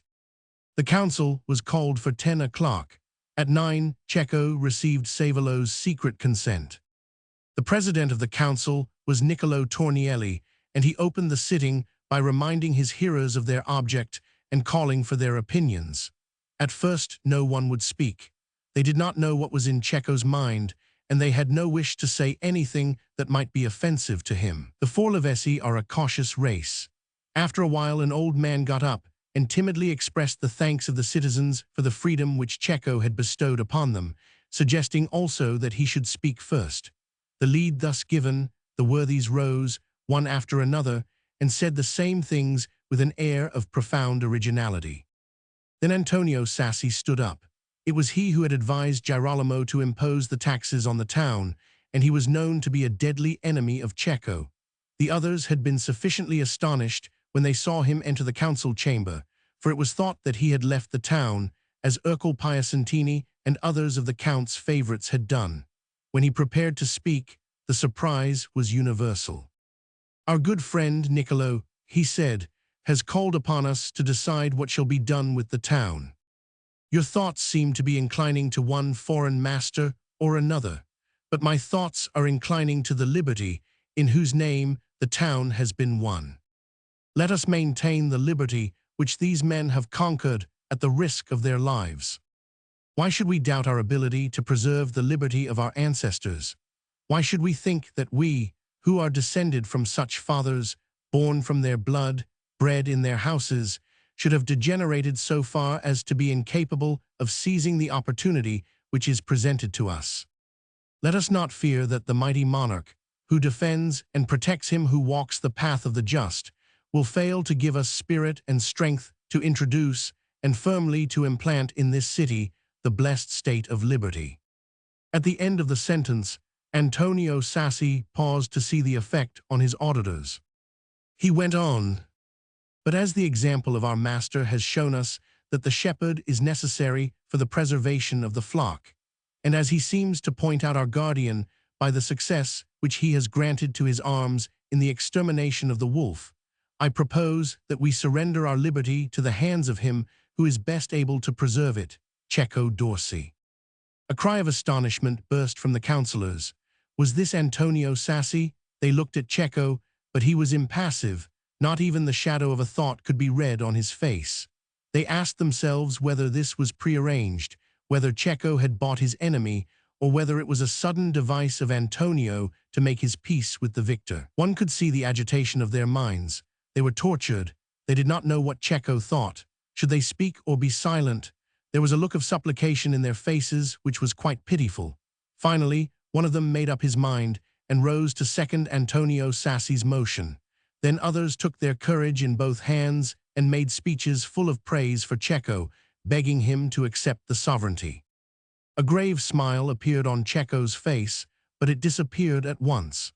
When he thought there had been sufficient talking, he rose to his feet, and after thanking his predecessors for their eulogies, said, "It is true that we have conquered the city at the risk of our lives, but it was for the city, not for ourselves. No thought of our own profit entered our minds, but we were possessed by a grave sense of our duty towards our fellowmen. Our watchwords were liberty and the commonweal. From the bottom of my heart, I thank Antonio Sassi and all of you who have such confidence in me that you are willing to surrender the town to my keeping. In their good opinion, I find a sufficient reward for all I have done. But God knows, I have no desire to rule. I want the love of my fellow citizens, not the fear of subjects. I look with dismay upon the toils of a ruler. And who would believe in my disinterestedness when he saw me take up the scepter which the lifeless hand has dropped? Forgive me, I cannot accept your gift. But there is one who can and will. The Church is not wont to close her breast to him who seeks refuge beneath her sacred cloak, and she will pardon us for having shaken from our necks the hard yoke of tyranny. Let us give ourselves to the Holy Father." He was interrupted by the applause of the councillors. They did not want to hear further, but agreed unanimously, and it was forthwith arranged that an embassy should be sent to the governor of Cesena to make the offer. The meeting was broken up amidst shouts of praise for Cecco. If he had been strong before, he was 10 times stronger now, for the better classes had been afraid of the mob and angry that he should depend on them. Now they were one too.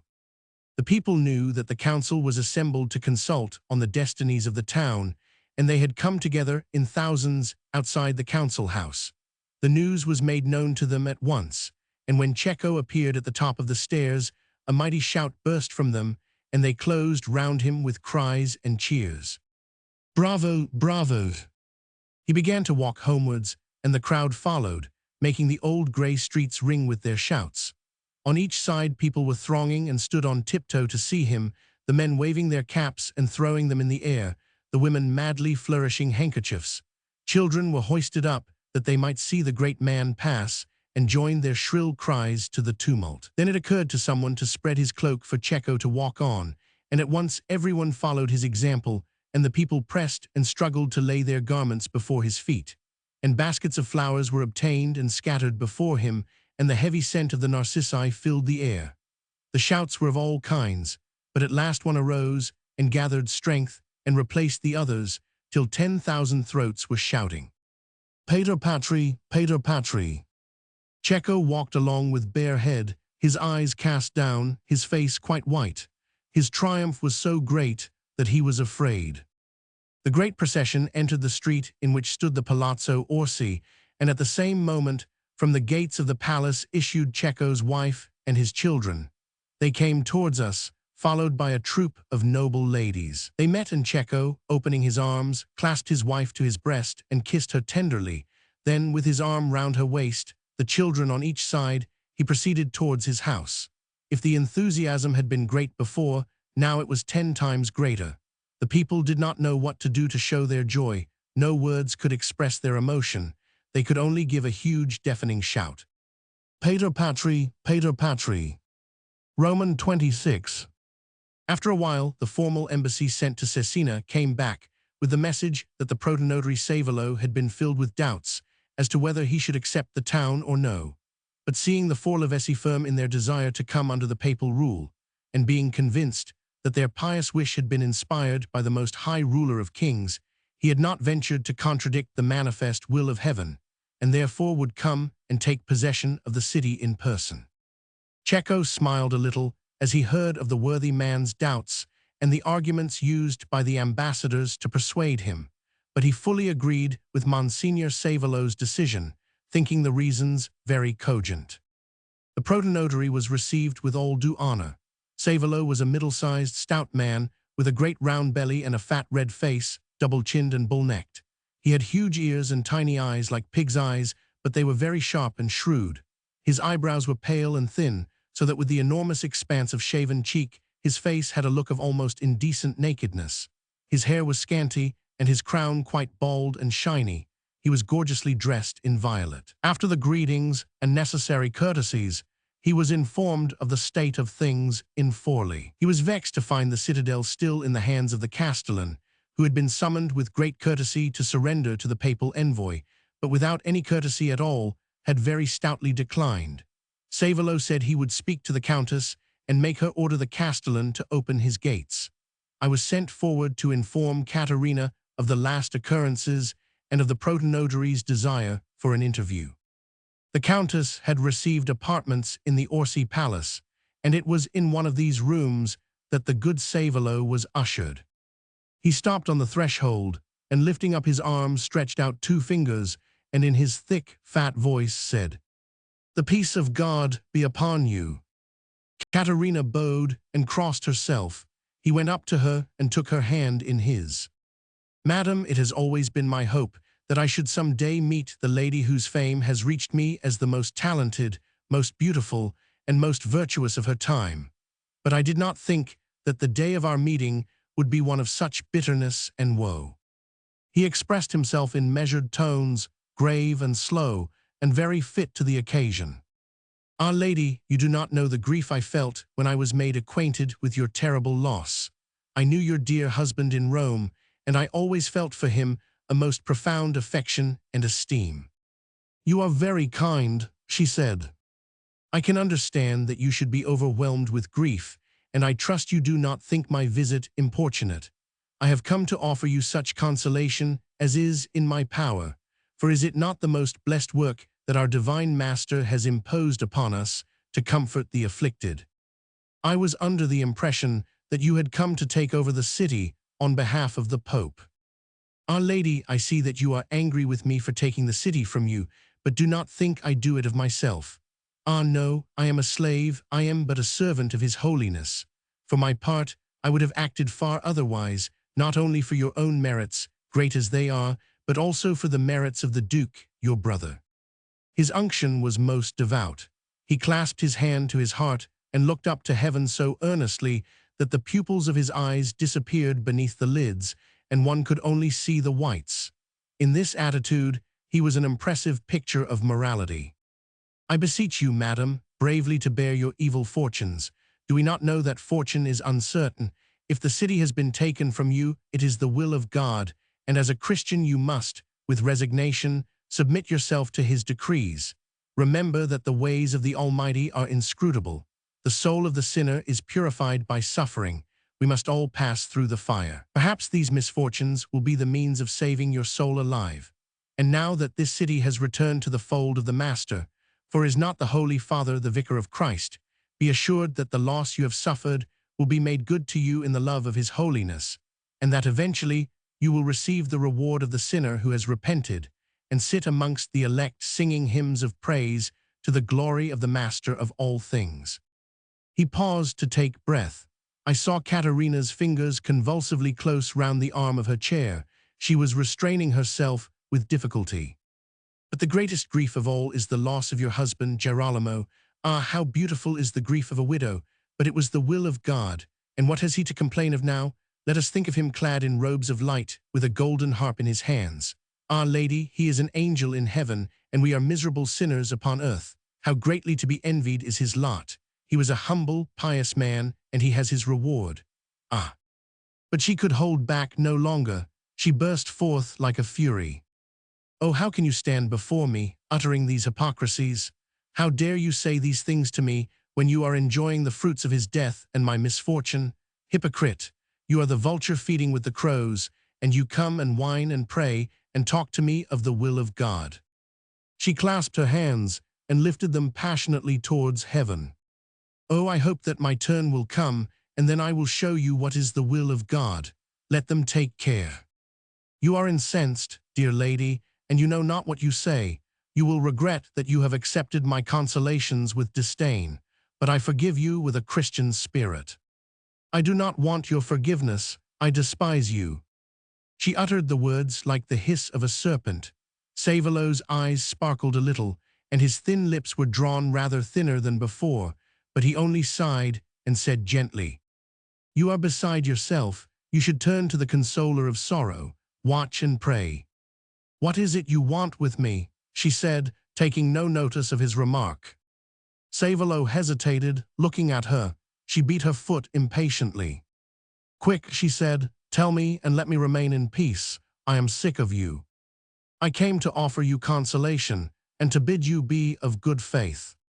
Do you think I am a fool? If you have no further business with me, go." The priest now had some difficulty in containing himself. His eyes betrayed him. "I am a man of peace, and I desire to spill no blood. Therefore I wish to propose that you should come with me and summon the castellan to give up the citadel, which may be the means of avoiding much bloodshed, and also of gaining the thanks of the Holy Father. I will not help you. Shall I aid you to conquer my own town?" "You must remember that you are in our hands, fair lady," he answered meekly. "Well, I am a man of peace, but I might not be able to prevent the people from revenging themselves on you for your refusal. It will be impossible to hide from them that you are the cause of the holding back of the citadel. I can well understand that you would hesitate at nothing." "It is not I, dear lady." "Ah, no, you are the servant of the Pope. It is the will of God. You would be wise to do as we request." There was a look of such ferocity in his face that one saw he would indeed hesitate at nothing. Caterina thought a little. "Very well," she said, "to my intense surprise, I will do my best. You will gain the gratitude of the Holy Father and my own thanks. I put an equal value upon both. And now, madam, I will leave you. Take comfort and apply yourself to pious exercises. In prayer you will find a consolation for all your woes." He raised his hand as before, and, with the outstretched fingers, repeated the blessing. Roman 27. We went to the fortress in solemn procession, the people, as we passed, mingling shouts of praise for Cecco with yells of derision for Caterina. She walked on with her stately indifference, and when the protonotary addressed her, repelled him with disdain. The castellan was summoned, and the countess addressed him in the words which Savelo had suggested. "As heaven has taken the count from me, and also the city, I beg you, by the confidence I showed in choosing you as castellan, to surrender this fortress to the ministers of His Holiness, the Pope." There was a light tinge of irony in her voice, and her lips showed the shadow of a smile.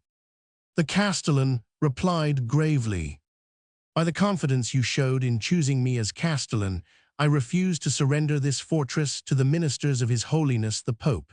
And as heaven has taken the count from you, and also the city, it may take the citadel too, but by God, madam, no power on earth shall." Caterina turned to Savelo. "What shall I do?" "Insist." She solemnly repeated her request, and he solemnly made his reply. "It is no good," she said. "I know him too well. He thinks I am speaking under compulsion. He does not know that I am acting of my own will for the great love I bear the Pope and the Church." "We must have the citadel," said Savelo emphatically. "If we do not get it, I cannot answer for your safety." She looked at him, then an idea seemed to occur to her. Perhaps if I went in and spoke to him, he would consent to surrender. "We cannot allow you out of our power," said Cecco. "You would have my children as hostages." "That is true," mused Savolo. "I think we can let her go." Cecco disapproved, but the priest overruled him, and the castellan was summoned again and ordered to admit the countess. Savolo warned her. "Remember that we hold your children, and shall not hesitate to hang them before your eyes if—" "I know your Christian spirit, Monsignor," she interrupted. But when she was inside, she turned to us, and from the ramparts addressed us with mocking laughter. The fury which had been boiling within her burst out.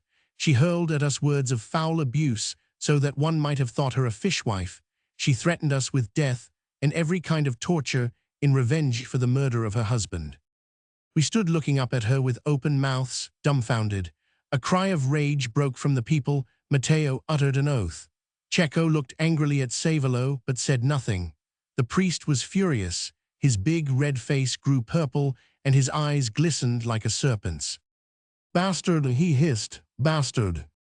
Trembling with anger, he ordered the children to be sent for, and he cried out to the countess, "Do not think that we shall hesitate.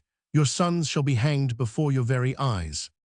"I have the means of making more," she replied scornfully. She was lion-hearted. I could not help feeling admiration for the extraordinary woman.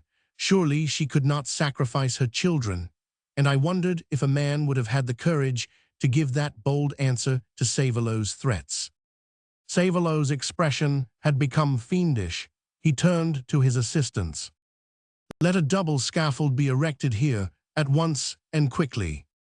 The chiefs of the conspiracy retired to a sheltered place, while the mob gathered in the piazza, and soon the buzz of many voices mingled with hammering and the cries of workmen.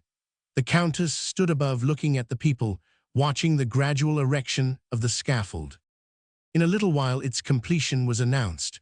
Savolo and the others came forward, and the priest once more asked her whether she would surrender. She did not deign to answer. The two boys were brought forward. One was 9, the other 7. As the people looked upon their youth, a murmur of pity passed through them. My own heart began to beat a little. They looked at the scaffold and could not understand, but Cesare, the younger, seeing the strange folk round him and the angry faces, began to cry.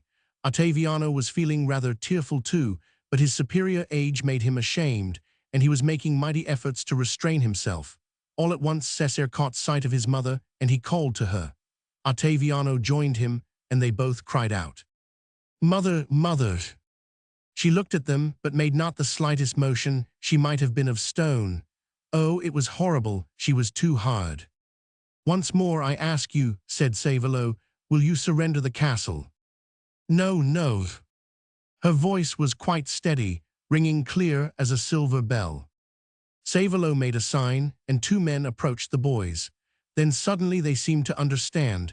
With a shriek they ran to Cecco, and falling at his feet, clasped his knees. Ottaviano could hold out no longer. He burst into tears, and his brother, at the elder's weakness, redoubled his own cries. "Oh, Cecco, don't let them touch us." Cecco took no notice of them. He looked straight in front of him, and even when the Count had just fallen under his dagger, he had not been so ghastly pale. The children were sobbing desperately at his knees. The men hesitated, but there was no pity in the man of God. He repeated his sign more decisively than before, and the men advanced. The children clung to Cecco's legs, crying, "Cecco, don't let them touch us." He made no sign. He held his eyes straight in front of him, as if he saw nothing, heard nothing. But his face, never have I seen such agony. The children were torn from him, their hands bound behind their backs. How could they? My heart was bursting within me, but I dared say nothing. They were led to the scaffold. A sobbing cry came from the people and wailed through the heavy air. The Countess stood still, looking at her children. She made not the slightest motion. She might have been of stone. The children cried out, "Cecco, Cecco!" It was heartbreaking. "Go on," said Savolo. A groan burst from Cecco, and he swayed to and fro as if he were going to fall. "Go on," said Savolo. But Cecco could not bear it. "Oh God, stop, stop." "What do you mean?" said Savolo angrily. "Go on." "I cannot untie them." "You fool, I threaten to hang them, and I will. Go on." "You shall not untie them, I tell you. I am master here. Go on." Cecco strode towards him with clenched fists. "By God, master priest, you shall go the way you came if you thwart me. Untie them." In a moment Matteo and I had pushed aside the men who held them and cut their cords. Cecco staggered towards the children, and they with a bound threw themselves into his arms. He clasped them to him passionately and covered them with kisses. A shout of joy broke from the people, and many burst into tears. Suddenly we saw a commotion on the castle walls. The countess had fallen back, and men were pressing round her.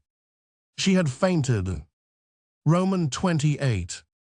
We went home rather troubled. Savolo was walking alone, very angry, with a heavy frown between his eyes, refusing to speak. Cecco was silent and angry too, half blaming himself for what he had done, half glad, and Bartolomeo Moratini was by his side, talking to him. Matteo and I were behind with the children. Bartolomeo fell back and joined us. "I have been trying to persuade Cecco to apologize to Savolo, but he will not." "Neither would I," said Matteo. "If they quarrel, it will be the worse for the town. If I were Cecco, I would say that the town might go to the devil, but I would not apologize to that damned priest." When we reached the Palazzo Orsi, a servant came out to meet us and told Cecco that a messenger was waiting with important news. Cecco turned to Savolo and said gloomily, "Will you come? It may need some consultation." The protonotary did not answer, but walked sulkily into the house. After a few minutes, Cecco came to us and said, "The Duke of Milan is marching against Forli with 5,000 men." No one spoke, but the expression on the protonotary's face grew darker. "It is fortunate we have preserved the children," said Bartolomeo. "They will be more useful to us alive than dead." Savolo looked at him, and then, as if trying to mend the breach, but rather against his will, said ungraciously, "Perhaps you were right, Cecco, in what you 999.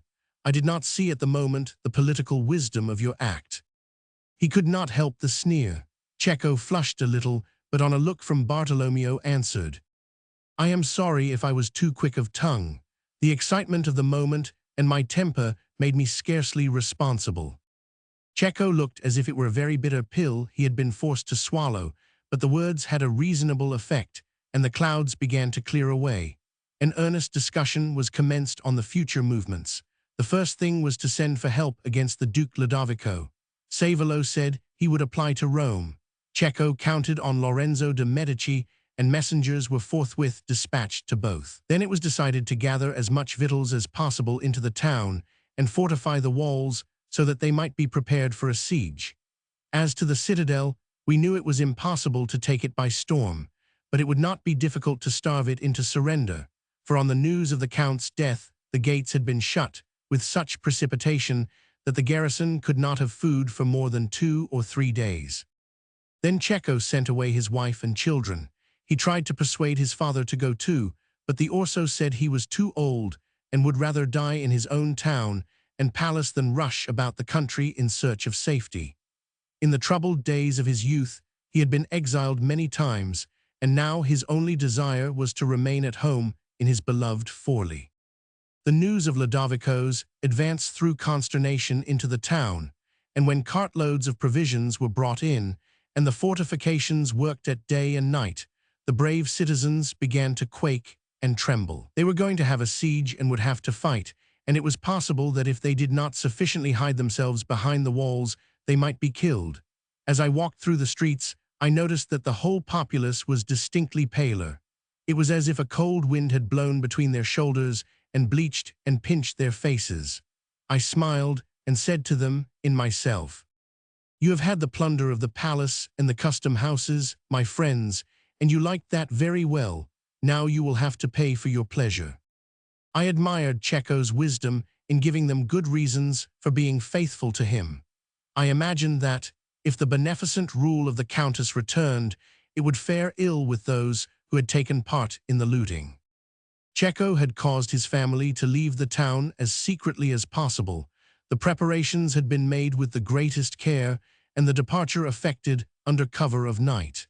But it leaked out, and then the care he had taken in concealing the affair made it more talked of. They asked why Cecco had sent away his wife and children. Was he afraid of the siege? Did he intend to leave them himself? At the idea of a betrayal, anger mixed itself with their fear, and they cried out against him. And why did he want to do it so secretly? Why should he try to conceal it? 1,000 answers were given, and all more or less discreditable to Cecco. His wonderful popularity had taken long enough to reach the point when he had walked through the streets amidst showers of narcissi, but it looked as if less days would destroy it than years had built it up.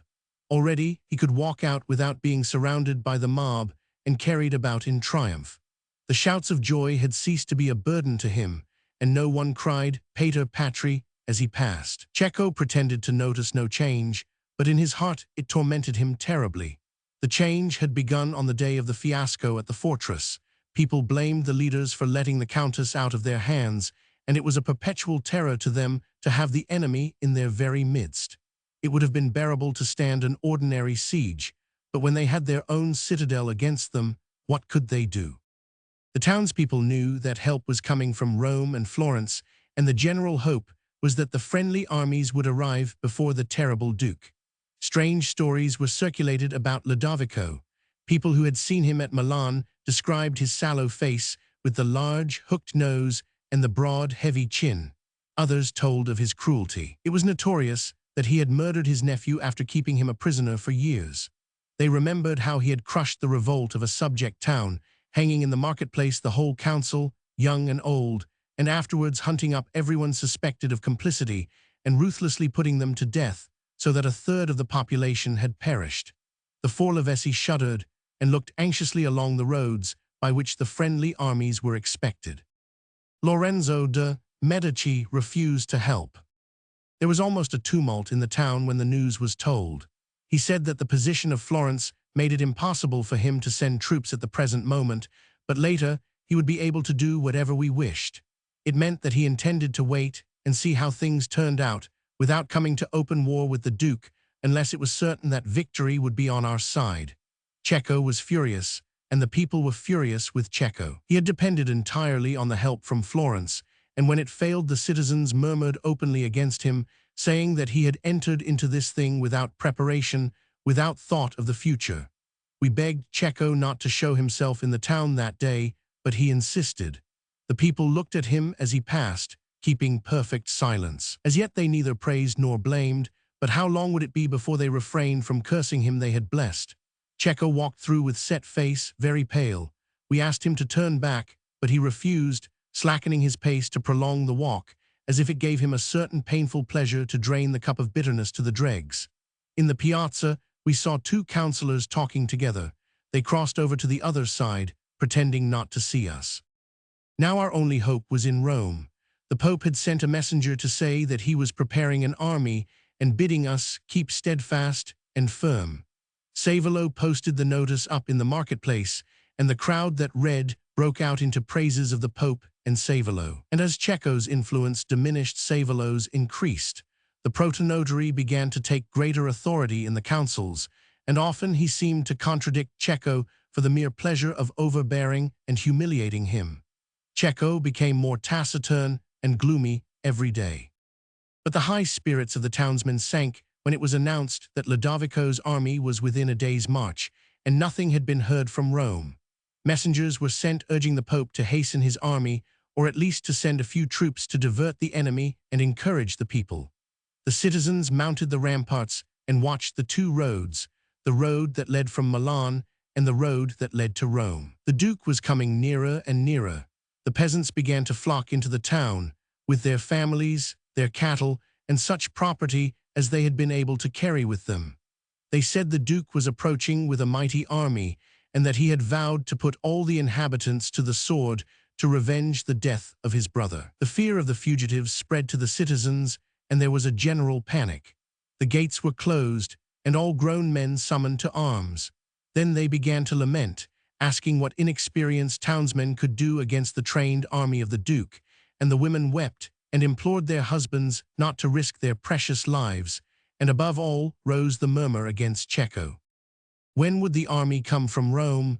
They asked the country folk, but they had heard of nothing. They looked and looked, but the road was empty. And suddenly over the hills was seen appearing the vanguard of the Duke's army. The troops wound down into the plain, and others appeared on the brow of the hills. Slowly they marched down, and others again appeared, and others, and still they appeared on the summit and wound down into the plain. They wondered, horror-stricken, how large the army was. 5, 10, 20,000 men. Would it never end? They were panic-stricken. At last the whole army descended and halted. There was a confusion of commands, a rushing hither and thither, a bustling, a troubling. It looked like a colony of ants furnishing their winter home. The camp was marked out. Entrenchments were made, tents erected, and Forli was in a state of siege. Roman 29. The night fell and was passed without sleep or rest. The citizens were gathered together on the walls, talking anxiously, trying to pierce the darkness to see the rescuing army from Rome. Now and then someone thought he heard the tramp of cavalry or saw a gleam of armor, and then they stood still, holding their breaths, listening. But they heard nothing, saw nothing. Others were assembled in the piazza, and with them a crowd of women and children. The churches were full of women praying and weeping. The night seemed endless. At last, a greater chilliness of the air told them that the dawn was at hand.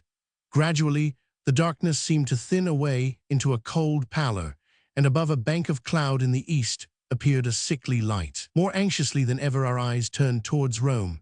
The mist hid the country from us, but some of the watchers thought they saw a black mass far away. They pointed it out to the others, and all watched eagerly, but the black mass grew neither larger nor clearer nor nearer. And as great yellow rays shot up above the clouds, and the sun rose slowly, we saw the road stretched out before us, and it was empty, empty, empty. It was almost a sob that burst from them, and moaningly they asked when help was coming. At that moment, a man ascended the ramparts and told us that the protonotary had received a letter from the Pope, in which he informed him that relief was on the way. A cheer broke from us, at last. The siege began in earnest, with a simultaneous attack on the 4 gates of the town, but they were well defended, and the enemy easily beaten off. But all at once we heard a great sound of firing, and shouts, and shrieks, and we saw flames burst from the roof of a house. In our thought of Lodovico, we had forgotten the enemy in our midst, and a terrible panic broke out when it was found that the citadel had opened fire. The castellan had turned his cannon on the houses surrounding the fortress, and the damage was terrible. The inhabitants hurried out for their lives, taking with them their chattels, and fled to safer parts of the town. One house had been set on fire, and for a while we feared that others would catch, and a general conflagration be added to our woes. People said it was a visitation of God. They talked of divine vengeance for the murder of the Count, and when Cecco hurried to the scene of the fire, they did not care to restrain themselves any longer, but broke out into yells and hisses. Afterwards, when the flames had been extinguished and Cecco was passing through the piazza, they surrounded him, hooting, and would not let him pass. "Curs," he hissed, looking at them furiously with clenched fists. Then, as if unable to contain himself, he drew his sword, shouting, "Let me pass." They shrank back, and he went his way. But immediately he had gone, the storm redoubled, and the place rang with their cries. "By God," said Cecco, "how willingly I would turn the cannon on them and mow them down like grass." They were the first words he had said of the change of feeling. It was the same with us. When we walked through the streets, Matteo and I and the Moratini, they hissed and groaned at us. And a week before they would have licked our boots and kissed the ground we trod on. The bombardment continued, outside and in, and it was reported through the town that Lodovico had vowed to sack the place and hang every 3rd citizen. They knew he was the man to keep his word.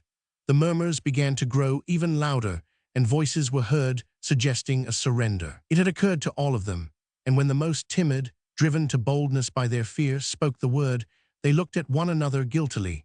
They gathered together in little knots, talking in undertones, suspicious, stopping suddenly if they saw near anyone who was known to be in favor of the party of liberty. They discussed how to make terms for themselves. Some suggested giving up the town unconditionally, others proposed an agreement. At last they spoke of appeasing the Duke by handing over to him the 17 conspirators who had planned the murder of Girolamo. The thought frightened them at first, but they soon became used to it.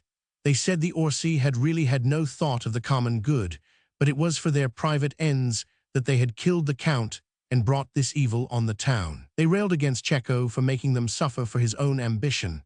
They had lauded him to the skies for refusing the sovereignty, but now they said he had only feigned, and that he intended to seize the city at the first good opportunity.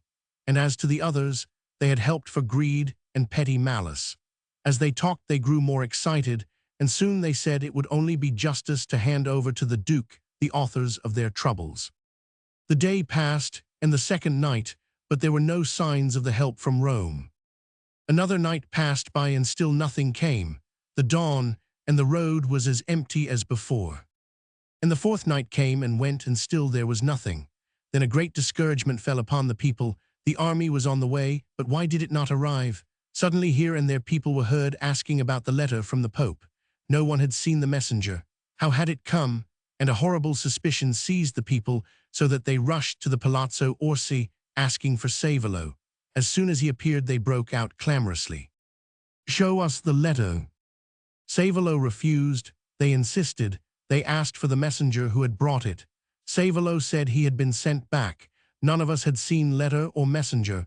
The suspicion seized us too, and Cecco asked, "Is there a letter?"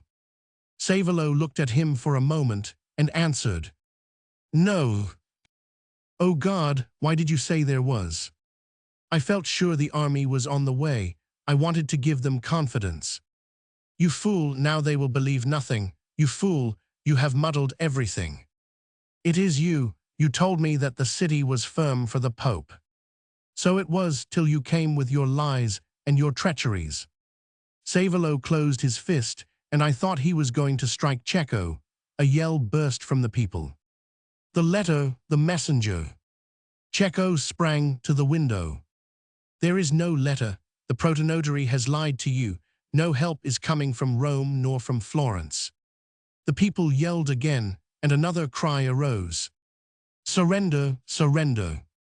"Surrender at your pleasure," shouted Cecco, "but do not think that the Duke will forgive you for stripping the Count and insulting his body and sacking his palace." Savolo was standing alone, struck dumb in his rage. Cecco turned to him and smiled mockingly. XXX. Next day there was a secret meeting of the council, of which neither Cecco nor his friends knew anything, but it leaked out that they had been discussing terms which Lodovico had offered. And the Duke's proposal was that Riario's children should be surrendered to him and the town ruled by a commission, appointed partly by him, partly by the Forlivesi. About midday, a servant came and told us that Niccolo Tornielli and the other members of the council were below, seeking admission. Cecco went down, and as soon as he saw him, Niccolo said, "Cecco, we have decided that it will be better for us to have charge of the children of Count Girolamo, and therefore we have come to summon you to give them into our hands." Cecco's answer was short and pointed. "If that is all you came for, Niccolo, you can go." At this Antonio Sassi broke in. "We shall not go without the children. I imagine that depends on me, and I intend to keep the children." "Take care, Cecco. Remember that you are not our master." "And who are you, Antonio, I should like to know?" "I am a member of the Council of Forli, just as you are, no more, no less." "No," said Cecco furiously, "I will tell you whom you are. You are the miserable cur who pandered to the tyrant and helped him to oppress the people which I liberated, and the people spat upon you. You are the miserable cur who fawned upon me when I had killed the tyrant, and in your slavish adulation you proposed to make me ruler in his stead, and I spat upon you. And now you are afraid again, and you are trying to make peace with the Duke by betraying me, and it is from you that come the propositions to give me up to Lodovico. That is what you are. Look at yourself and be proud." Antonio was about to give a heated answer, but Niccolo interrupted him. "Be quiet, Antonio. Now, Cecco, let us have the children." "I will not, I tell you. I saved their lives, and they are mine by right. They are mine because I killed the Count, because I took them prisoners, because I hold them, and because they are necessary for my safety." They are necessary for our safety, too, and we, the Council of Forli, summon you, Cecco d'Orsi, to surrender them. And I, Cecco d'Orsi, refuse. Then we shall take them by force. Niccolo and Antonio stepped forward. Cecco whipped out his sword. By God, I swear I will kill the first man who crosses this threshold. Gradually the people had collected, till behind the councillors there was a formidable crowd. They watched with eagerness the dispute, hailing with joy the opportunity of humiliating their old hero. They had broken out in mocking laughter while Cecco was railing at Antonio. Now they shouted, "The children, surrender the children." "I will not, I tell you." They began to hoot and hiss, calling Cecco foul names, accusing him of causing all their troubles, naming him tyrant and usurper. Cecco stood looking at them, trembling with rage. Niccolo stepped forward once more. "Give them up, Cecco, or it will be the worse for you. Advance one step further, and I will kill you." The people grew suddenly exasperated. A shower of stones fell on us, and one, striking Cecco, caused a long streak of blood to flow down his forehead. "Give us the children, give us the children." "We will call the guard," said Antonio. "The children," shouted the mob. "He will kill them, take them from him." There was a rush from behind. The councillors and their supporters were driven forward. They were met by our drawn swords. In another moment, it would have been too late, and against 200 we should have been helpless. Suddenly Bartolomeo appeared at the head of the great staircase with the boys. "Stop," he cried. "Here are the children, stop." Cecco turned round to him. "I will not have them given up. Take them away." "I have never asked you anything before, Cecco," said Bartolomeo. "I have always done as you commanded, but this time I implore you to give way." I joined my words to his. "You must give way. We shall all be massacred."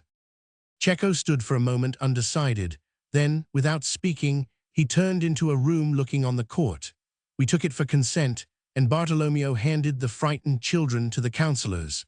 A shout of joy broke from the people, and they marched off with their prize in triumph. I sought Cecco and found him alone. As he heard the shouts of the people, a sob came from him in the misery of his humiliation. But Jacopo Ronchi and the two sons of Bartolomeo were sent out to discover what was going on. We could not think what had driven the council to their step, but we felt sure they must have good reasons for acting so courageously. We felt also that we had lost all power, all hope. The wheel had turned, and now we were at the bottom. After several hours, Alessandro Moratini came back and said, "The council has been meeting again, and it has been receiving messengers, but that is all I know. Everyone looks upon me with an evil eye and becomes silent at my approach. I ask questions, and they say they know nothing, have seen nothing, heard nothing." "Brutes," said Matteo. "And for these people we risked our lives and fortunes," said Bartolomeo. Cecco looked at him curiously, and like him, I thought of our disinterestedness. Alessandro, having given his news, filled a glass with wine and sat down. We all kept silence. The time went on, and the afternoon began to close. The hours seemed interminable. At last Jacopo Ronchi came panting. "I have discovered everything," he said. "The council has resolved to surrender the town to the Duke, who promises, in return for the children, to forgive everything and allow them to rule themselves, with half the council appointed by him." We sprang up with a cry. "I will not allow it," said Cecco. "If the conspirators make any disturbance, they are to be outlawed and a price set upon their heads." "How far have the negotiations gone?" I asked. "The messengers have been sent to the Duke now." "In that case, there is no time to lose," I said. "What do you mean?" said Cecco. "We must escape." "Escape? Or we shall be taken alive, and you know what to expect from Caterina and Ludovico. Do not think of their promises of pardon." "I put no trust in their promises," said Cecco bitterly. "Filippo is right," said Bartolomeo. "We must escape." "And quickly," I said. "I cannot throw up the game," said Cecco. "And without me, what will happen to my supporters? They may find forgiveness in submission, but you can do no good here. If you are in safety, you may be of some assistance. Anyhow, you will have life." Cecco buried his face in his hands. I cannot. The Moratini and I insisted. We adduced every argument. Finally, he consented. "We must go together," I said. "We may have to fight our way through." "Yes," said Scipione. "Let us meet at the gate by the river at 2.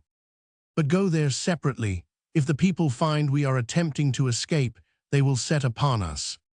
"I wish they would," said Matteo. "It would give me such satisfaction to put my sword into 60 of their fat bellies."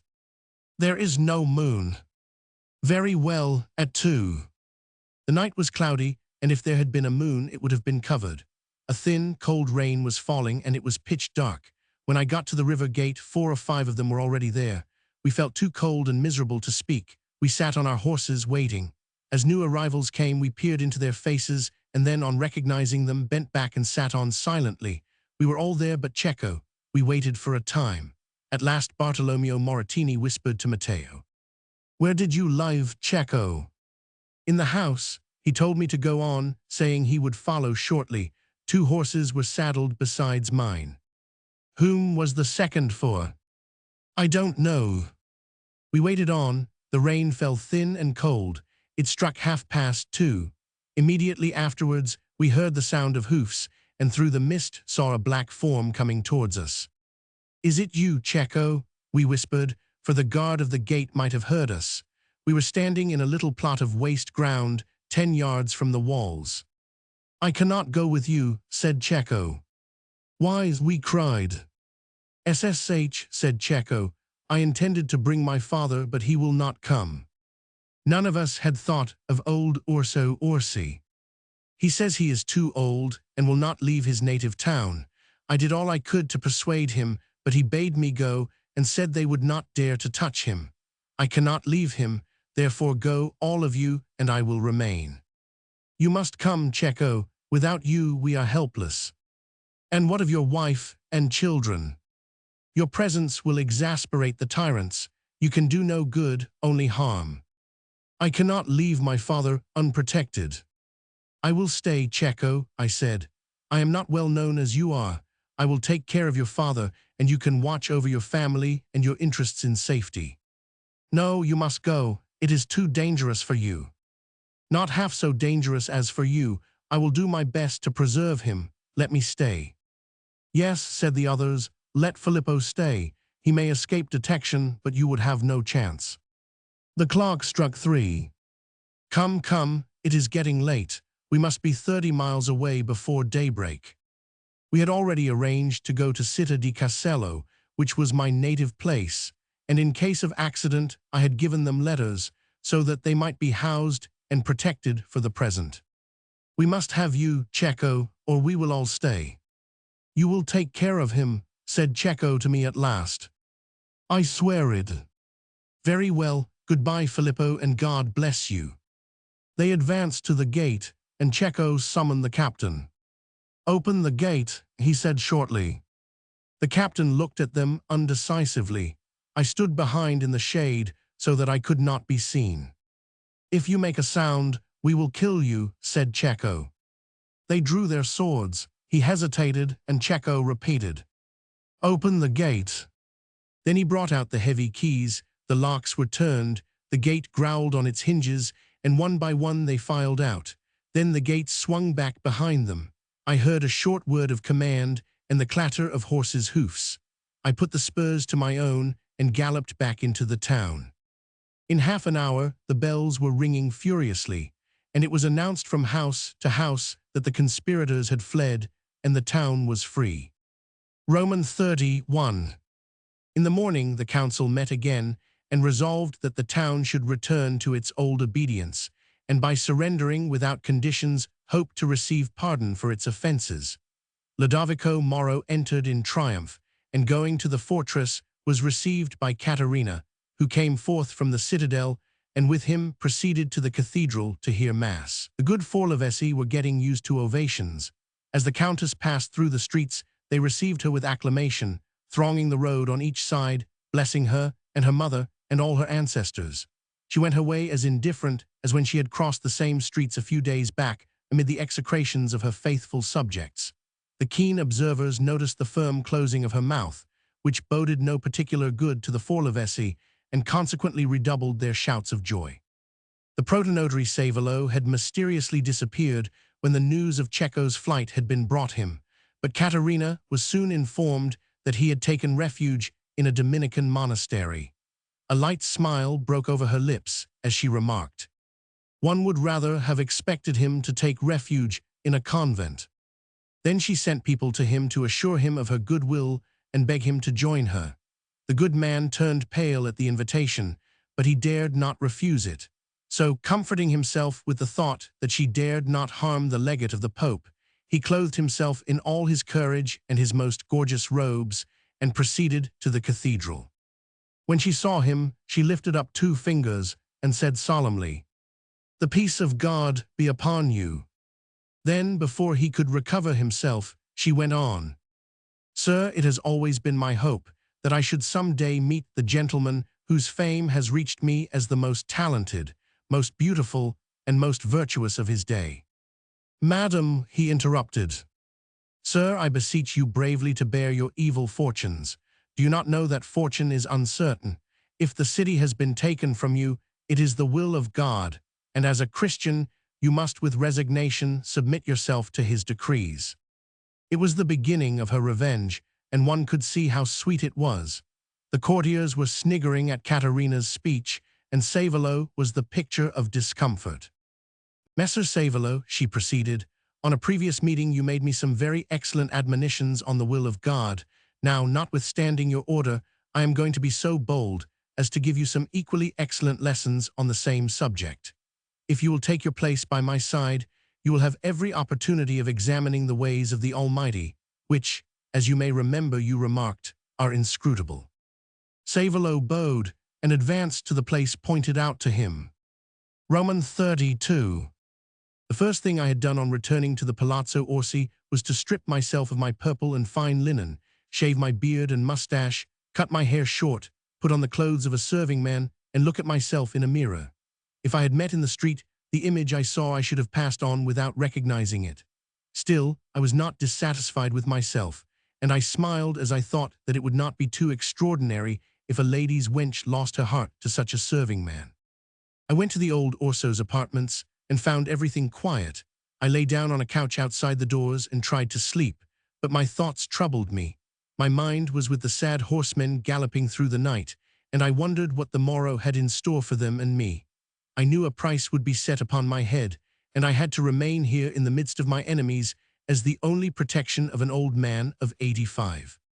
In a little while I heard the bells which told the town that the conspirators had fled, and at last I fell into a restless sleep. At 6, I was awakened by a hurry and bustle in the house. The servants told one another that Cecco had gone, and the Countess would come out of the fortress in a little while, and then God only knew what would happen. They cowered about, whispering, taking no notice of the new serving man who had appeared in the night. They said that the palace would be given over to the vengeance of the people, that the servants would suffer instead of the master, and soon one of them gave the signal.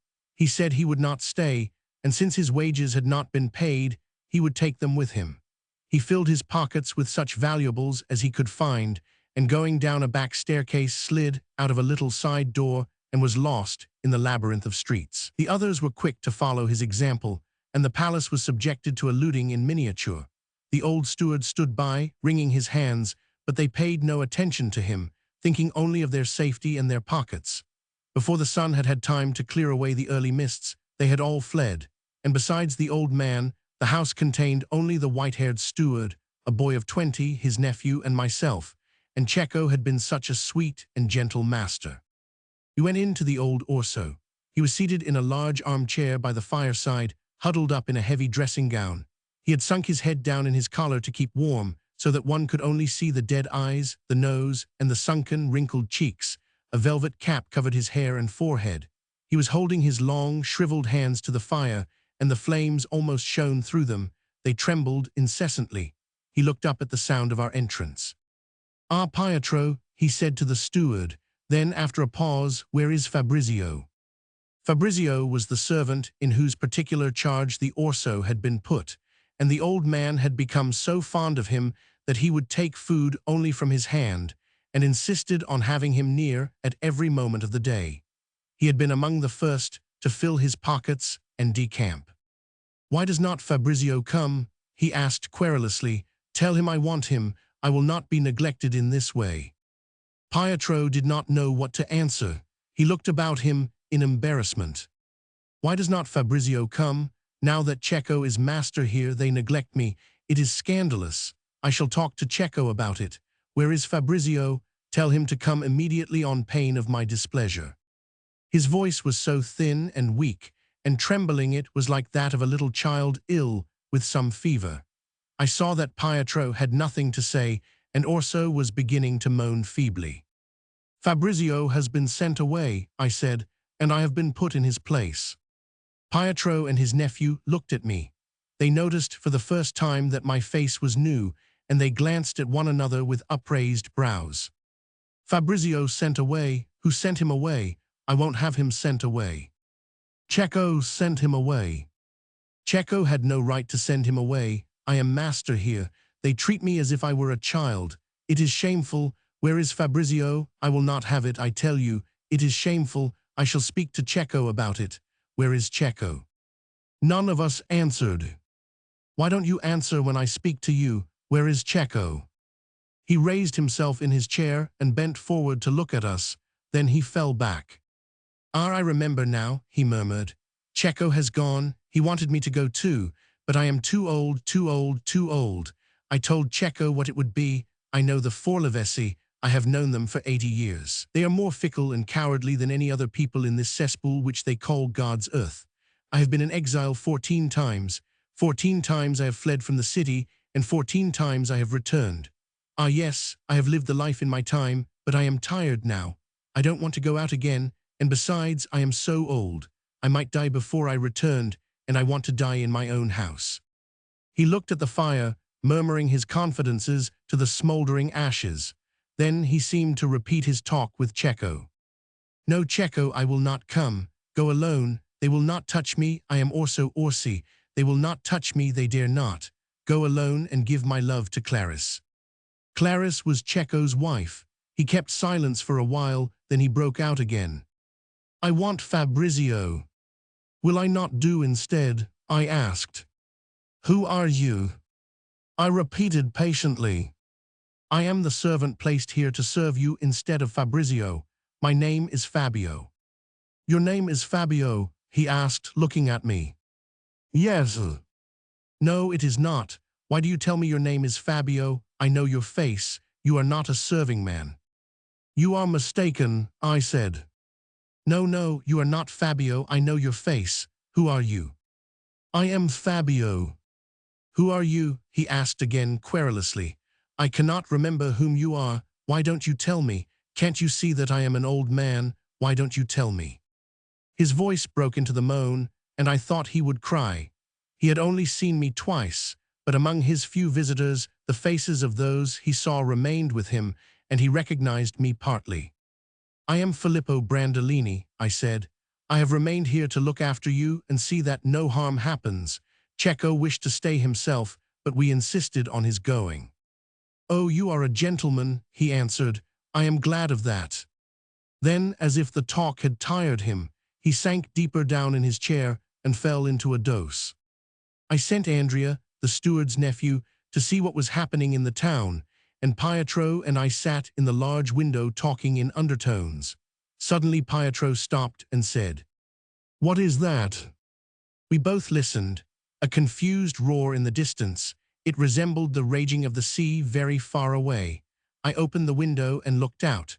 The roar became louder, louder, and at last we discovered that it was the sound of many voices. "What is it?" asked Pietro again.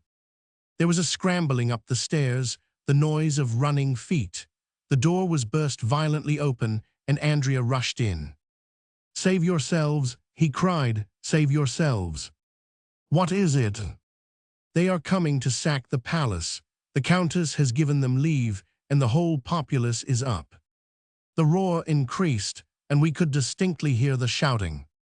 Be quick, cried Andrea. For God's sake, be quick. They will be here in a moment. I looked to the door, and Pietro, seeing my thoughts, said, Not that way. Here is another door which leads along a passage into a side street. He lifted the tapestry and showed a tiny door, which he opened. I ran to old Orso and shook him. Wake up, I said, wake up and come with me. What is it? He asked. Never mind, come with me. I took his arm and tried to lift him out of his chair, but he caught hold of the handles and would not stir. I will not move, he said. What is it? The mob is coming to sack the palace, and if they find you here, they will kill you. I will not move. I am Orso Orsi. They dare not touch me. Be quick, screamed Andrea from the window. The first of them have appeared in the street. In a moment they will be here. Quick, cried Pietro. Now the roar had got so loud that it buzzed in one's ears, and every instant it grew louder. Be quick. You must come, I said, and Pietro joined his prayers to my commands, but nothing would move the old man. I tell you I will not fly. I am the head of my house. I am Orso Orsi. I will not fly like a dog before the rabble. For your son's sake, for our sake, I implored, we shall be killed with you. You may go, the door is open for you. I will stay alone. He seemed to have regained his old spirit. It was as if a last flame were flickering up. We will not leave you, I said. I have been put by Cecco to protect you, and if you are killed, I must be killed too. Our only chance is to fly. Quick, cried Andrea. They are nearly here. Oh, master, cried Pietro, accept the means he offers you. Be quick. Would you have me slink down a back passage like a thief in my own house? Never. They have reached the doors, cried Andrea. The noise was deafening below. The gates had been closed, and we heard a thunder of blows. Stones were thrown, sticks beaten against the iron. Then they seemed to take some great instrument and pound against the locks. Again and again the blows were repeated, but at last there was a crash. A mighty shout broke from the people, and we heard a rush. I sprang to the door of the Orso's room and locked and bolted it. Then, calling the others to help me, I dragged a heavy chest against it. We placed another chest on the first and dragged the bedstead up, pushing it against the chests. We were only just in time, for, like water rushing at once through every crevice, the mob surged up and filled every corner of the house. They came to our door and pushed it. To their surprise, it did not open. Outside, someone cried, "It's locked." The hindrance excited them, and the crowd gathered greater outside. "Break it open," they cried. Immediately heavy blows thundered down on the lock and handle. "For God's sake, come," I said, turning to Orso. He did not answer.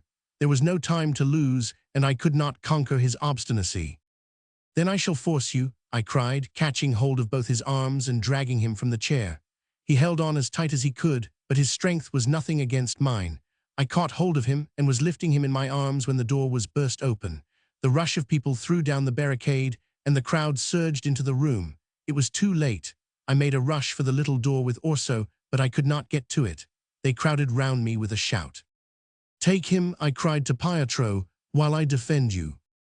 I drew my sword, but immediately a bludgeon fell on it, and it smashed in two. I gave a shout and rushed at my assailants, but it was hopeless. I felt a crushing blow on my head. I sank down insensible.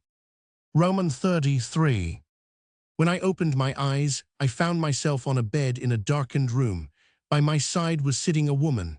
I looked at her and wondered who she was. "Who the devil are you?" I asked, somewhat impolitely.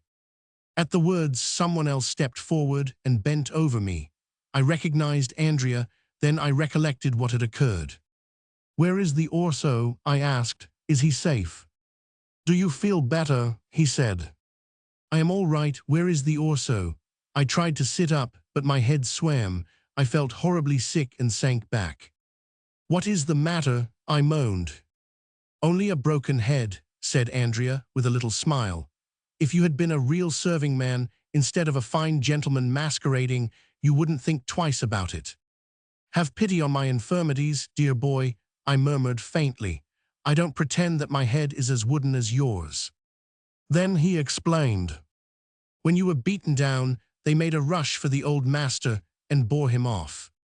"Oh," I cried, "I promised Checo to look after him. What will he think?" "It was not your fault." At the same time, he renewed the bandages round my head and put cooling lotions on. "Good boy," I said, as I enjoyed the cold water on my throbbing head. "When I saw the blows come down on your head and you fall like a stone, I thought you were killed. With you soft-headed people, one never knows." "It appears to amuse you," I said, "but what happened afterwards?" "In the excitement of their capture, they paid no attention to us, and my uncle and I dragged you through the little door and eventually carried you here. You are a weight." "And where am I?" "In my mother's house, where you are requested to stay as long as it suits your convenience." "And Orso?" "My uncle went out to sea and reports that they have put him in prison. As yet no harm has been done him. The palace has been sacked. Nothing but the bare walls remain." At that moment Pietro came in panting. "Two of the conspirators have been taken." "My God, not Checo or Matteo?" "No, Pietro Albanese and Marco Scorsicana." "How did the others escape?" "I don't know. All I heard was that the horse of Marco broke down and Pietro refused to leave him. At a village close to the frontier, Pietro was recognized, and they were both arrested and sent here for the sake of the reward." "My God!" "They were brought into the town on asses, with their hands tied behind their backs, and the mob yelled with derision and threw stones and refuse at them." "And now?" "They have been taken to the prison and, well, the execution is to take place tomorrow." I groaned. Pietro Albanese and Marco had been like Damon and Pythias. I shuddered as I thought of the fate in store for them. They had been conspicuous in their hatred of the Count, and it was they who had helped to throw the body into the piazza. I knew there would be no forgiveness in Caterina's heart, and all the night I wondered what vengeance she was meditating. Roman 34. Next day I insisted on getting up. Andrea helped me to dress, and we went out together. "No one would mistake you for a gentleman today," he laughed. My clothes were shabby enough in the first instance, and in the scuffle of the previous day they had received usage which did not improve them. Moreover, I had a 2 days' beard, and my head muffled up in bandages, so that I could well imagine that my appearance was not attractive. But I was too sore at heart to smile at his remark or make retort. I could not help thinking of the terrible scene which awaited us. We found the piazza crowded. Opposite the Riario Palace was erected a stage on which were seats, but these were empty. The sky was blue, the sun shone merrily on the people, and the air was soft and warm. Nature was full of peace and goodwill, but in men's hearts was lust of blood. A flourish of trumpets announced the approach of Caterina and her suite. Amid ringing cheers she entered the square, accompanied by her half-brother, the Duke of Milan, and by the protonotary Savolo. They took their seats on the platform, the Duke on her right, Savolo on her left. She turned to the priest and talked most amiably to him. He smiled and bowed, but his agitation was shown by the twitching of his hands fidgeting with the lappet of his cloak. A beating of drums was heard, followed by a sudden silence. A guard of soldiers entered the piazza, tramping steadily with heavy footsteps. Then 2 steps behind them, a single figure, without a doublet, hatless, his shirt all torn, his hands tied behind his back. It was Marco Scorsicana. The foul mob broke out into a yell at the sight of him. He walked slowly, but with his head proudly erect, paying no heed to the hooting and hissing which rang in his ears. On each side walked a barefooted monk, bearing a crucifix. He was followed by another troop of soldiers, and after them came another bareheaded figure, his hands also tied behind his back. But he kept his head bent over his chest, and his eyes fixed on the ground, shrinking at the yells of derision. Poor Pietro, he too was accompanied by the solemn monks. The procession was finished by the drummers, beating their drums incessantly, maddeningly. They advanced to the platform, and there, the soldiers falling back, the prisoners were left standing before their judges. "Marco Scorsicana and Pietro Albanese," said the Countess, in a clear, calm voice, "You have been found guilty of murder and treason. And as it was you who cast the body of my dear husband out of the palace window on to the hard stones of the piazza, so you are sentenced to be hanged from that same window, and your bodies cast down on to the hard stones of the piazza." A murmur of approval came from the populace. Pietro winced, but Marco turned to him and said something which I could not hear, but I saw the glance of deep affection and the answering smile of Pietro as he seemed to take courage. The Countess turned to Savolo.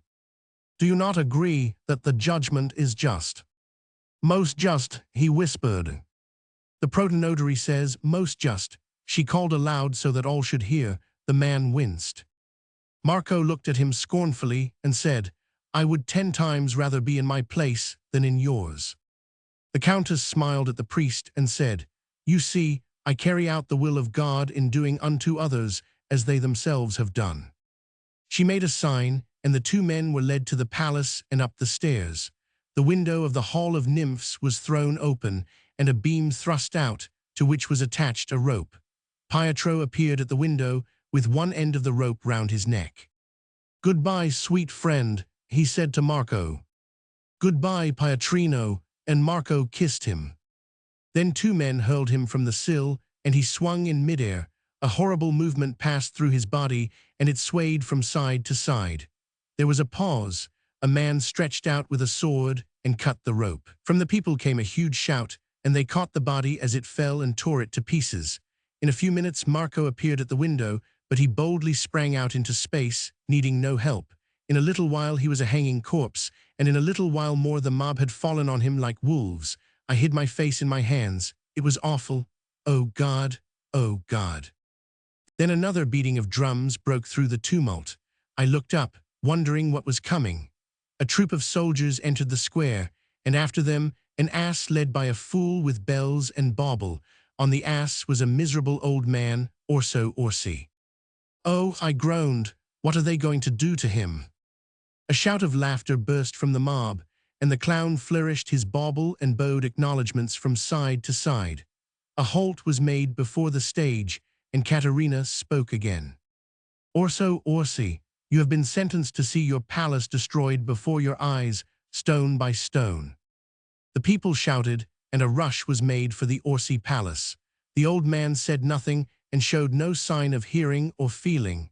I hoped that all sensation had left him. The procession moved on until it came to the old house, which stood already like a wreck, for the pillagers had left nothing which could be moved. Then the work began, and stone by stone the mighty building was torn to pieces. Orso looked on indifferently at the terrible work, for no greater humiliation can be offered to the Italian nobleman than this. The Orso Palace had stood 300 years, and the most famous architects, craftsmen, and artists had worked on it, and now it was gone. The old man was brought back into the piazza, and once more the cruel woman spoke. "You have received punishment for yourself, Orso, and now you are to receive punishment for your son. Make room." And the soldiers, repeating her words, cried, "Make room." The people were pushed and hustled back till they were crammed against the house walls, leaving in the center an enormous empty space. Then a flourish of trumpets, and the people made an opening at the end of the square to allow the passage of a horse and man. The horse, a huge black stallion, prancing and plunging, and on each side a man was holding the bridle. On his back sat a big man, dressed all in flaming red, and a red hood covered his head and face, leaving 2 apertures for the eyes. A horrified whisper ran round the square. "The hangman." In the center of the piazza he stopped. Caterina addressed the Orso. "Have you anything to say, Orso Orsi?" At last he seemed to hear. He looked at her, and then, with all the strength he had, hurled the word at her. "Bastard!" She flushed angrily and made a sign. 2 men seized the old man and dragged him off the mule. They caught hold of his legs, throwing him to the ground, and with a thick rope tied his ankles together. At this I understood. I was seized with sudden horror, and I cried out. Obeying a sudden impulse, I started forward. I don't know what I was going to do. I felt I must protect him or die with him. I started forward, but Andrea threw his arms round me and held me back. "Let me go," I said, struggling. "Don't be a fool," he whispered. "What can you do against all these?" It was no use, I gave way.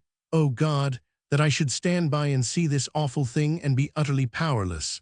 I wondered the people could suffer this last atrocity. I thought they must scream and rush to save the wretched man, but they watched eagerly.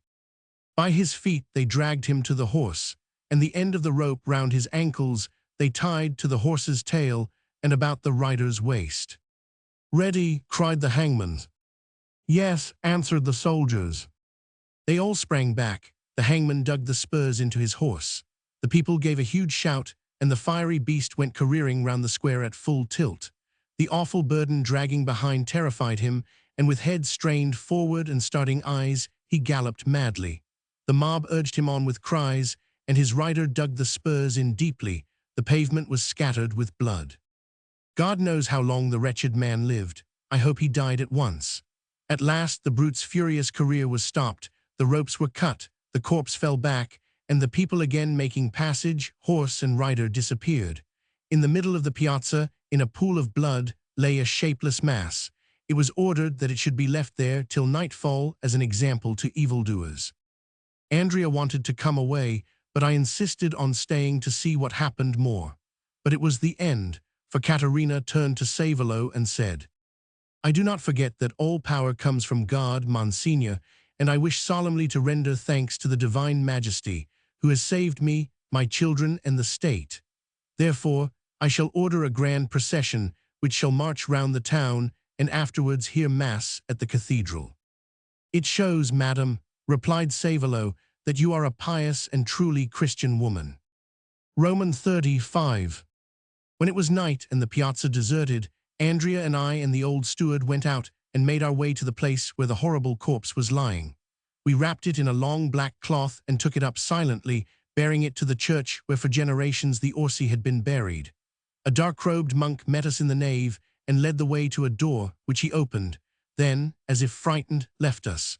We found ourselves in the cloisters. We laid the body down under an arch and advanced into the center, where was a plot of green scattered over with little crosses.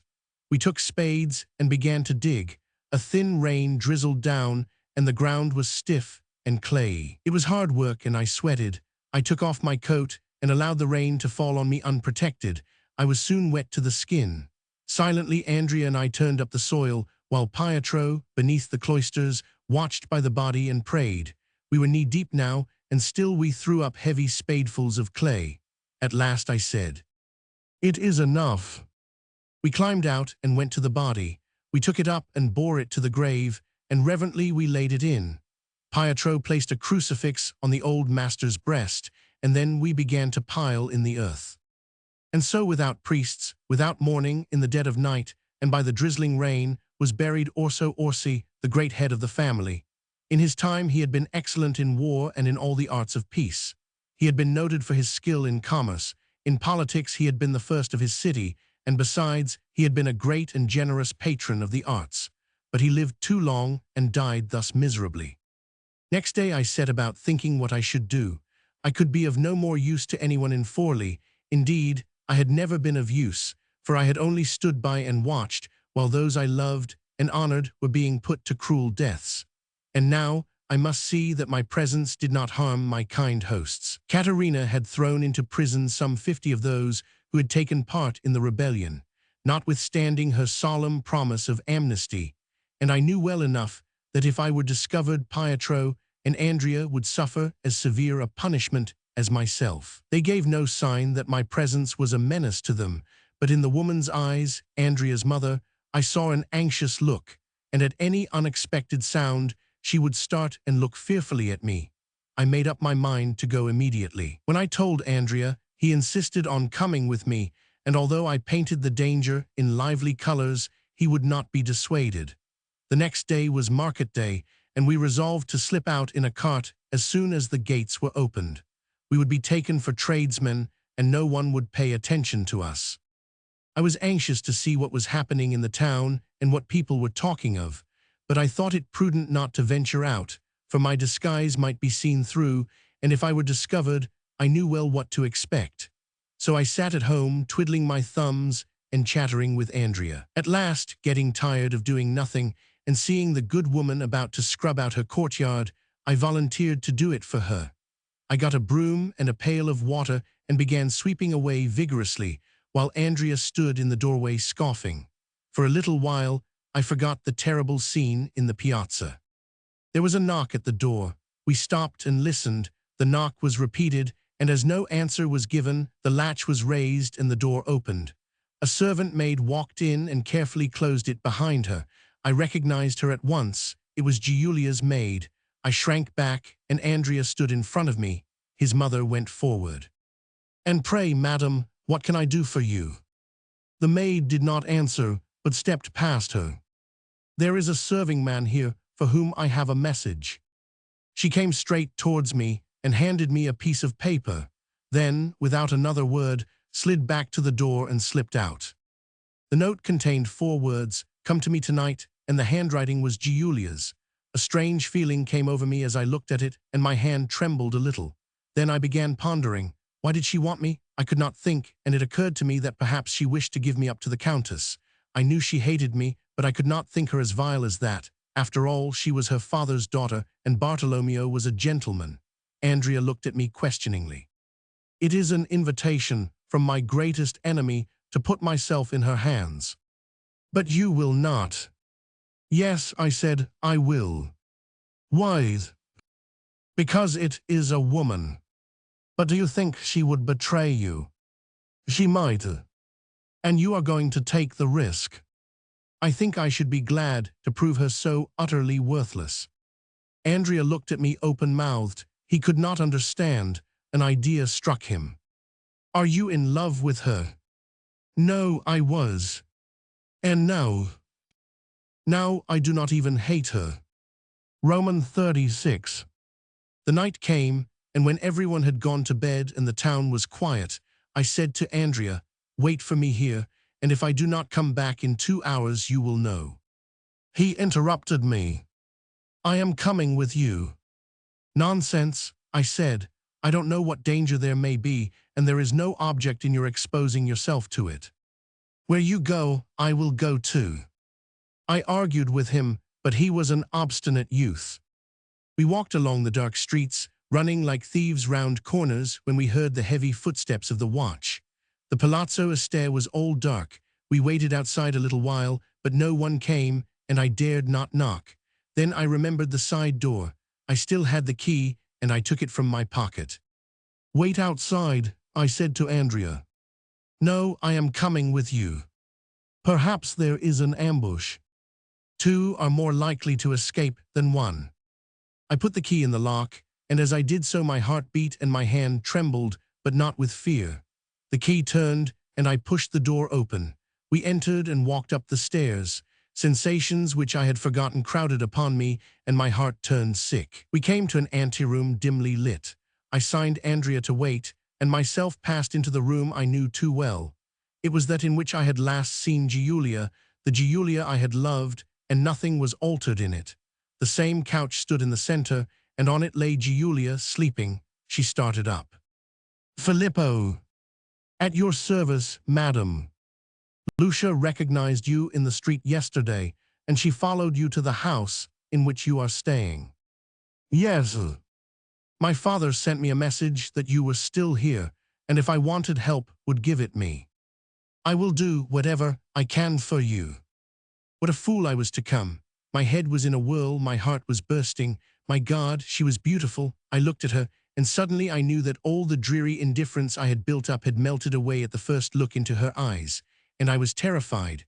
My love was not dead. It was alive, alive. Oh, how I adored that woman. I burned to take her in my arms and cover her soft mouth with kisses. Oh, why had I come? I was mad. I cursed my weakness. And when I saw her standing there, cold and indifferent as ever, I felt so furious a rage within me that I could have killed her. And I felt sick with love. "Messer Filippo," she said, "will you help me now?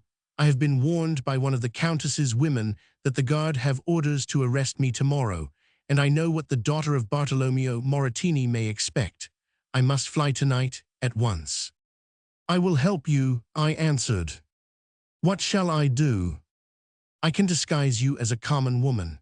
The mother of my friend Andrea will lend you clothes, and Andrea and I will accompany you. Or, if you prefer, after we have safely passed the gates, he shall accompany you alone wherever you wish to go. Why will you not come? I feared my presence would make the journey more tedious to you. And to you. To me, it would be a matter of complete indifference.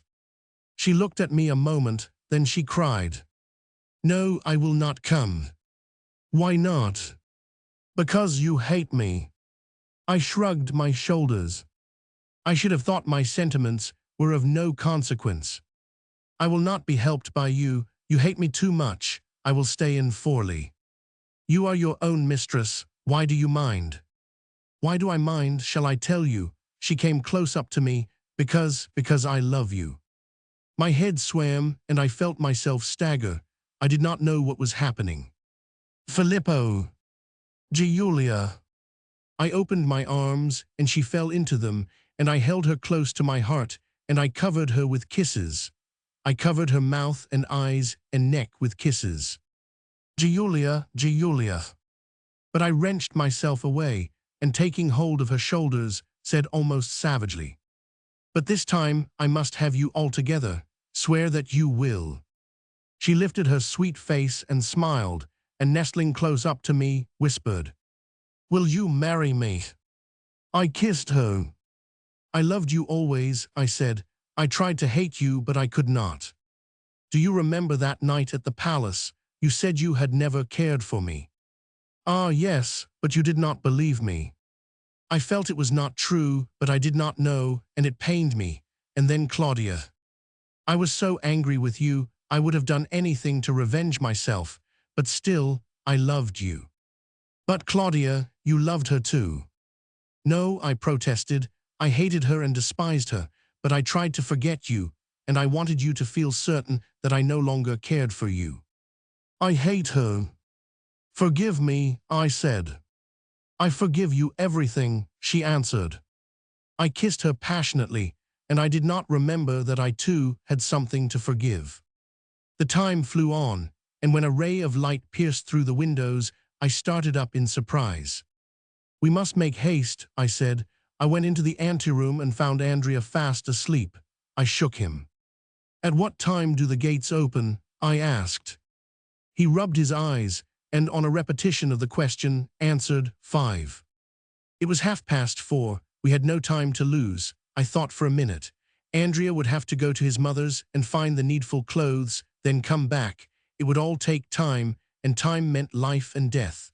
Then, the sight of a young and beautiful woman might arouse the guard's attention, and Giulia might be recognized. An idea struck me. "Undress," I said to Andrea. "What?" "Undress, quickly." He looked at me blankly. I signed to him, and as he was not rapid enough, I tore off his coat. Then he understood, and in a minute he was standing in his shirt while I had walked off with his clothes. I handed them to Giulia and came back. Andrea was standing in the middle of the room, the very picture of misery. He looked very ridiculous. "Look here, Andrea," I said.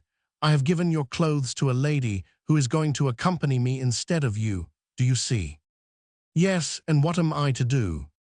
"You can stay with your mother for the present, and then, if you like, you can join me at my house in Città di Castello." "And now?" "Oh, now you can go home." He did not answer, but looked at me dubiously, then at his bare legs and his shirt, then again at me. I pretended not to understand. "You seem troubled, my dear Andrea. What is the matter?" He pointed to his shirt. "Well," I said, "it is usual to go about in clothes." "A broad-minded youth like you should be free from such prejudice," I answered gravely. "On such a morning, you will find life much pleasanter without hose and doublet. Common decency." "My dear boy, are you not aware that our first parents were content with fig leaves, and are you not satisfied with a whole shirt? Besides, have you not a fine pair of legs and a handsome body? What are you ashamed of? Everyone will follow me. All the more reason to have something to show them. The guards will lock me up." How will the jailer's daughter be able to resist you in that costume? Then another idea struck me, and I said, Well, Andrea, I am grieved to find you of so unpoetical a turn of mind, but I will deny you nothing. I went to Giulia, and taking the clothes she had just cast off, brought them to Andrea. There! He gave a cry of delight, but on seizing them and discovering petticoats and flounces, his face fell. I leant against the wall and laughed till my sides ached. Then Giulia appeared, a most fascinating serving boy. Goodbye, I cried, and hurried down the stairs. We marched boldly to the city gate, and with beating hearts and innocent countenances, passed through and found ourselves in the open country. Roman 37. The Orsi and the Moratini had taken my advice and gone to Città di Castello, so it was to that city we directed our way and eventually reached it in safety. I did not know where Bartolomeo Moratini was, and I did not wish to take Giulia to my own house, so I placed her in a Benedictine convent, the superior of which, on hearing my name, promised to give her guest every care. Then I went to the old palace, which I had not seen for so many years.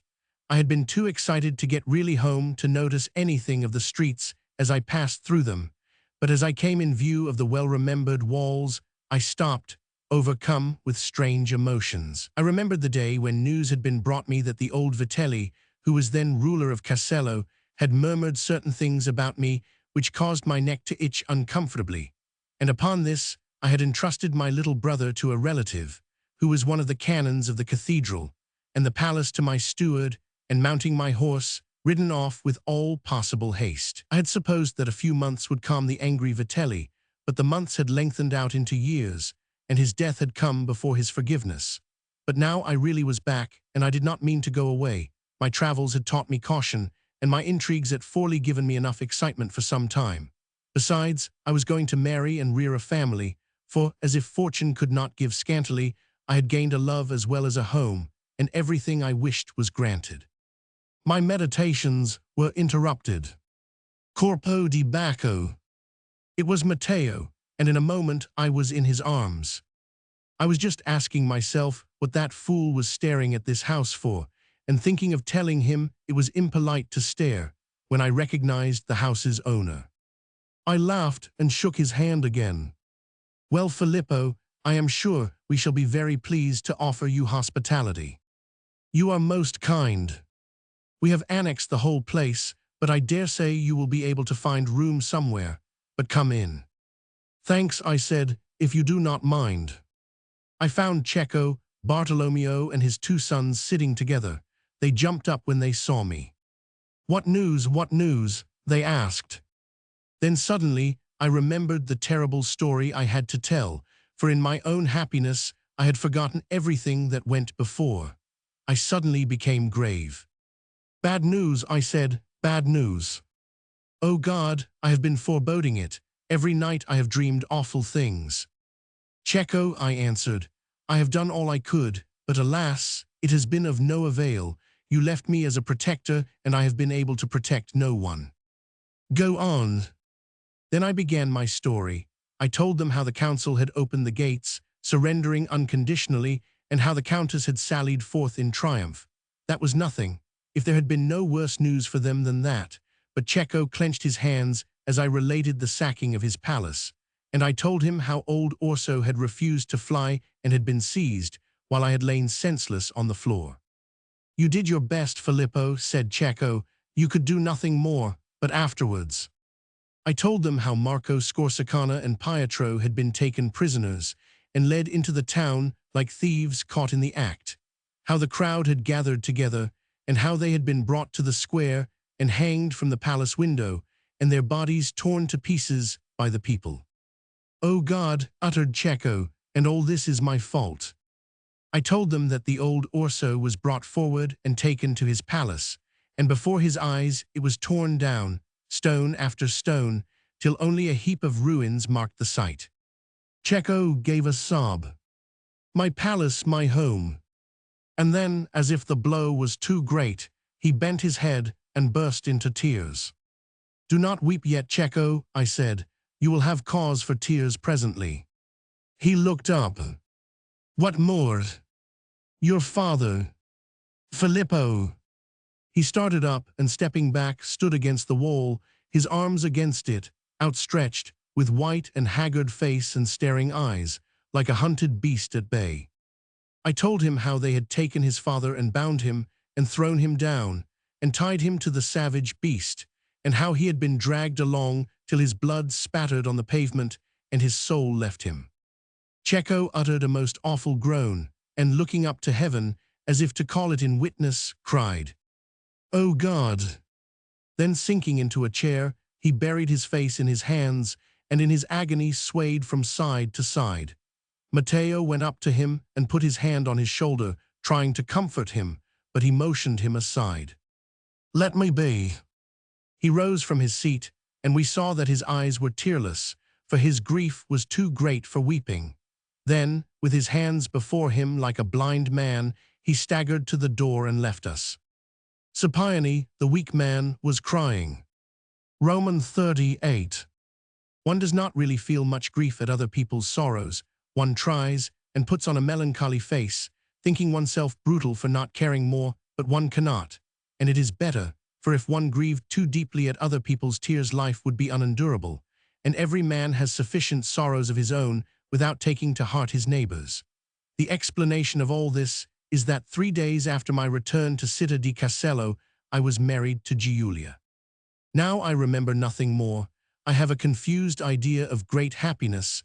I lived in an intoxication, half fearing it was all a dream, enchanted when anything occurred to assure me it was true. But the details of our life I have forgotten. I remember I was happy. Is it not a curious irony that we should recall our miseries with such plainness, and that our happiness should pass over us so indistinctly that when it has gone, we can scarcely realize that it ever existed?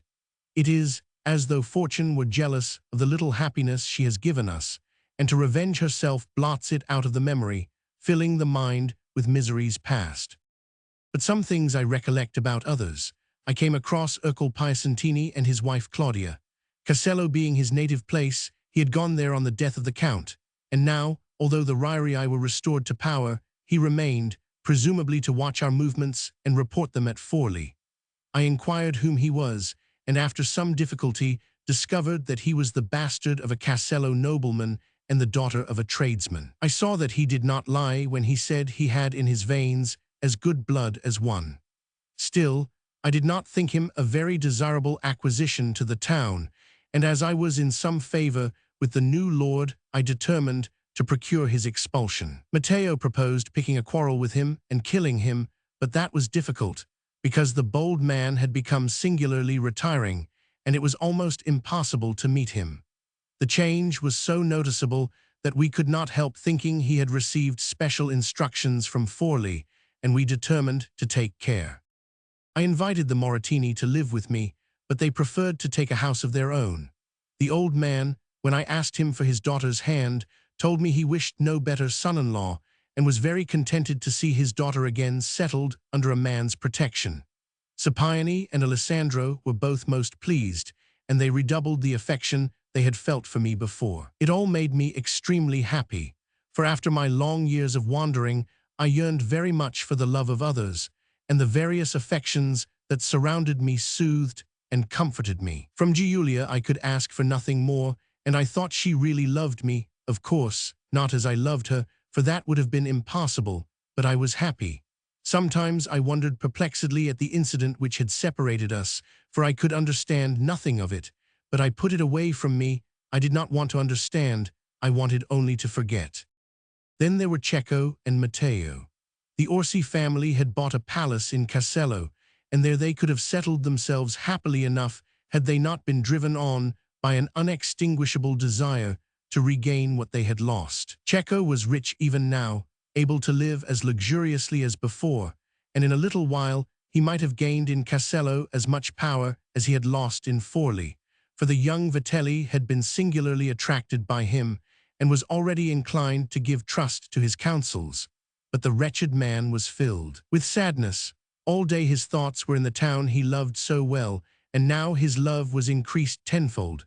Sometimes he would think of Forli before the troubles, when he was living a peaceful life surrounded by his friends, and in mind, he wandered through the quiet streets, every house of which he knew. He would go from room to room in his palace, looking at the pictures, the statues, the armor. From the window at night he gazed upon the dark, silent town, with the houses rising like tall phantoms. In the morning a silver mist covered the earth, and as it rose left the air cool and fresh.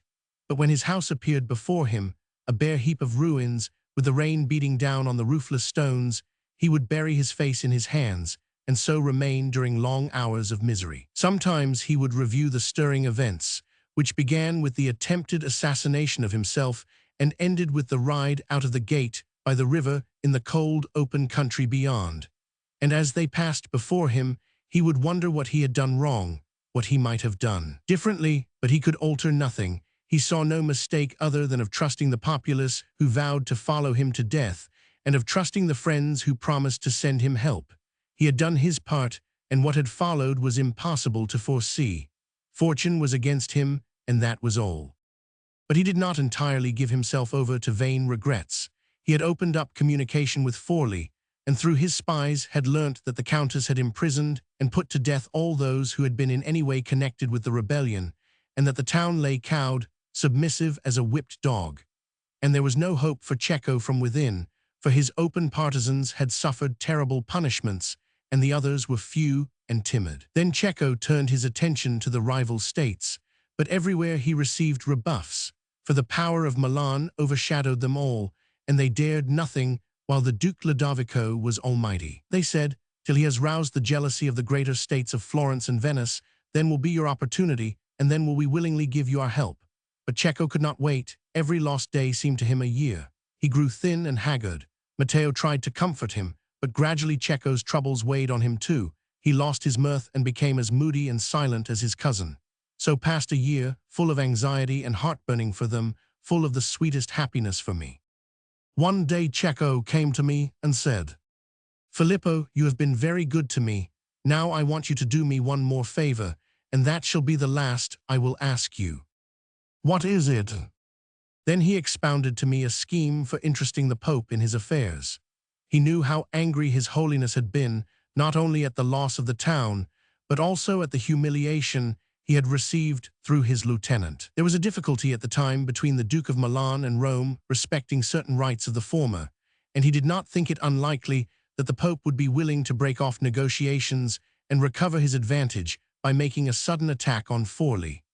Caterina's tyranny had become insupportable, and there was no doubt that at the sight of Cecco leading the papal army, they would open their gates and welcome him as the Pope's representative. I did not see of what use I could be, and I was very unwilling to leave my young wife. But Cecco was so anxious that I should come, seeming to think I should be of such assistance, that I felt it would be cruel to refuse. Moreover, I reckoned a month would bring me back to Castello, and if the parting was bitter, how sweet would be the return. And I had certain business of my own in Rome, which I had delayed for months, because I could not bear the thought of separation from Giulia. So I decided to go. A few days later we were riding towards Rome. I was sad, for it was the first time I had left my wife since our marriage, and the parting had been even more painful than I expected. 1,000 times I had been on the verge of changing my mind and saying I would not go, but I could not, for Cecco's sake. I was also a little sad because I thought Giulia was not so pained as I was, but then I chid myself for my folly. I expected too much. After all, it was only 4 short weeks, and she was still too great a child to feel very deeply.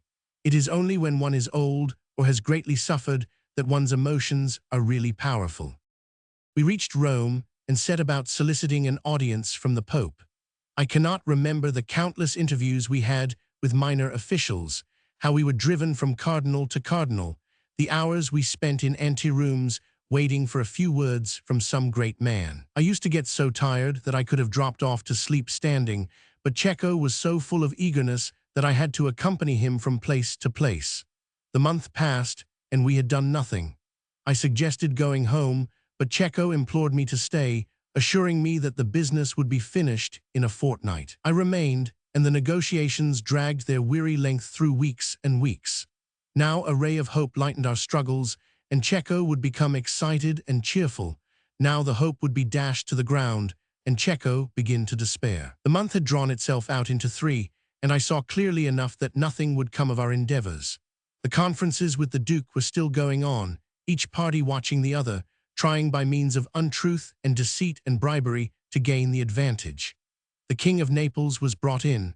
Florence and Venice began to send ambassadors to and fro, and no one knew what would be the result of it all. At last one day Cecco came to me and threw himself on my bed. "It's no good," he said in a tone of despair. "It is all up." "I'm very sorry, Cecco. You had better go home now. You can do nothing here. Why should I drag you after me in my unhappiness? But you, Cecco, if you can do no good, why will not you come too? I am better here than at Castello. Here I am at the center of things, and I will take heart. War may break out any day, and then the Pope will be more ready to listen to me." I saw it was no use that I should stay, and I saw I could not persuade him to come with me, so I packed up my things, and bidding him goodbye, started on the homeward journey. Roman 39. What shall I say of the eagerness with which I looked forward to seeing my dear wife, the rapture with which, at last, I clasped her in my arms? A little later I walked out to find Matteo. He was quite astonished to see me. "We did not expect you so soon." "No," I answered. "I thought I should not arrive till after tomorrow, but I was so impatient to get home that I hurried on without stopping, and here I am." I shook his hand heartily. I was so pleased and happy. Have you been home?" "Of course," I answered, smiling. It was the first thing I thought of. I was not sure. I thought a look of relief came over Matteo's face. But why, I could not understand, but I thought it of no consequence, and it passed from my memory. I told Matteo the news I had and left him. I wished to get back to my wife. On my way I happened to see Claudia Piacentini coming out of a house. I was very surprised, for I knew that my efforts had succeeded and Urkel's banishment decreed. I supposed the order had not yet been issued. I was going to pass the lady without acknowledgement, for since my marriage she had never spoken to me, and I could well understand why she did not want to. To my astonishment, she stopped me. "Ah, Messer Filippo." I bowed profoundly. "How is it that now you never speak to me? Are you so angry with me?" "No one can be angry with so beautiful a woman." She flushed, and I felt I had said a stupid thing, for I had made remarks too similar on another occasion. I added, "But I have been away." "I know, will you not come in?" She pointed to the house from which she had just issued. "But I shall be disturbing you, for you were going out." She smiled as she replied, "I saw you pass my house a little while ago. I guessed you were going to Matteo Dorsi, and I waited for you on your return." "You are most kind." I wondered why she was so anxious to see me. Perhaps she knew of her husband's approaching banishment and the cause of it. We went in and sat down. "Have you been home?" she asked. It was the same question as Matteo had asked. I gave the same answer. It was the first thing I thought of. "Your wife must have been surprised to see you." "And delighted." "Ah," she crossed her hands and smiled. I wondered what she meant. "You were not expected for 2 days, I think. You know my movements very well. I am pleased to find you take such interest in me." "Oh, it is not I alone. The whole town takes interest in you. You have been a most pleasant topic of conversation." Really, I was getting a little angry. And what has the town to say of me? "Oh, I do not want to trouble your peace of mind." "Will you have the goodness to tell me what you mean?" She shrugged her shoulders and smiled enigmatically. "Well," I said, "if you insist, I will tell you. They say that you are a complacent husband." "That is a lie." "You are not polite," she answered calmly. "How dare you say such things, you impudent woman?" "My good sir, it is true, perfectly true. Ask Matteo." Suddenly I remembered Matteo's question and his look of relief. A sudden fear ran through me. I took hold of Claudia's wrists and said, "What do you mean? What do you mean?" "Leave go, you hurt me." "Answer, I tell you. I know you are dying to tell me. Is this why you lay in wait for me and brought me here? Tell me." A sudden transformation took place in Claudia. Rage and hate broke out and contorted her face, so that one would not have recognized it. Do you suppose you can escape the ordinary fate of husbands? She broke into a savage laugh. It is a lie. You slander Giulia because you are yourself impure. You were willing enough to take advantage of that impurity. Do you suppose Giulia's character has altered because you have married her? She made her first husband a cuckold, and do you suppose that she has suddenly turned virtuous? You fool. It is a lie. I will not believe a word of it. The whole town has been ringing with her love for Giorgio d'Este. I gave a cry. It was for him that she abandoned me before. Ah, you believe me now. Listen, I said, if this is not true, I swear by all the saints that I will kill you. Good, if it is not true, kill me, but by all the saints, I swear it is true, true, true. She repeated the words in triumph, and each one fell like the stab of a dagger in my heart. I left her. As I walked home, I fancied the people were looking at me and smiling. Once I was on the verge of going up to a man and asking him why he laughed, but I contained myself. How I was suffering. I remembered that Giulia had not seemed so pleased to see me. At the time I chid myself and called myself exacting, but was it true? I fancied she turned away her lips when I was imprinting my passionate kisses on them. I told myself I was a fool, but was it true? I remembered a slight movement of withdrawal when I clasped her in my arms. Was it true? Oh God, was it true? I thought of going to Matteo, but I could not. He knew her before her marriage. He would be willing to accept the worst that was said of her. How could I be so disturbed at the slanders of a wicked, jealous woman? I wished I had never known Claudia, never given her reason to take this revenge on me. Oh, it was cruel, but I would not believe it. I had such trust in Giulia, such love. She could not betray me when she knew what passionate love was poured down upon her. It would be too ungrateful. And I had done so much for her, but I did not wish to think of that. All that I had done had been for pure love and pleasure, and I required no thanks. But surely if she had no love, she had at least some tender feeling for me. She would not give her honor to another. Ah no, I would not believe it. But was it true? Oh God, was it true? I found myself at home, and suddenly I remembered the old steward whom I had left in charge of my house. His name was Fabio. It was from him that I got the name when I presented myself as a serving man to old Orso. If anything had taken place in the house, he must know it, and she, Claudia, said the whole town knew it. Fabio, my master. He came into my room, and I looked at him steadily. Fabio, have you well looked, after all I left in your hands when I went to Rome? Your rents are paid, your harvests taken in, the olives all gathered. I left in your charge something more precious than cornfields and vineyards.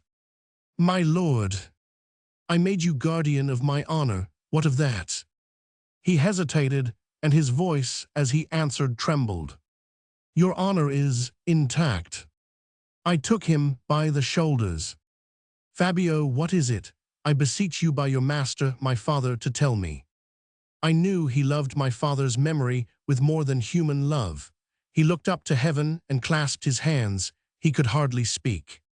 By my dear master, your father, nothing, nothing. Fabio, you are lying. I pressed his wrists, which I was holding clenched in my hands.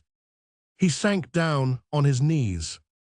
O master, have mercy on me. He buried his face in his hands. I cannot tell you.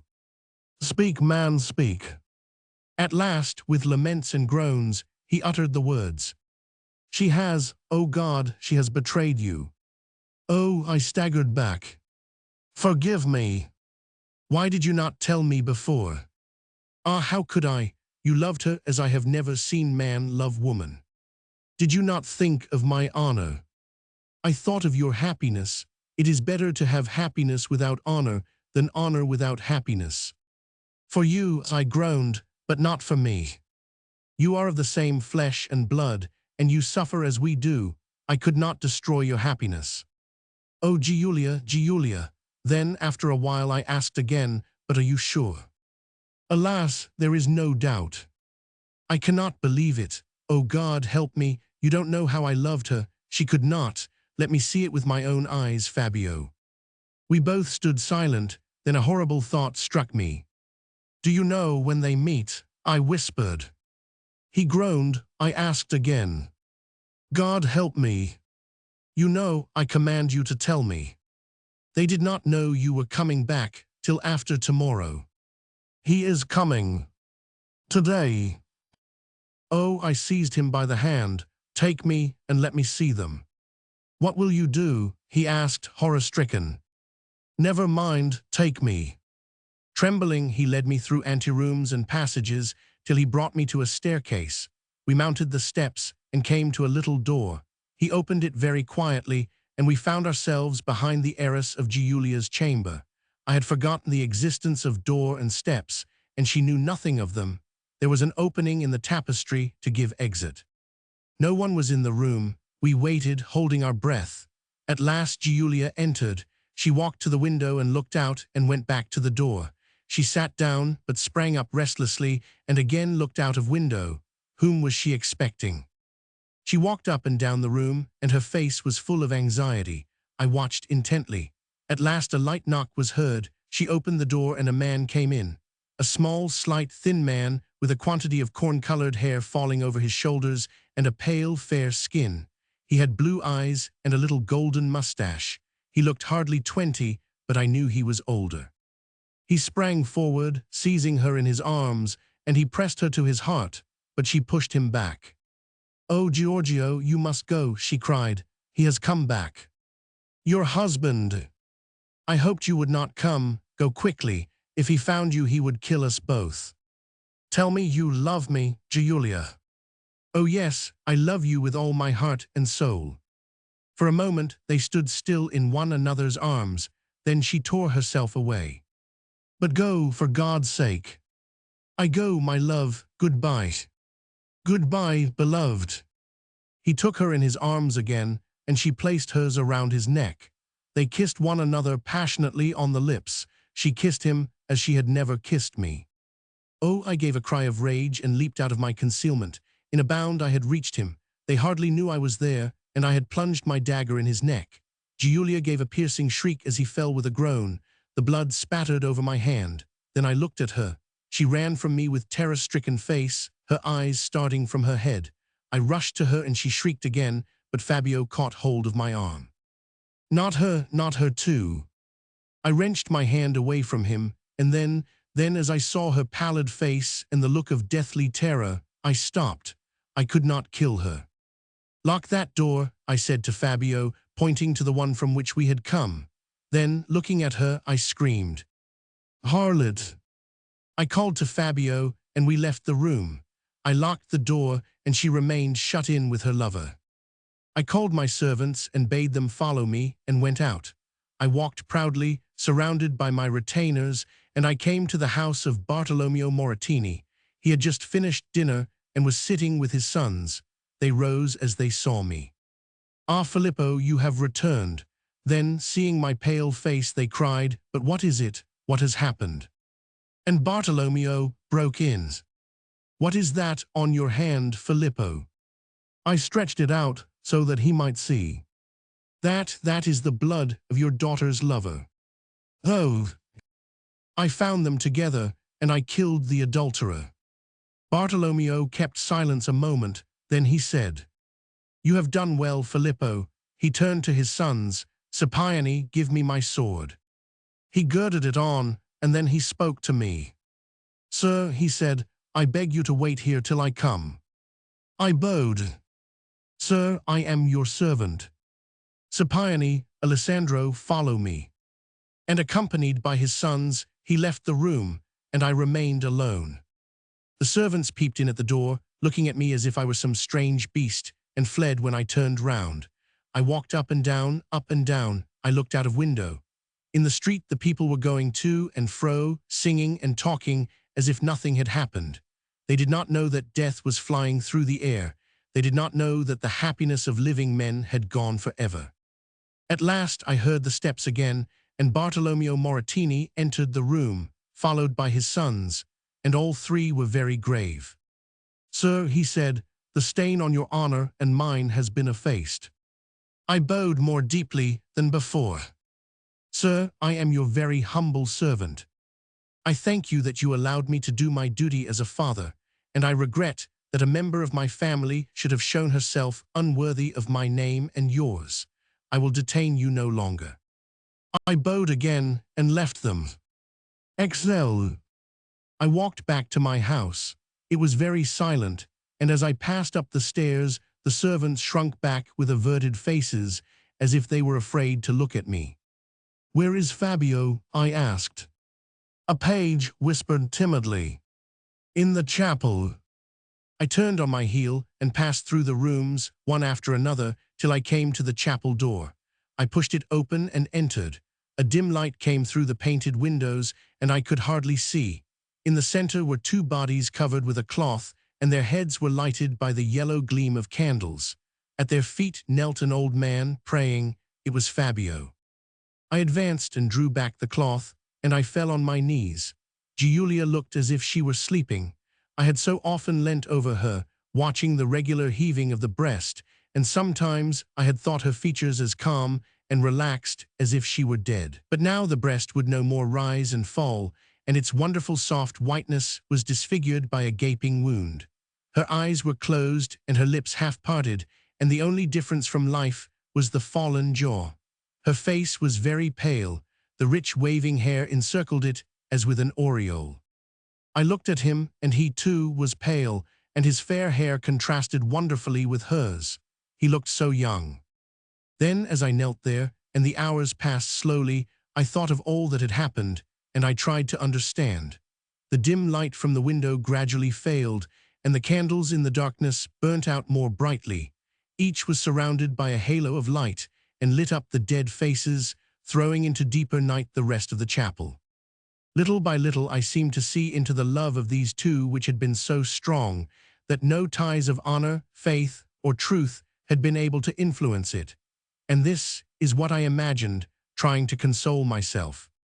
When she was 16, I thought, they married her to an old man she had never seen, and she met her husband's cousin, a boy no older than herself.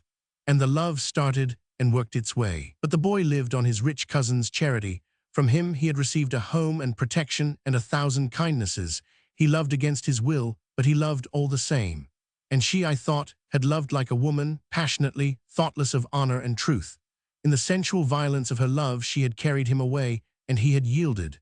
Then with enjoyment had come remorse, and he had torn himself away from the temptress and fled. I hardly knew what had happened when she was left alone, pining for her lover. Scandal said evil things. Had she too felt remorse and tried to kill her love, and had the attempt failed? And was it then she flung herself into dissipation to drown her trouble? Perhaps he told her he did not love her, and she in despair may have thrown herself in the arms of other lovers. But he loved her too strongly to forget her. At last, he could not bear the absence and came back. And again with enjoyment came remorse, and ashamed, he fled, hating himself, despising her. The years passed by, and her husband died. Why did he not come back to her? Had he lost his love, and was he afraid? I could not understand. Then she met me. I wondered what she felt. Did she love me? Perhaps his long absence had made her partly forget him, and she thought he had forgotten her. She fell in love with me, and I loved her with all my heart. I knew she loved me then. She must have loved me. But he came back. He may have thought himself cured. He may have said that he could meet her coldly and indifferently. Had I not said the same? But as they saw one another, the old love burst out. Again, it burnt them with consuming fire, and Giulia hated me because I had made her faithless to the lover of her heart.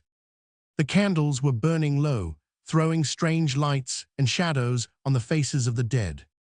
Poor fool, his love was as powerful as ever, but he fought against it with all the strength of his weak will. She was the evil one to him. She took his youth from him, his manhood, his honor, his strength. He felt that her kisses degraded him, and as he rose from her embrace, he felt vile and mean. He vowed never to touch her again, and every time he broke the vow. But her love was the same as ever, passionate, even heartless. She cared not if she consumed him as long as she loved him. For her he might ruin his life, he might lose his soul. She cared for nothing. It was all and all for love. He fled again, and she turned her eyes on me once more. Perhaps she felt sorry for my pain. Perhaps she fancied my love would efface the remembrance of him. And we were married. Now that she was dead, I could allow her good intentions. She may have intended to be faithful to me. She may have thought she could truly love and honor me. Perhaps she tried, who knows? But love cares not for vows. It was too strong for her, too strong for him. I do not know whether she sent for him or whether he, in the extremity of his passion, came to her, but what had happened so often happened again. They threw everything to the winds and gave themselves over to the love that kills. The long hours passed as I thought of these things, and the candles were burnt to their sockets. At last I felt a touch on my shoulder and heard Fabio's voice. "Master, it is nearly morning." I stood up, and he added, "They put him in the chapel without asking me. You are not angry?" "They did well." He hesitated a moment and then asked, "What shall I do?" I looked at him, not understanding. "He cannot remain here, and she must be buried. Take them to the church and lay them in the tomb my father built together." "The man too," he asked, "in your own tomb?" I sighed and answered sadly, "Perhaps he loved her better than one." As I spoke, I heard a sob at my feet. A man I had not seen took hold of my hand and kissed it, and I felt it wet with tears. "Who are you?" I asked. "He has been here all the night," said Fabio. "He was my master, and I loved him," replied the kneeling figure in a broken voice. "I thank you that you do not cast him out like a dog." I looked at him and felt deep pity for his grief. "What will you do now?" I asked. "Alas, now I am a wreck that tosses on the billows without a guide." I did not know what to say to him. "Will you take me as your servant? I will be very faithful." "Do you ask me that?" I said. "Do you not know?" "Ah, yes, you took the life that he was glad to lose. It was almost a kindness, and now you bury him peacefully, and for that I love you. You owe it to me. You have robbed me of a master. Give me another." "No, poor friend, I want no servants now. I too am like a wreck that drifts aimlessly across the seas. With me too, it is finished." I looked once more at Giulia, and then I replaced the white cloth, and the faces were covered. "Bring me my horse, Fabio." In a few minutes, it was waiting for me. "Will you have no one to accompany you?" he asked. "No one." Then, as I mounted and arranged the reins in my hand, he said, "Where are you going?" And I despairingly answered, "God knows." Roman 41. And I rode away out of the town into the open country. The day was breaking, and everything was cold and grey. I paid no heed to my course. I rode along, taking the roads as they came, through broad plains, eastwards towards the mountains. In the increasing day, I saw the little river wind sinuously through the fields, and the country stretched flat before me, with slender trees marked out against the sky. Now and then a tiny hill was surmounted by a village, and once, as I passed, I heard the tinkling of a bell. I stopped at an inn to water the horse, and then, hating the sight of men, I hurried on.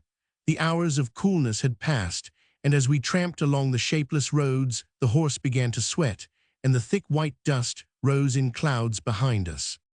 At last I came to a roadside inn, and it was nearly midday.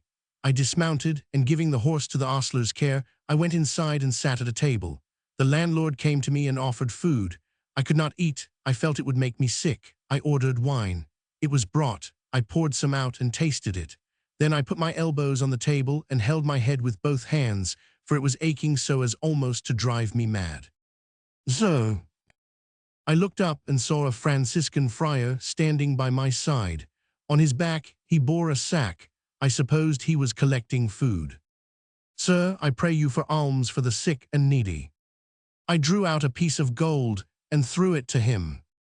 "The roads are hard today," he said. I made no answer.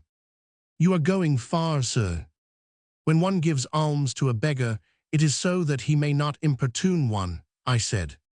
"Ah, no, it is for the love of God and charity. But I do not wish to importune you. I thought I might help you." "I want no help. You look unhappy. I beg you to leave me in peace." "As you will, my son." He left me, and I returned to my old position. I felt as if a sheet of lead were pressing upon my head. A moment later, a gruff voice broke in upon me. "Ah, Messer Filippo Brandolini." I looked up. At the first glance, I did not recognize the speaker, but then, as I cleared my mind, I saw it was Ercole Piacentini. What was he doing here? Then I remembered that it was on the road to Forlì. I supposed he had received orders to leave Castello and was on his way to his old haunts. However, I did not want to speak to him. I bent down and again clasped my head in my hands. "That is a civil way of answering," he said, "Messer Filippo." I looked up, rather bored. "If I do not answer, it is evidently because I do not wish to speak to you. And if I wish to speak to you, then I must take the liberty of begging you to hold your tongue. You insolent fellow." I felt too miserable to be angry. "Have the goodness to leave me," I said. "You bore me intensely. I tell you that you are an insolent fellow, and I shall do as I please. Are you a beggar that you are so importunate? What do you want? Do you remember saying in Forlì that you would fight me when the opportunity presented itself? It has, and I am ready, for I have to thank you for my banishment from Castello. When I offered to fight you, sir, I thought you were a gentleman. Now that I know your condition, I must decline." "You coward! Surely it is not cowardice to refuse a duel with a person like yourself." By this time he was wild with rage, but I was cool and collected.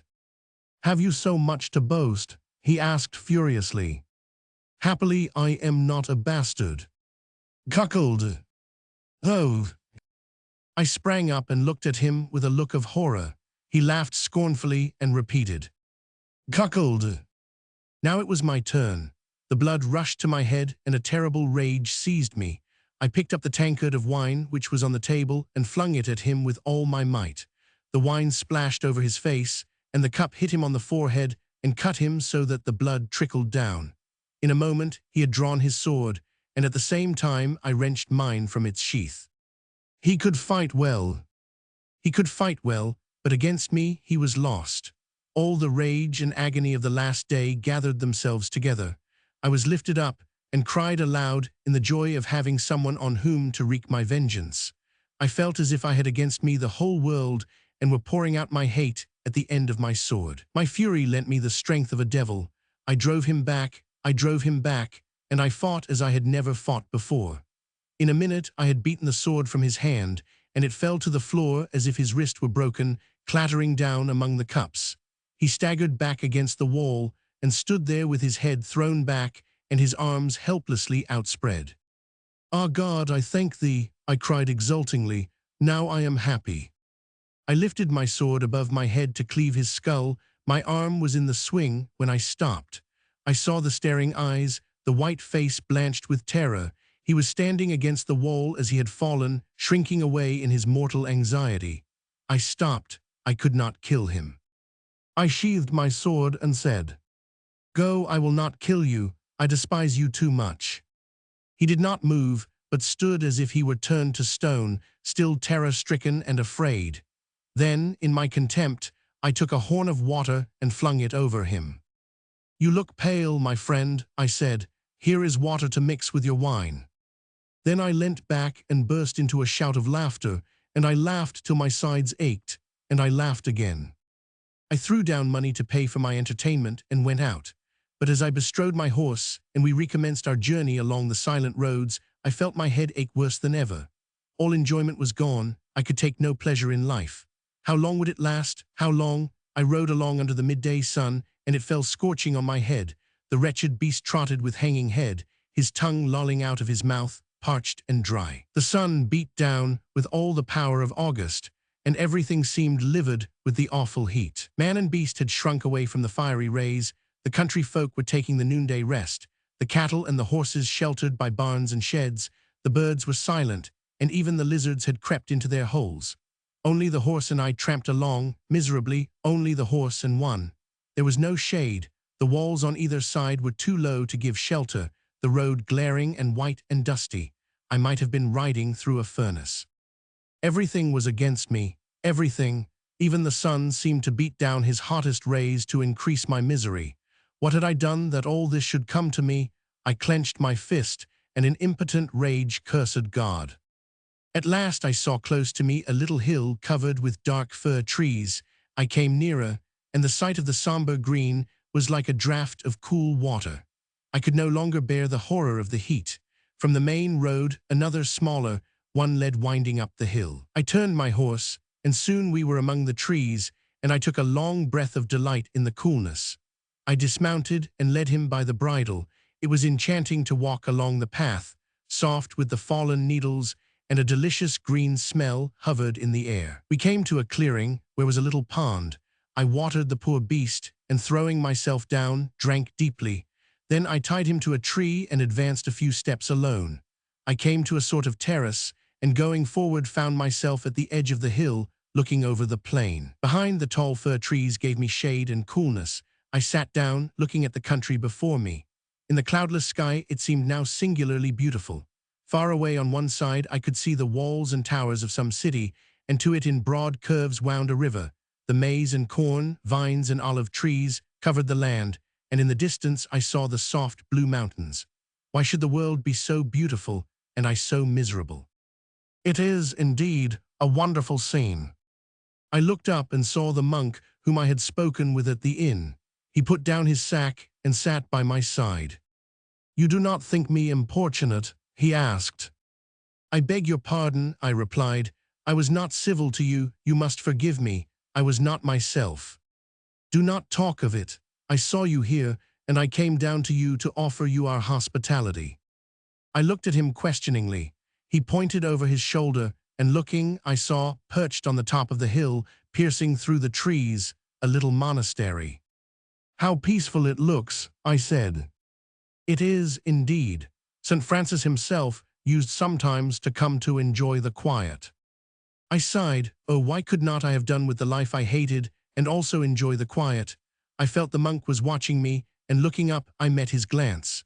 He was a tall, thin man with deeply sunken eyes and hollow cheeks, and he was pale and worn from prayer and fasting, but his voice was sweet and very gentle. "Why do you look at me?" I said. "I was in the tavern when you disarmed the man and gave him his life." "It was not for charity and mercy," I said bitterly. "I know," he answered, "it was from despair."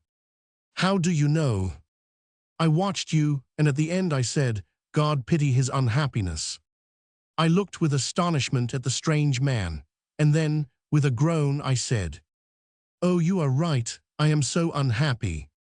He took my hands in his, and with the gentleness of the Mother of God herself replied, "Come unto me, all ye that are weary and heavy laden, and I will give you rest."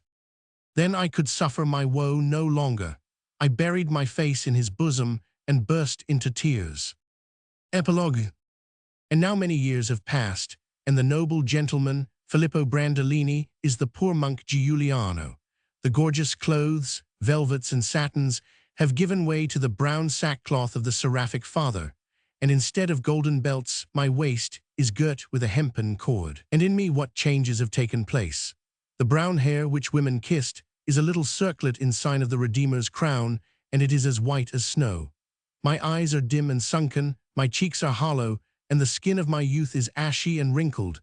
The white teeth of my mouth have gone, but my toothless gums suffice for the monkish fare, and I am old and bent and weak. One day in the spring, I came to the terrace which overlooks the plain, and as I sat down to warm myself in the sunshine, gazing at the broad country which now I knew so well, and the distant hills, the wish came to me to write the history of my life. And now that, too, is done. I have nothing more to tell except that from the day when I arrived, weary of soul, to the cool shade of the fir trees, I have never gone into the world again. I gave my lands and palaces to my brother in the hope that he would make better use of his life than I, and to him I gave the charge of seeing that heirs were given to the ancient name. I knew I had failed in everything. My life had gone wrong, I know not why, and I had not the courage to adventure further. I withdrew from the battle in my unfitness, and let the world pass on and forget my poor existence. Cecco lived on, scheming and intriguing, wearing away his life in attempts to regain his fatherland, and always he was disappointed, always his hopes frustrated, till at last he despaired. And after 6 years, worn out with his fruitless efforts, mourning the greatness he had lost, and pining for the country he loved so well, he died of a broken heart, an exile. Matteo went back to his arms and the reckless life of the soldier of fortune, and was killed bravely fighting against the foreign invader, and died, knowing that his efforts, too, had been in vain, and that the sweet land of Italy lay fallen and enslaved. And I do not know whether they had not the better lot, for they are at peace, while I pursue my lonely pilgrimage through life, and the goal is ever far off. Now it cannot be much longer, my strength is failing, and soon I shall have the peace I wished for. O God, I do not ask you for crowns of gold and heavenly raiment. I do not aspire to the bliss which is the portion of the saint, but give me rest. When the great release comes, give me rest. Let me sleep the long sleep without awakening, so that at last I may forget and be at peace. O God, give me rest. Often, as I trudged along the roads barefooted to gather food and alms, have I wished to lay myself in the ditch by the wayside and die. Sometimes I have heard the beating of the wings of the angel of death, but he has taken the strong and the happy and left me to wander on. The good man told me I should receive happiness. I have not even received forgetfulness. I go along the roads thinking of my life and the love that ruined me. Ah, how weak I am, but forgive me, I cannot help myself. Sometimes when I have been able to do good, I have felt a strange delight. I have felt the blessed joy of charity, and I love my people, the poor folk of the country round. They come to me in their troubles, and when I can help them I share their pleasure. But that is all I have. Ah, mine has been a useless life, I have wasted it, and if of late I have done a little good to my fellow men, alas, how little. I bear my soul in patience, but sometimes I cannot help rising up against fate, and crying out that it is hard that all this should happen to me. Why, what had I done that I should be denied the little happiness of this world? Why should I be more unhappy than others? But then I chide myself and ask whether I have indeed been less happy. Are they any of them happy, or are those right who say that the world is misery and that the only happiness is to die? Who knows? Ah, Giulia, how I loved thee! O Saice, il tanto a fatica ci giova. Tutti tornate alla gran madorantica. El nome vostro appena si ritrova. Blind that ye are, how doth this struggle profit you? Return ye must to the great antique mother, and even your name scarcely remains. The end.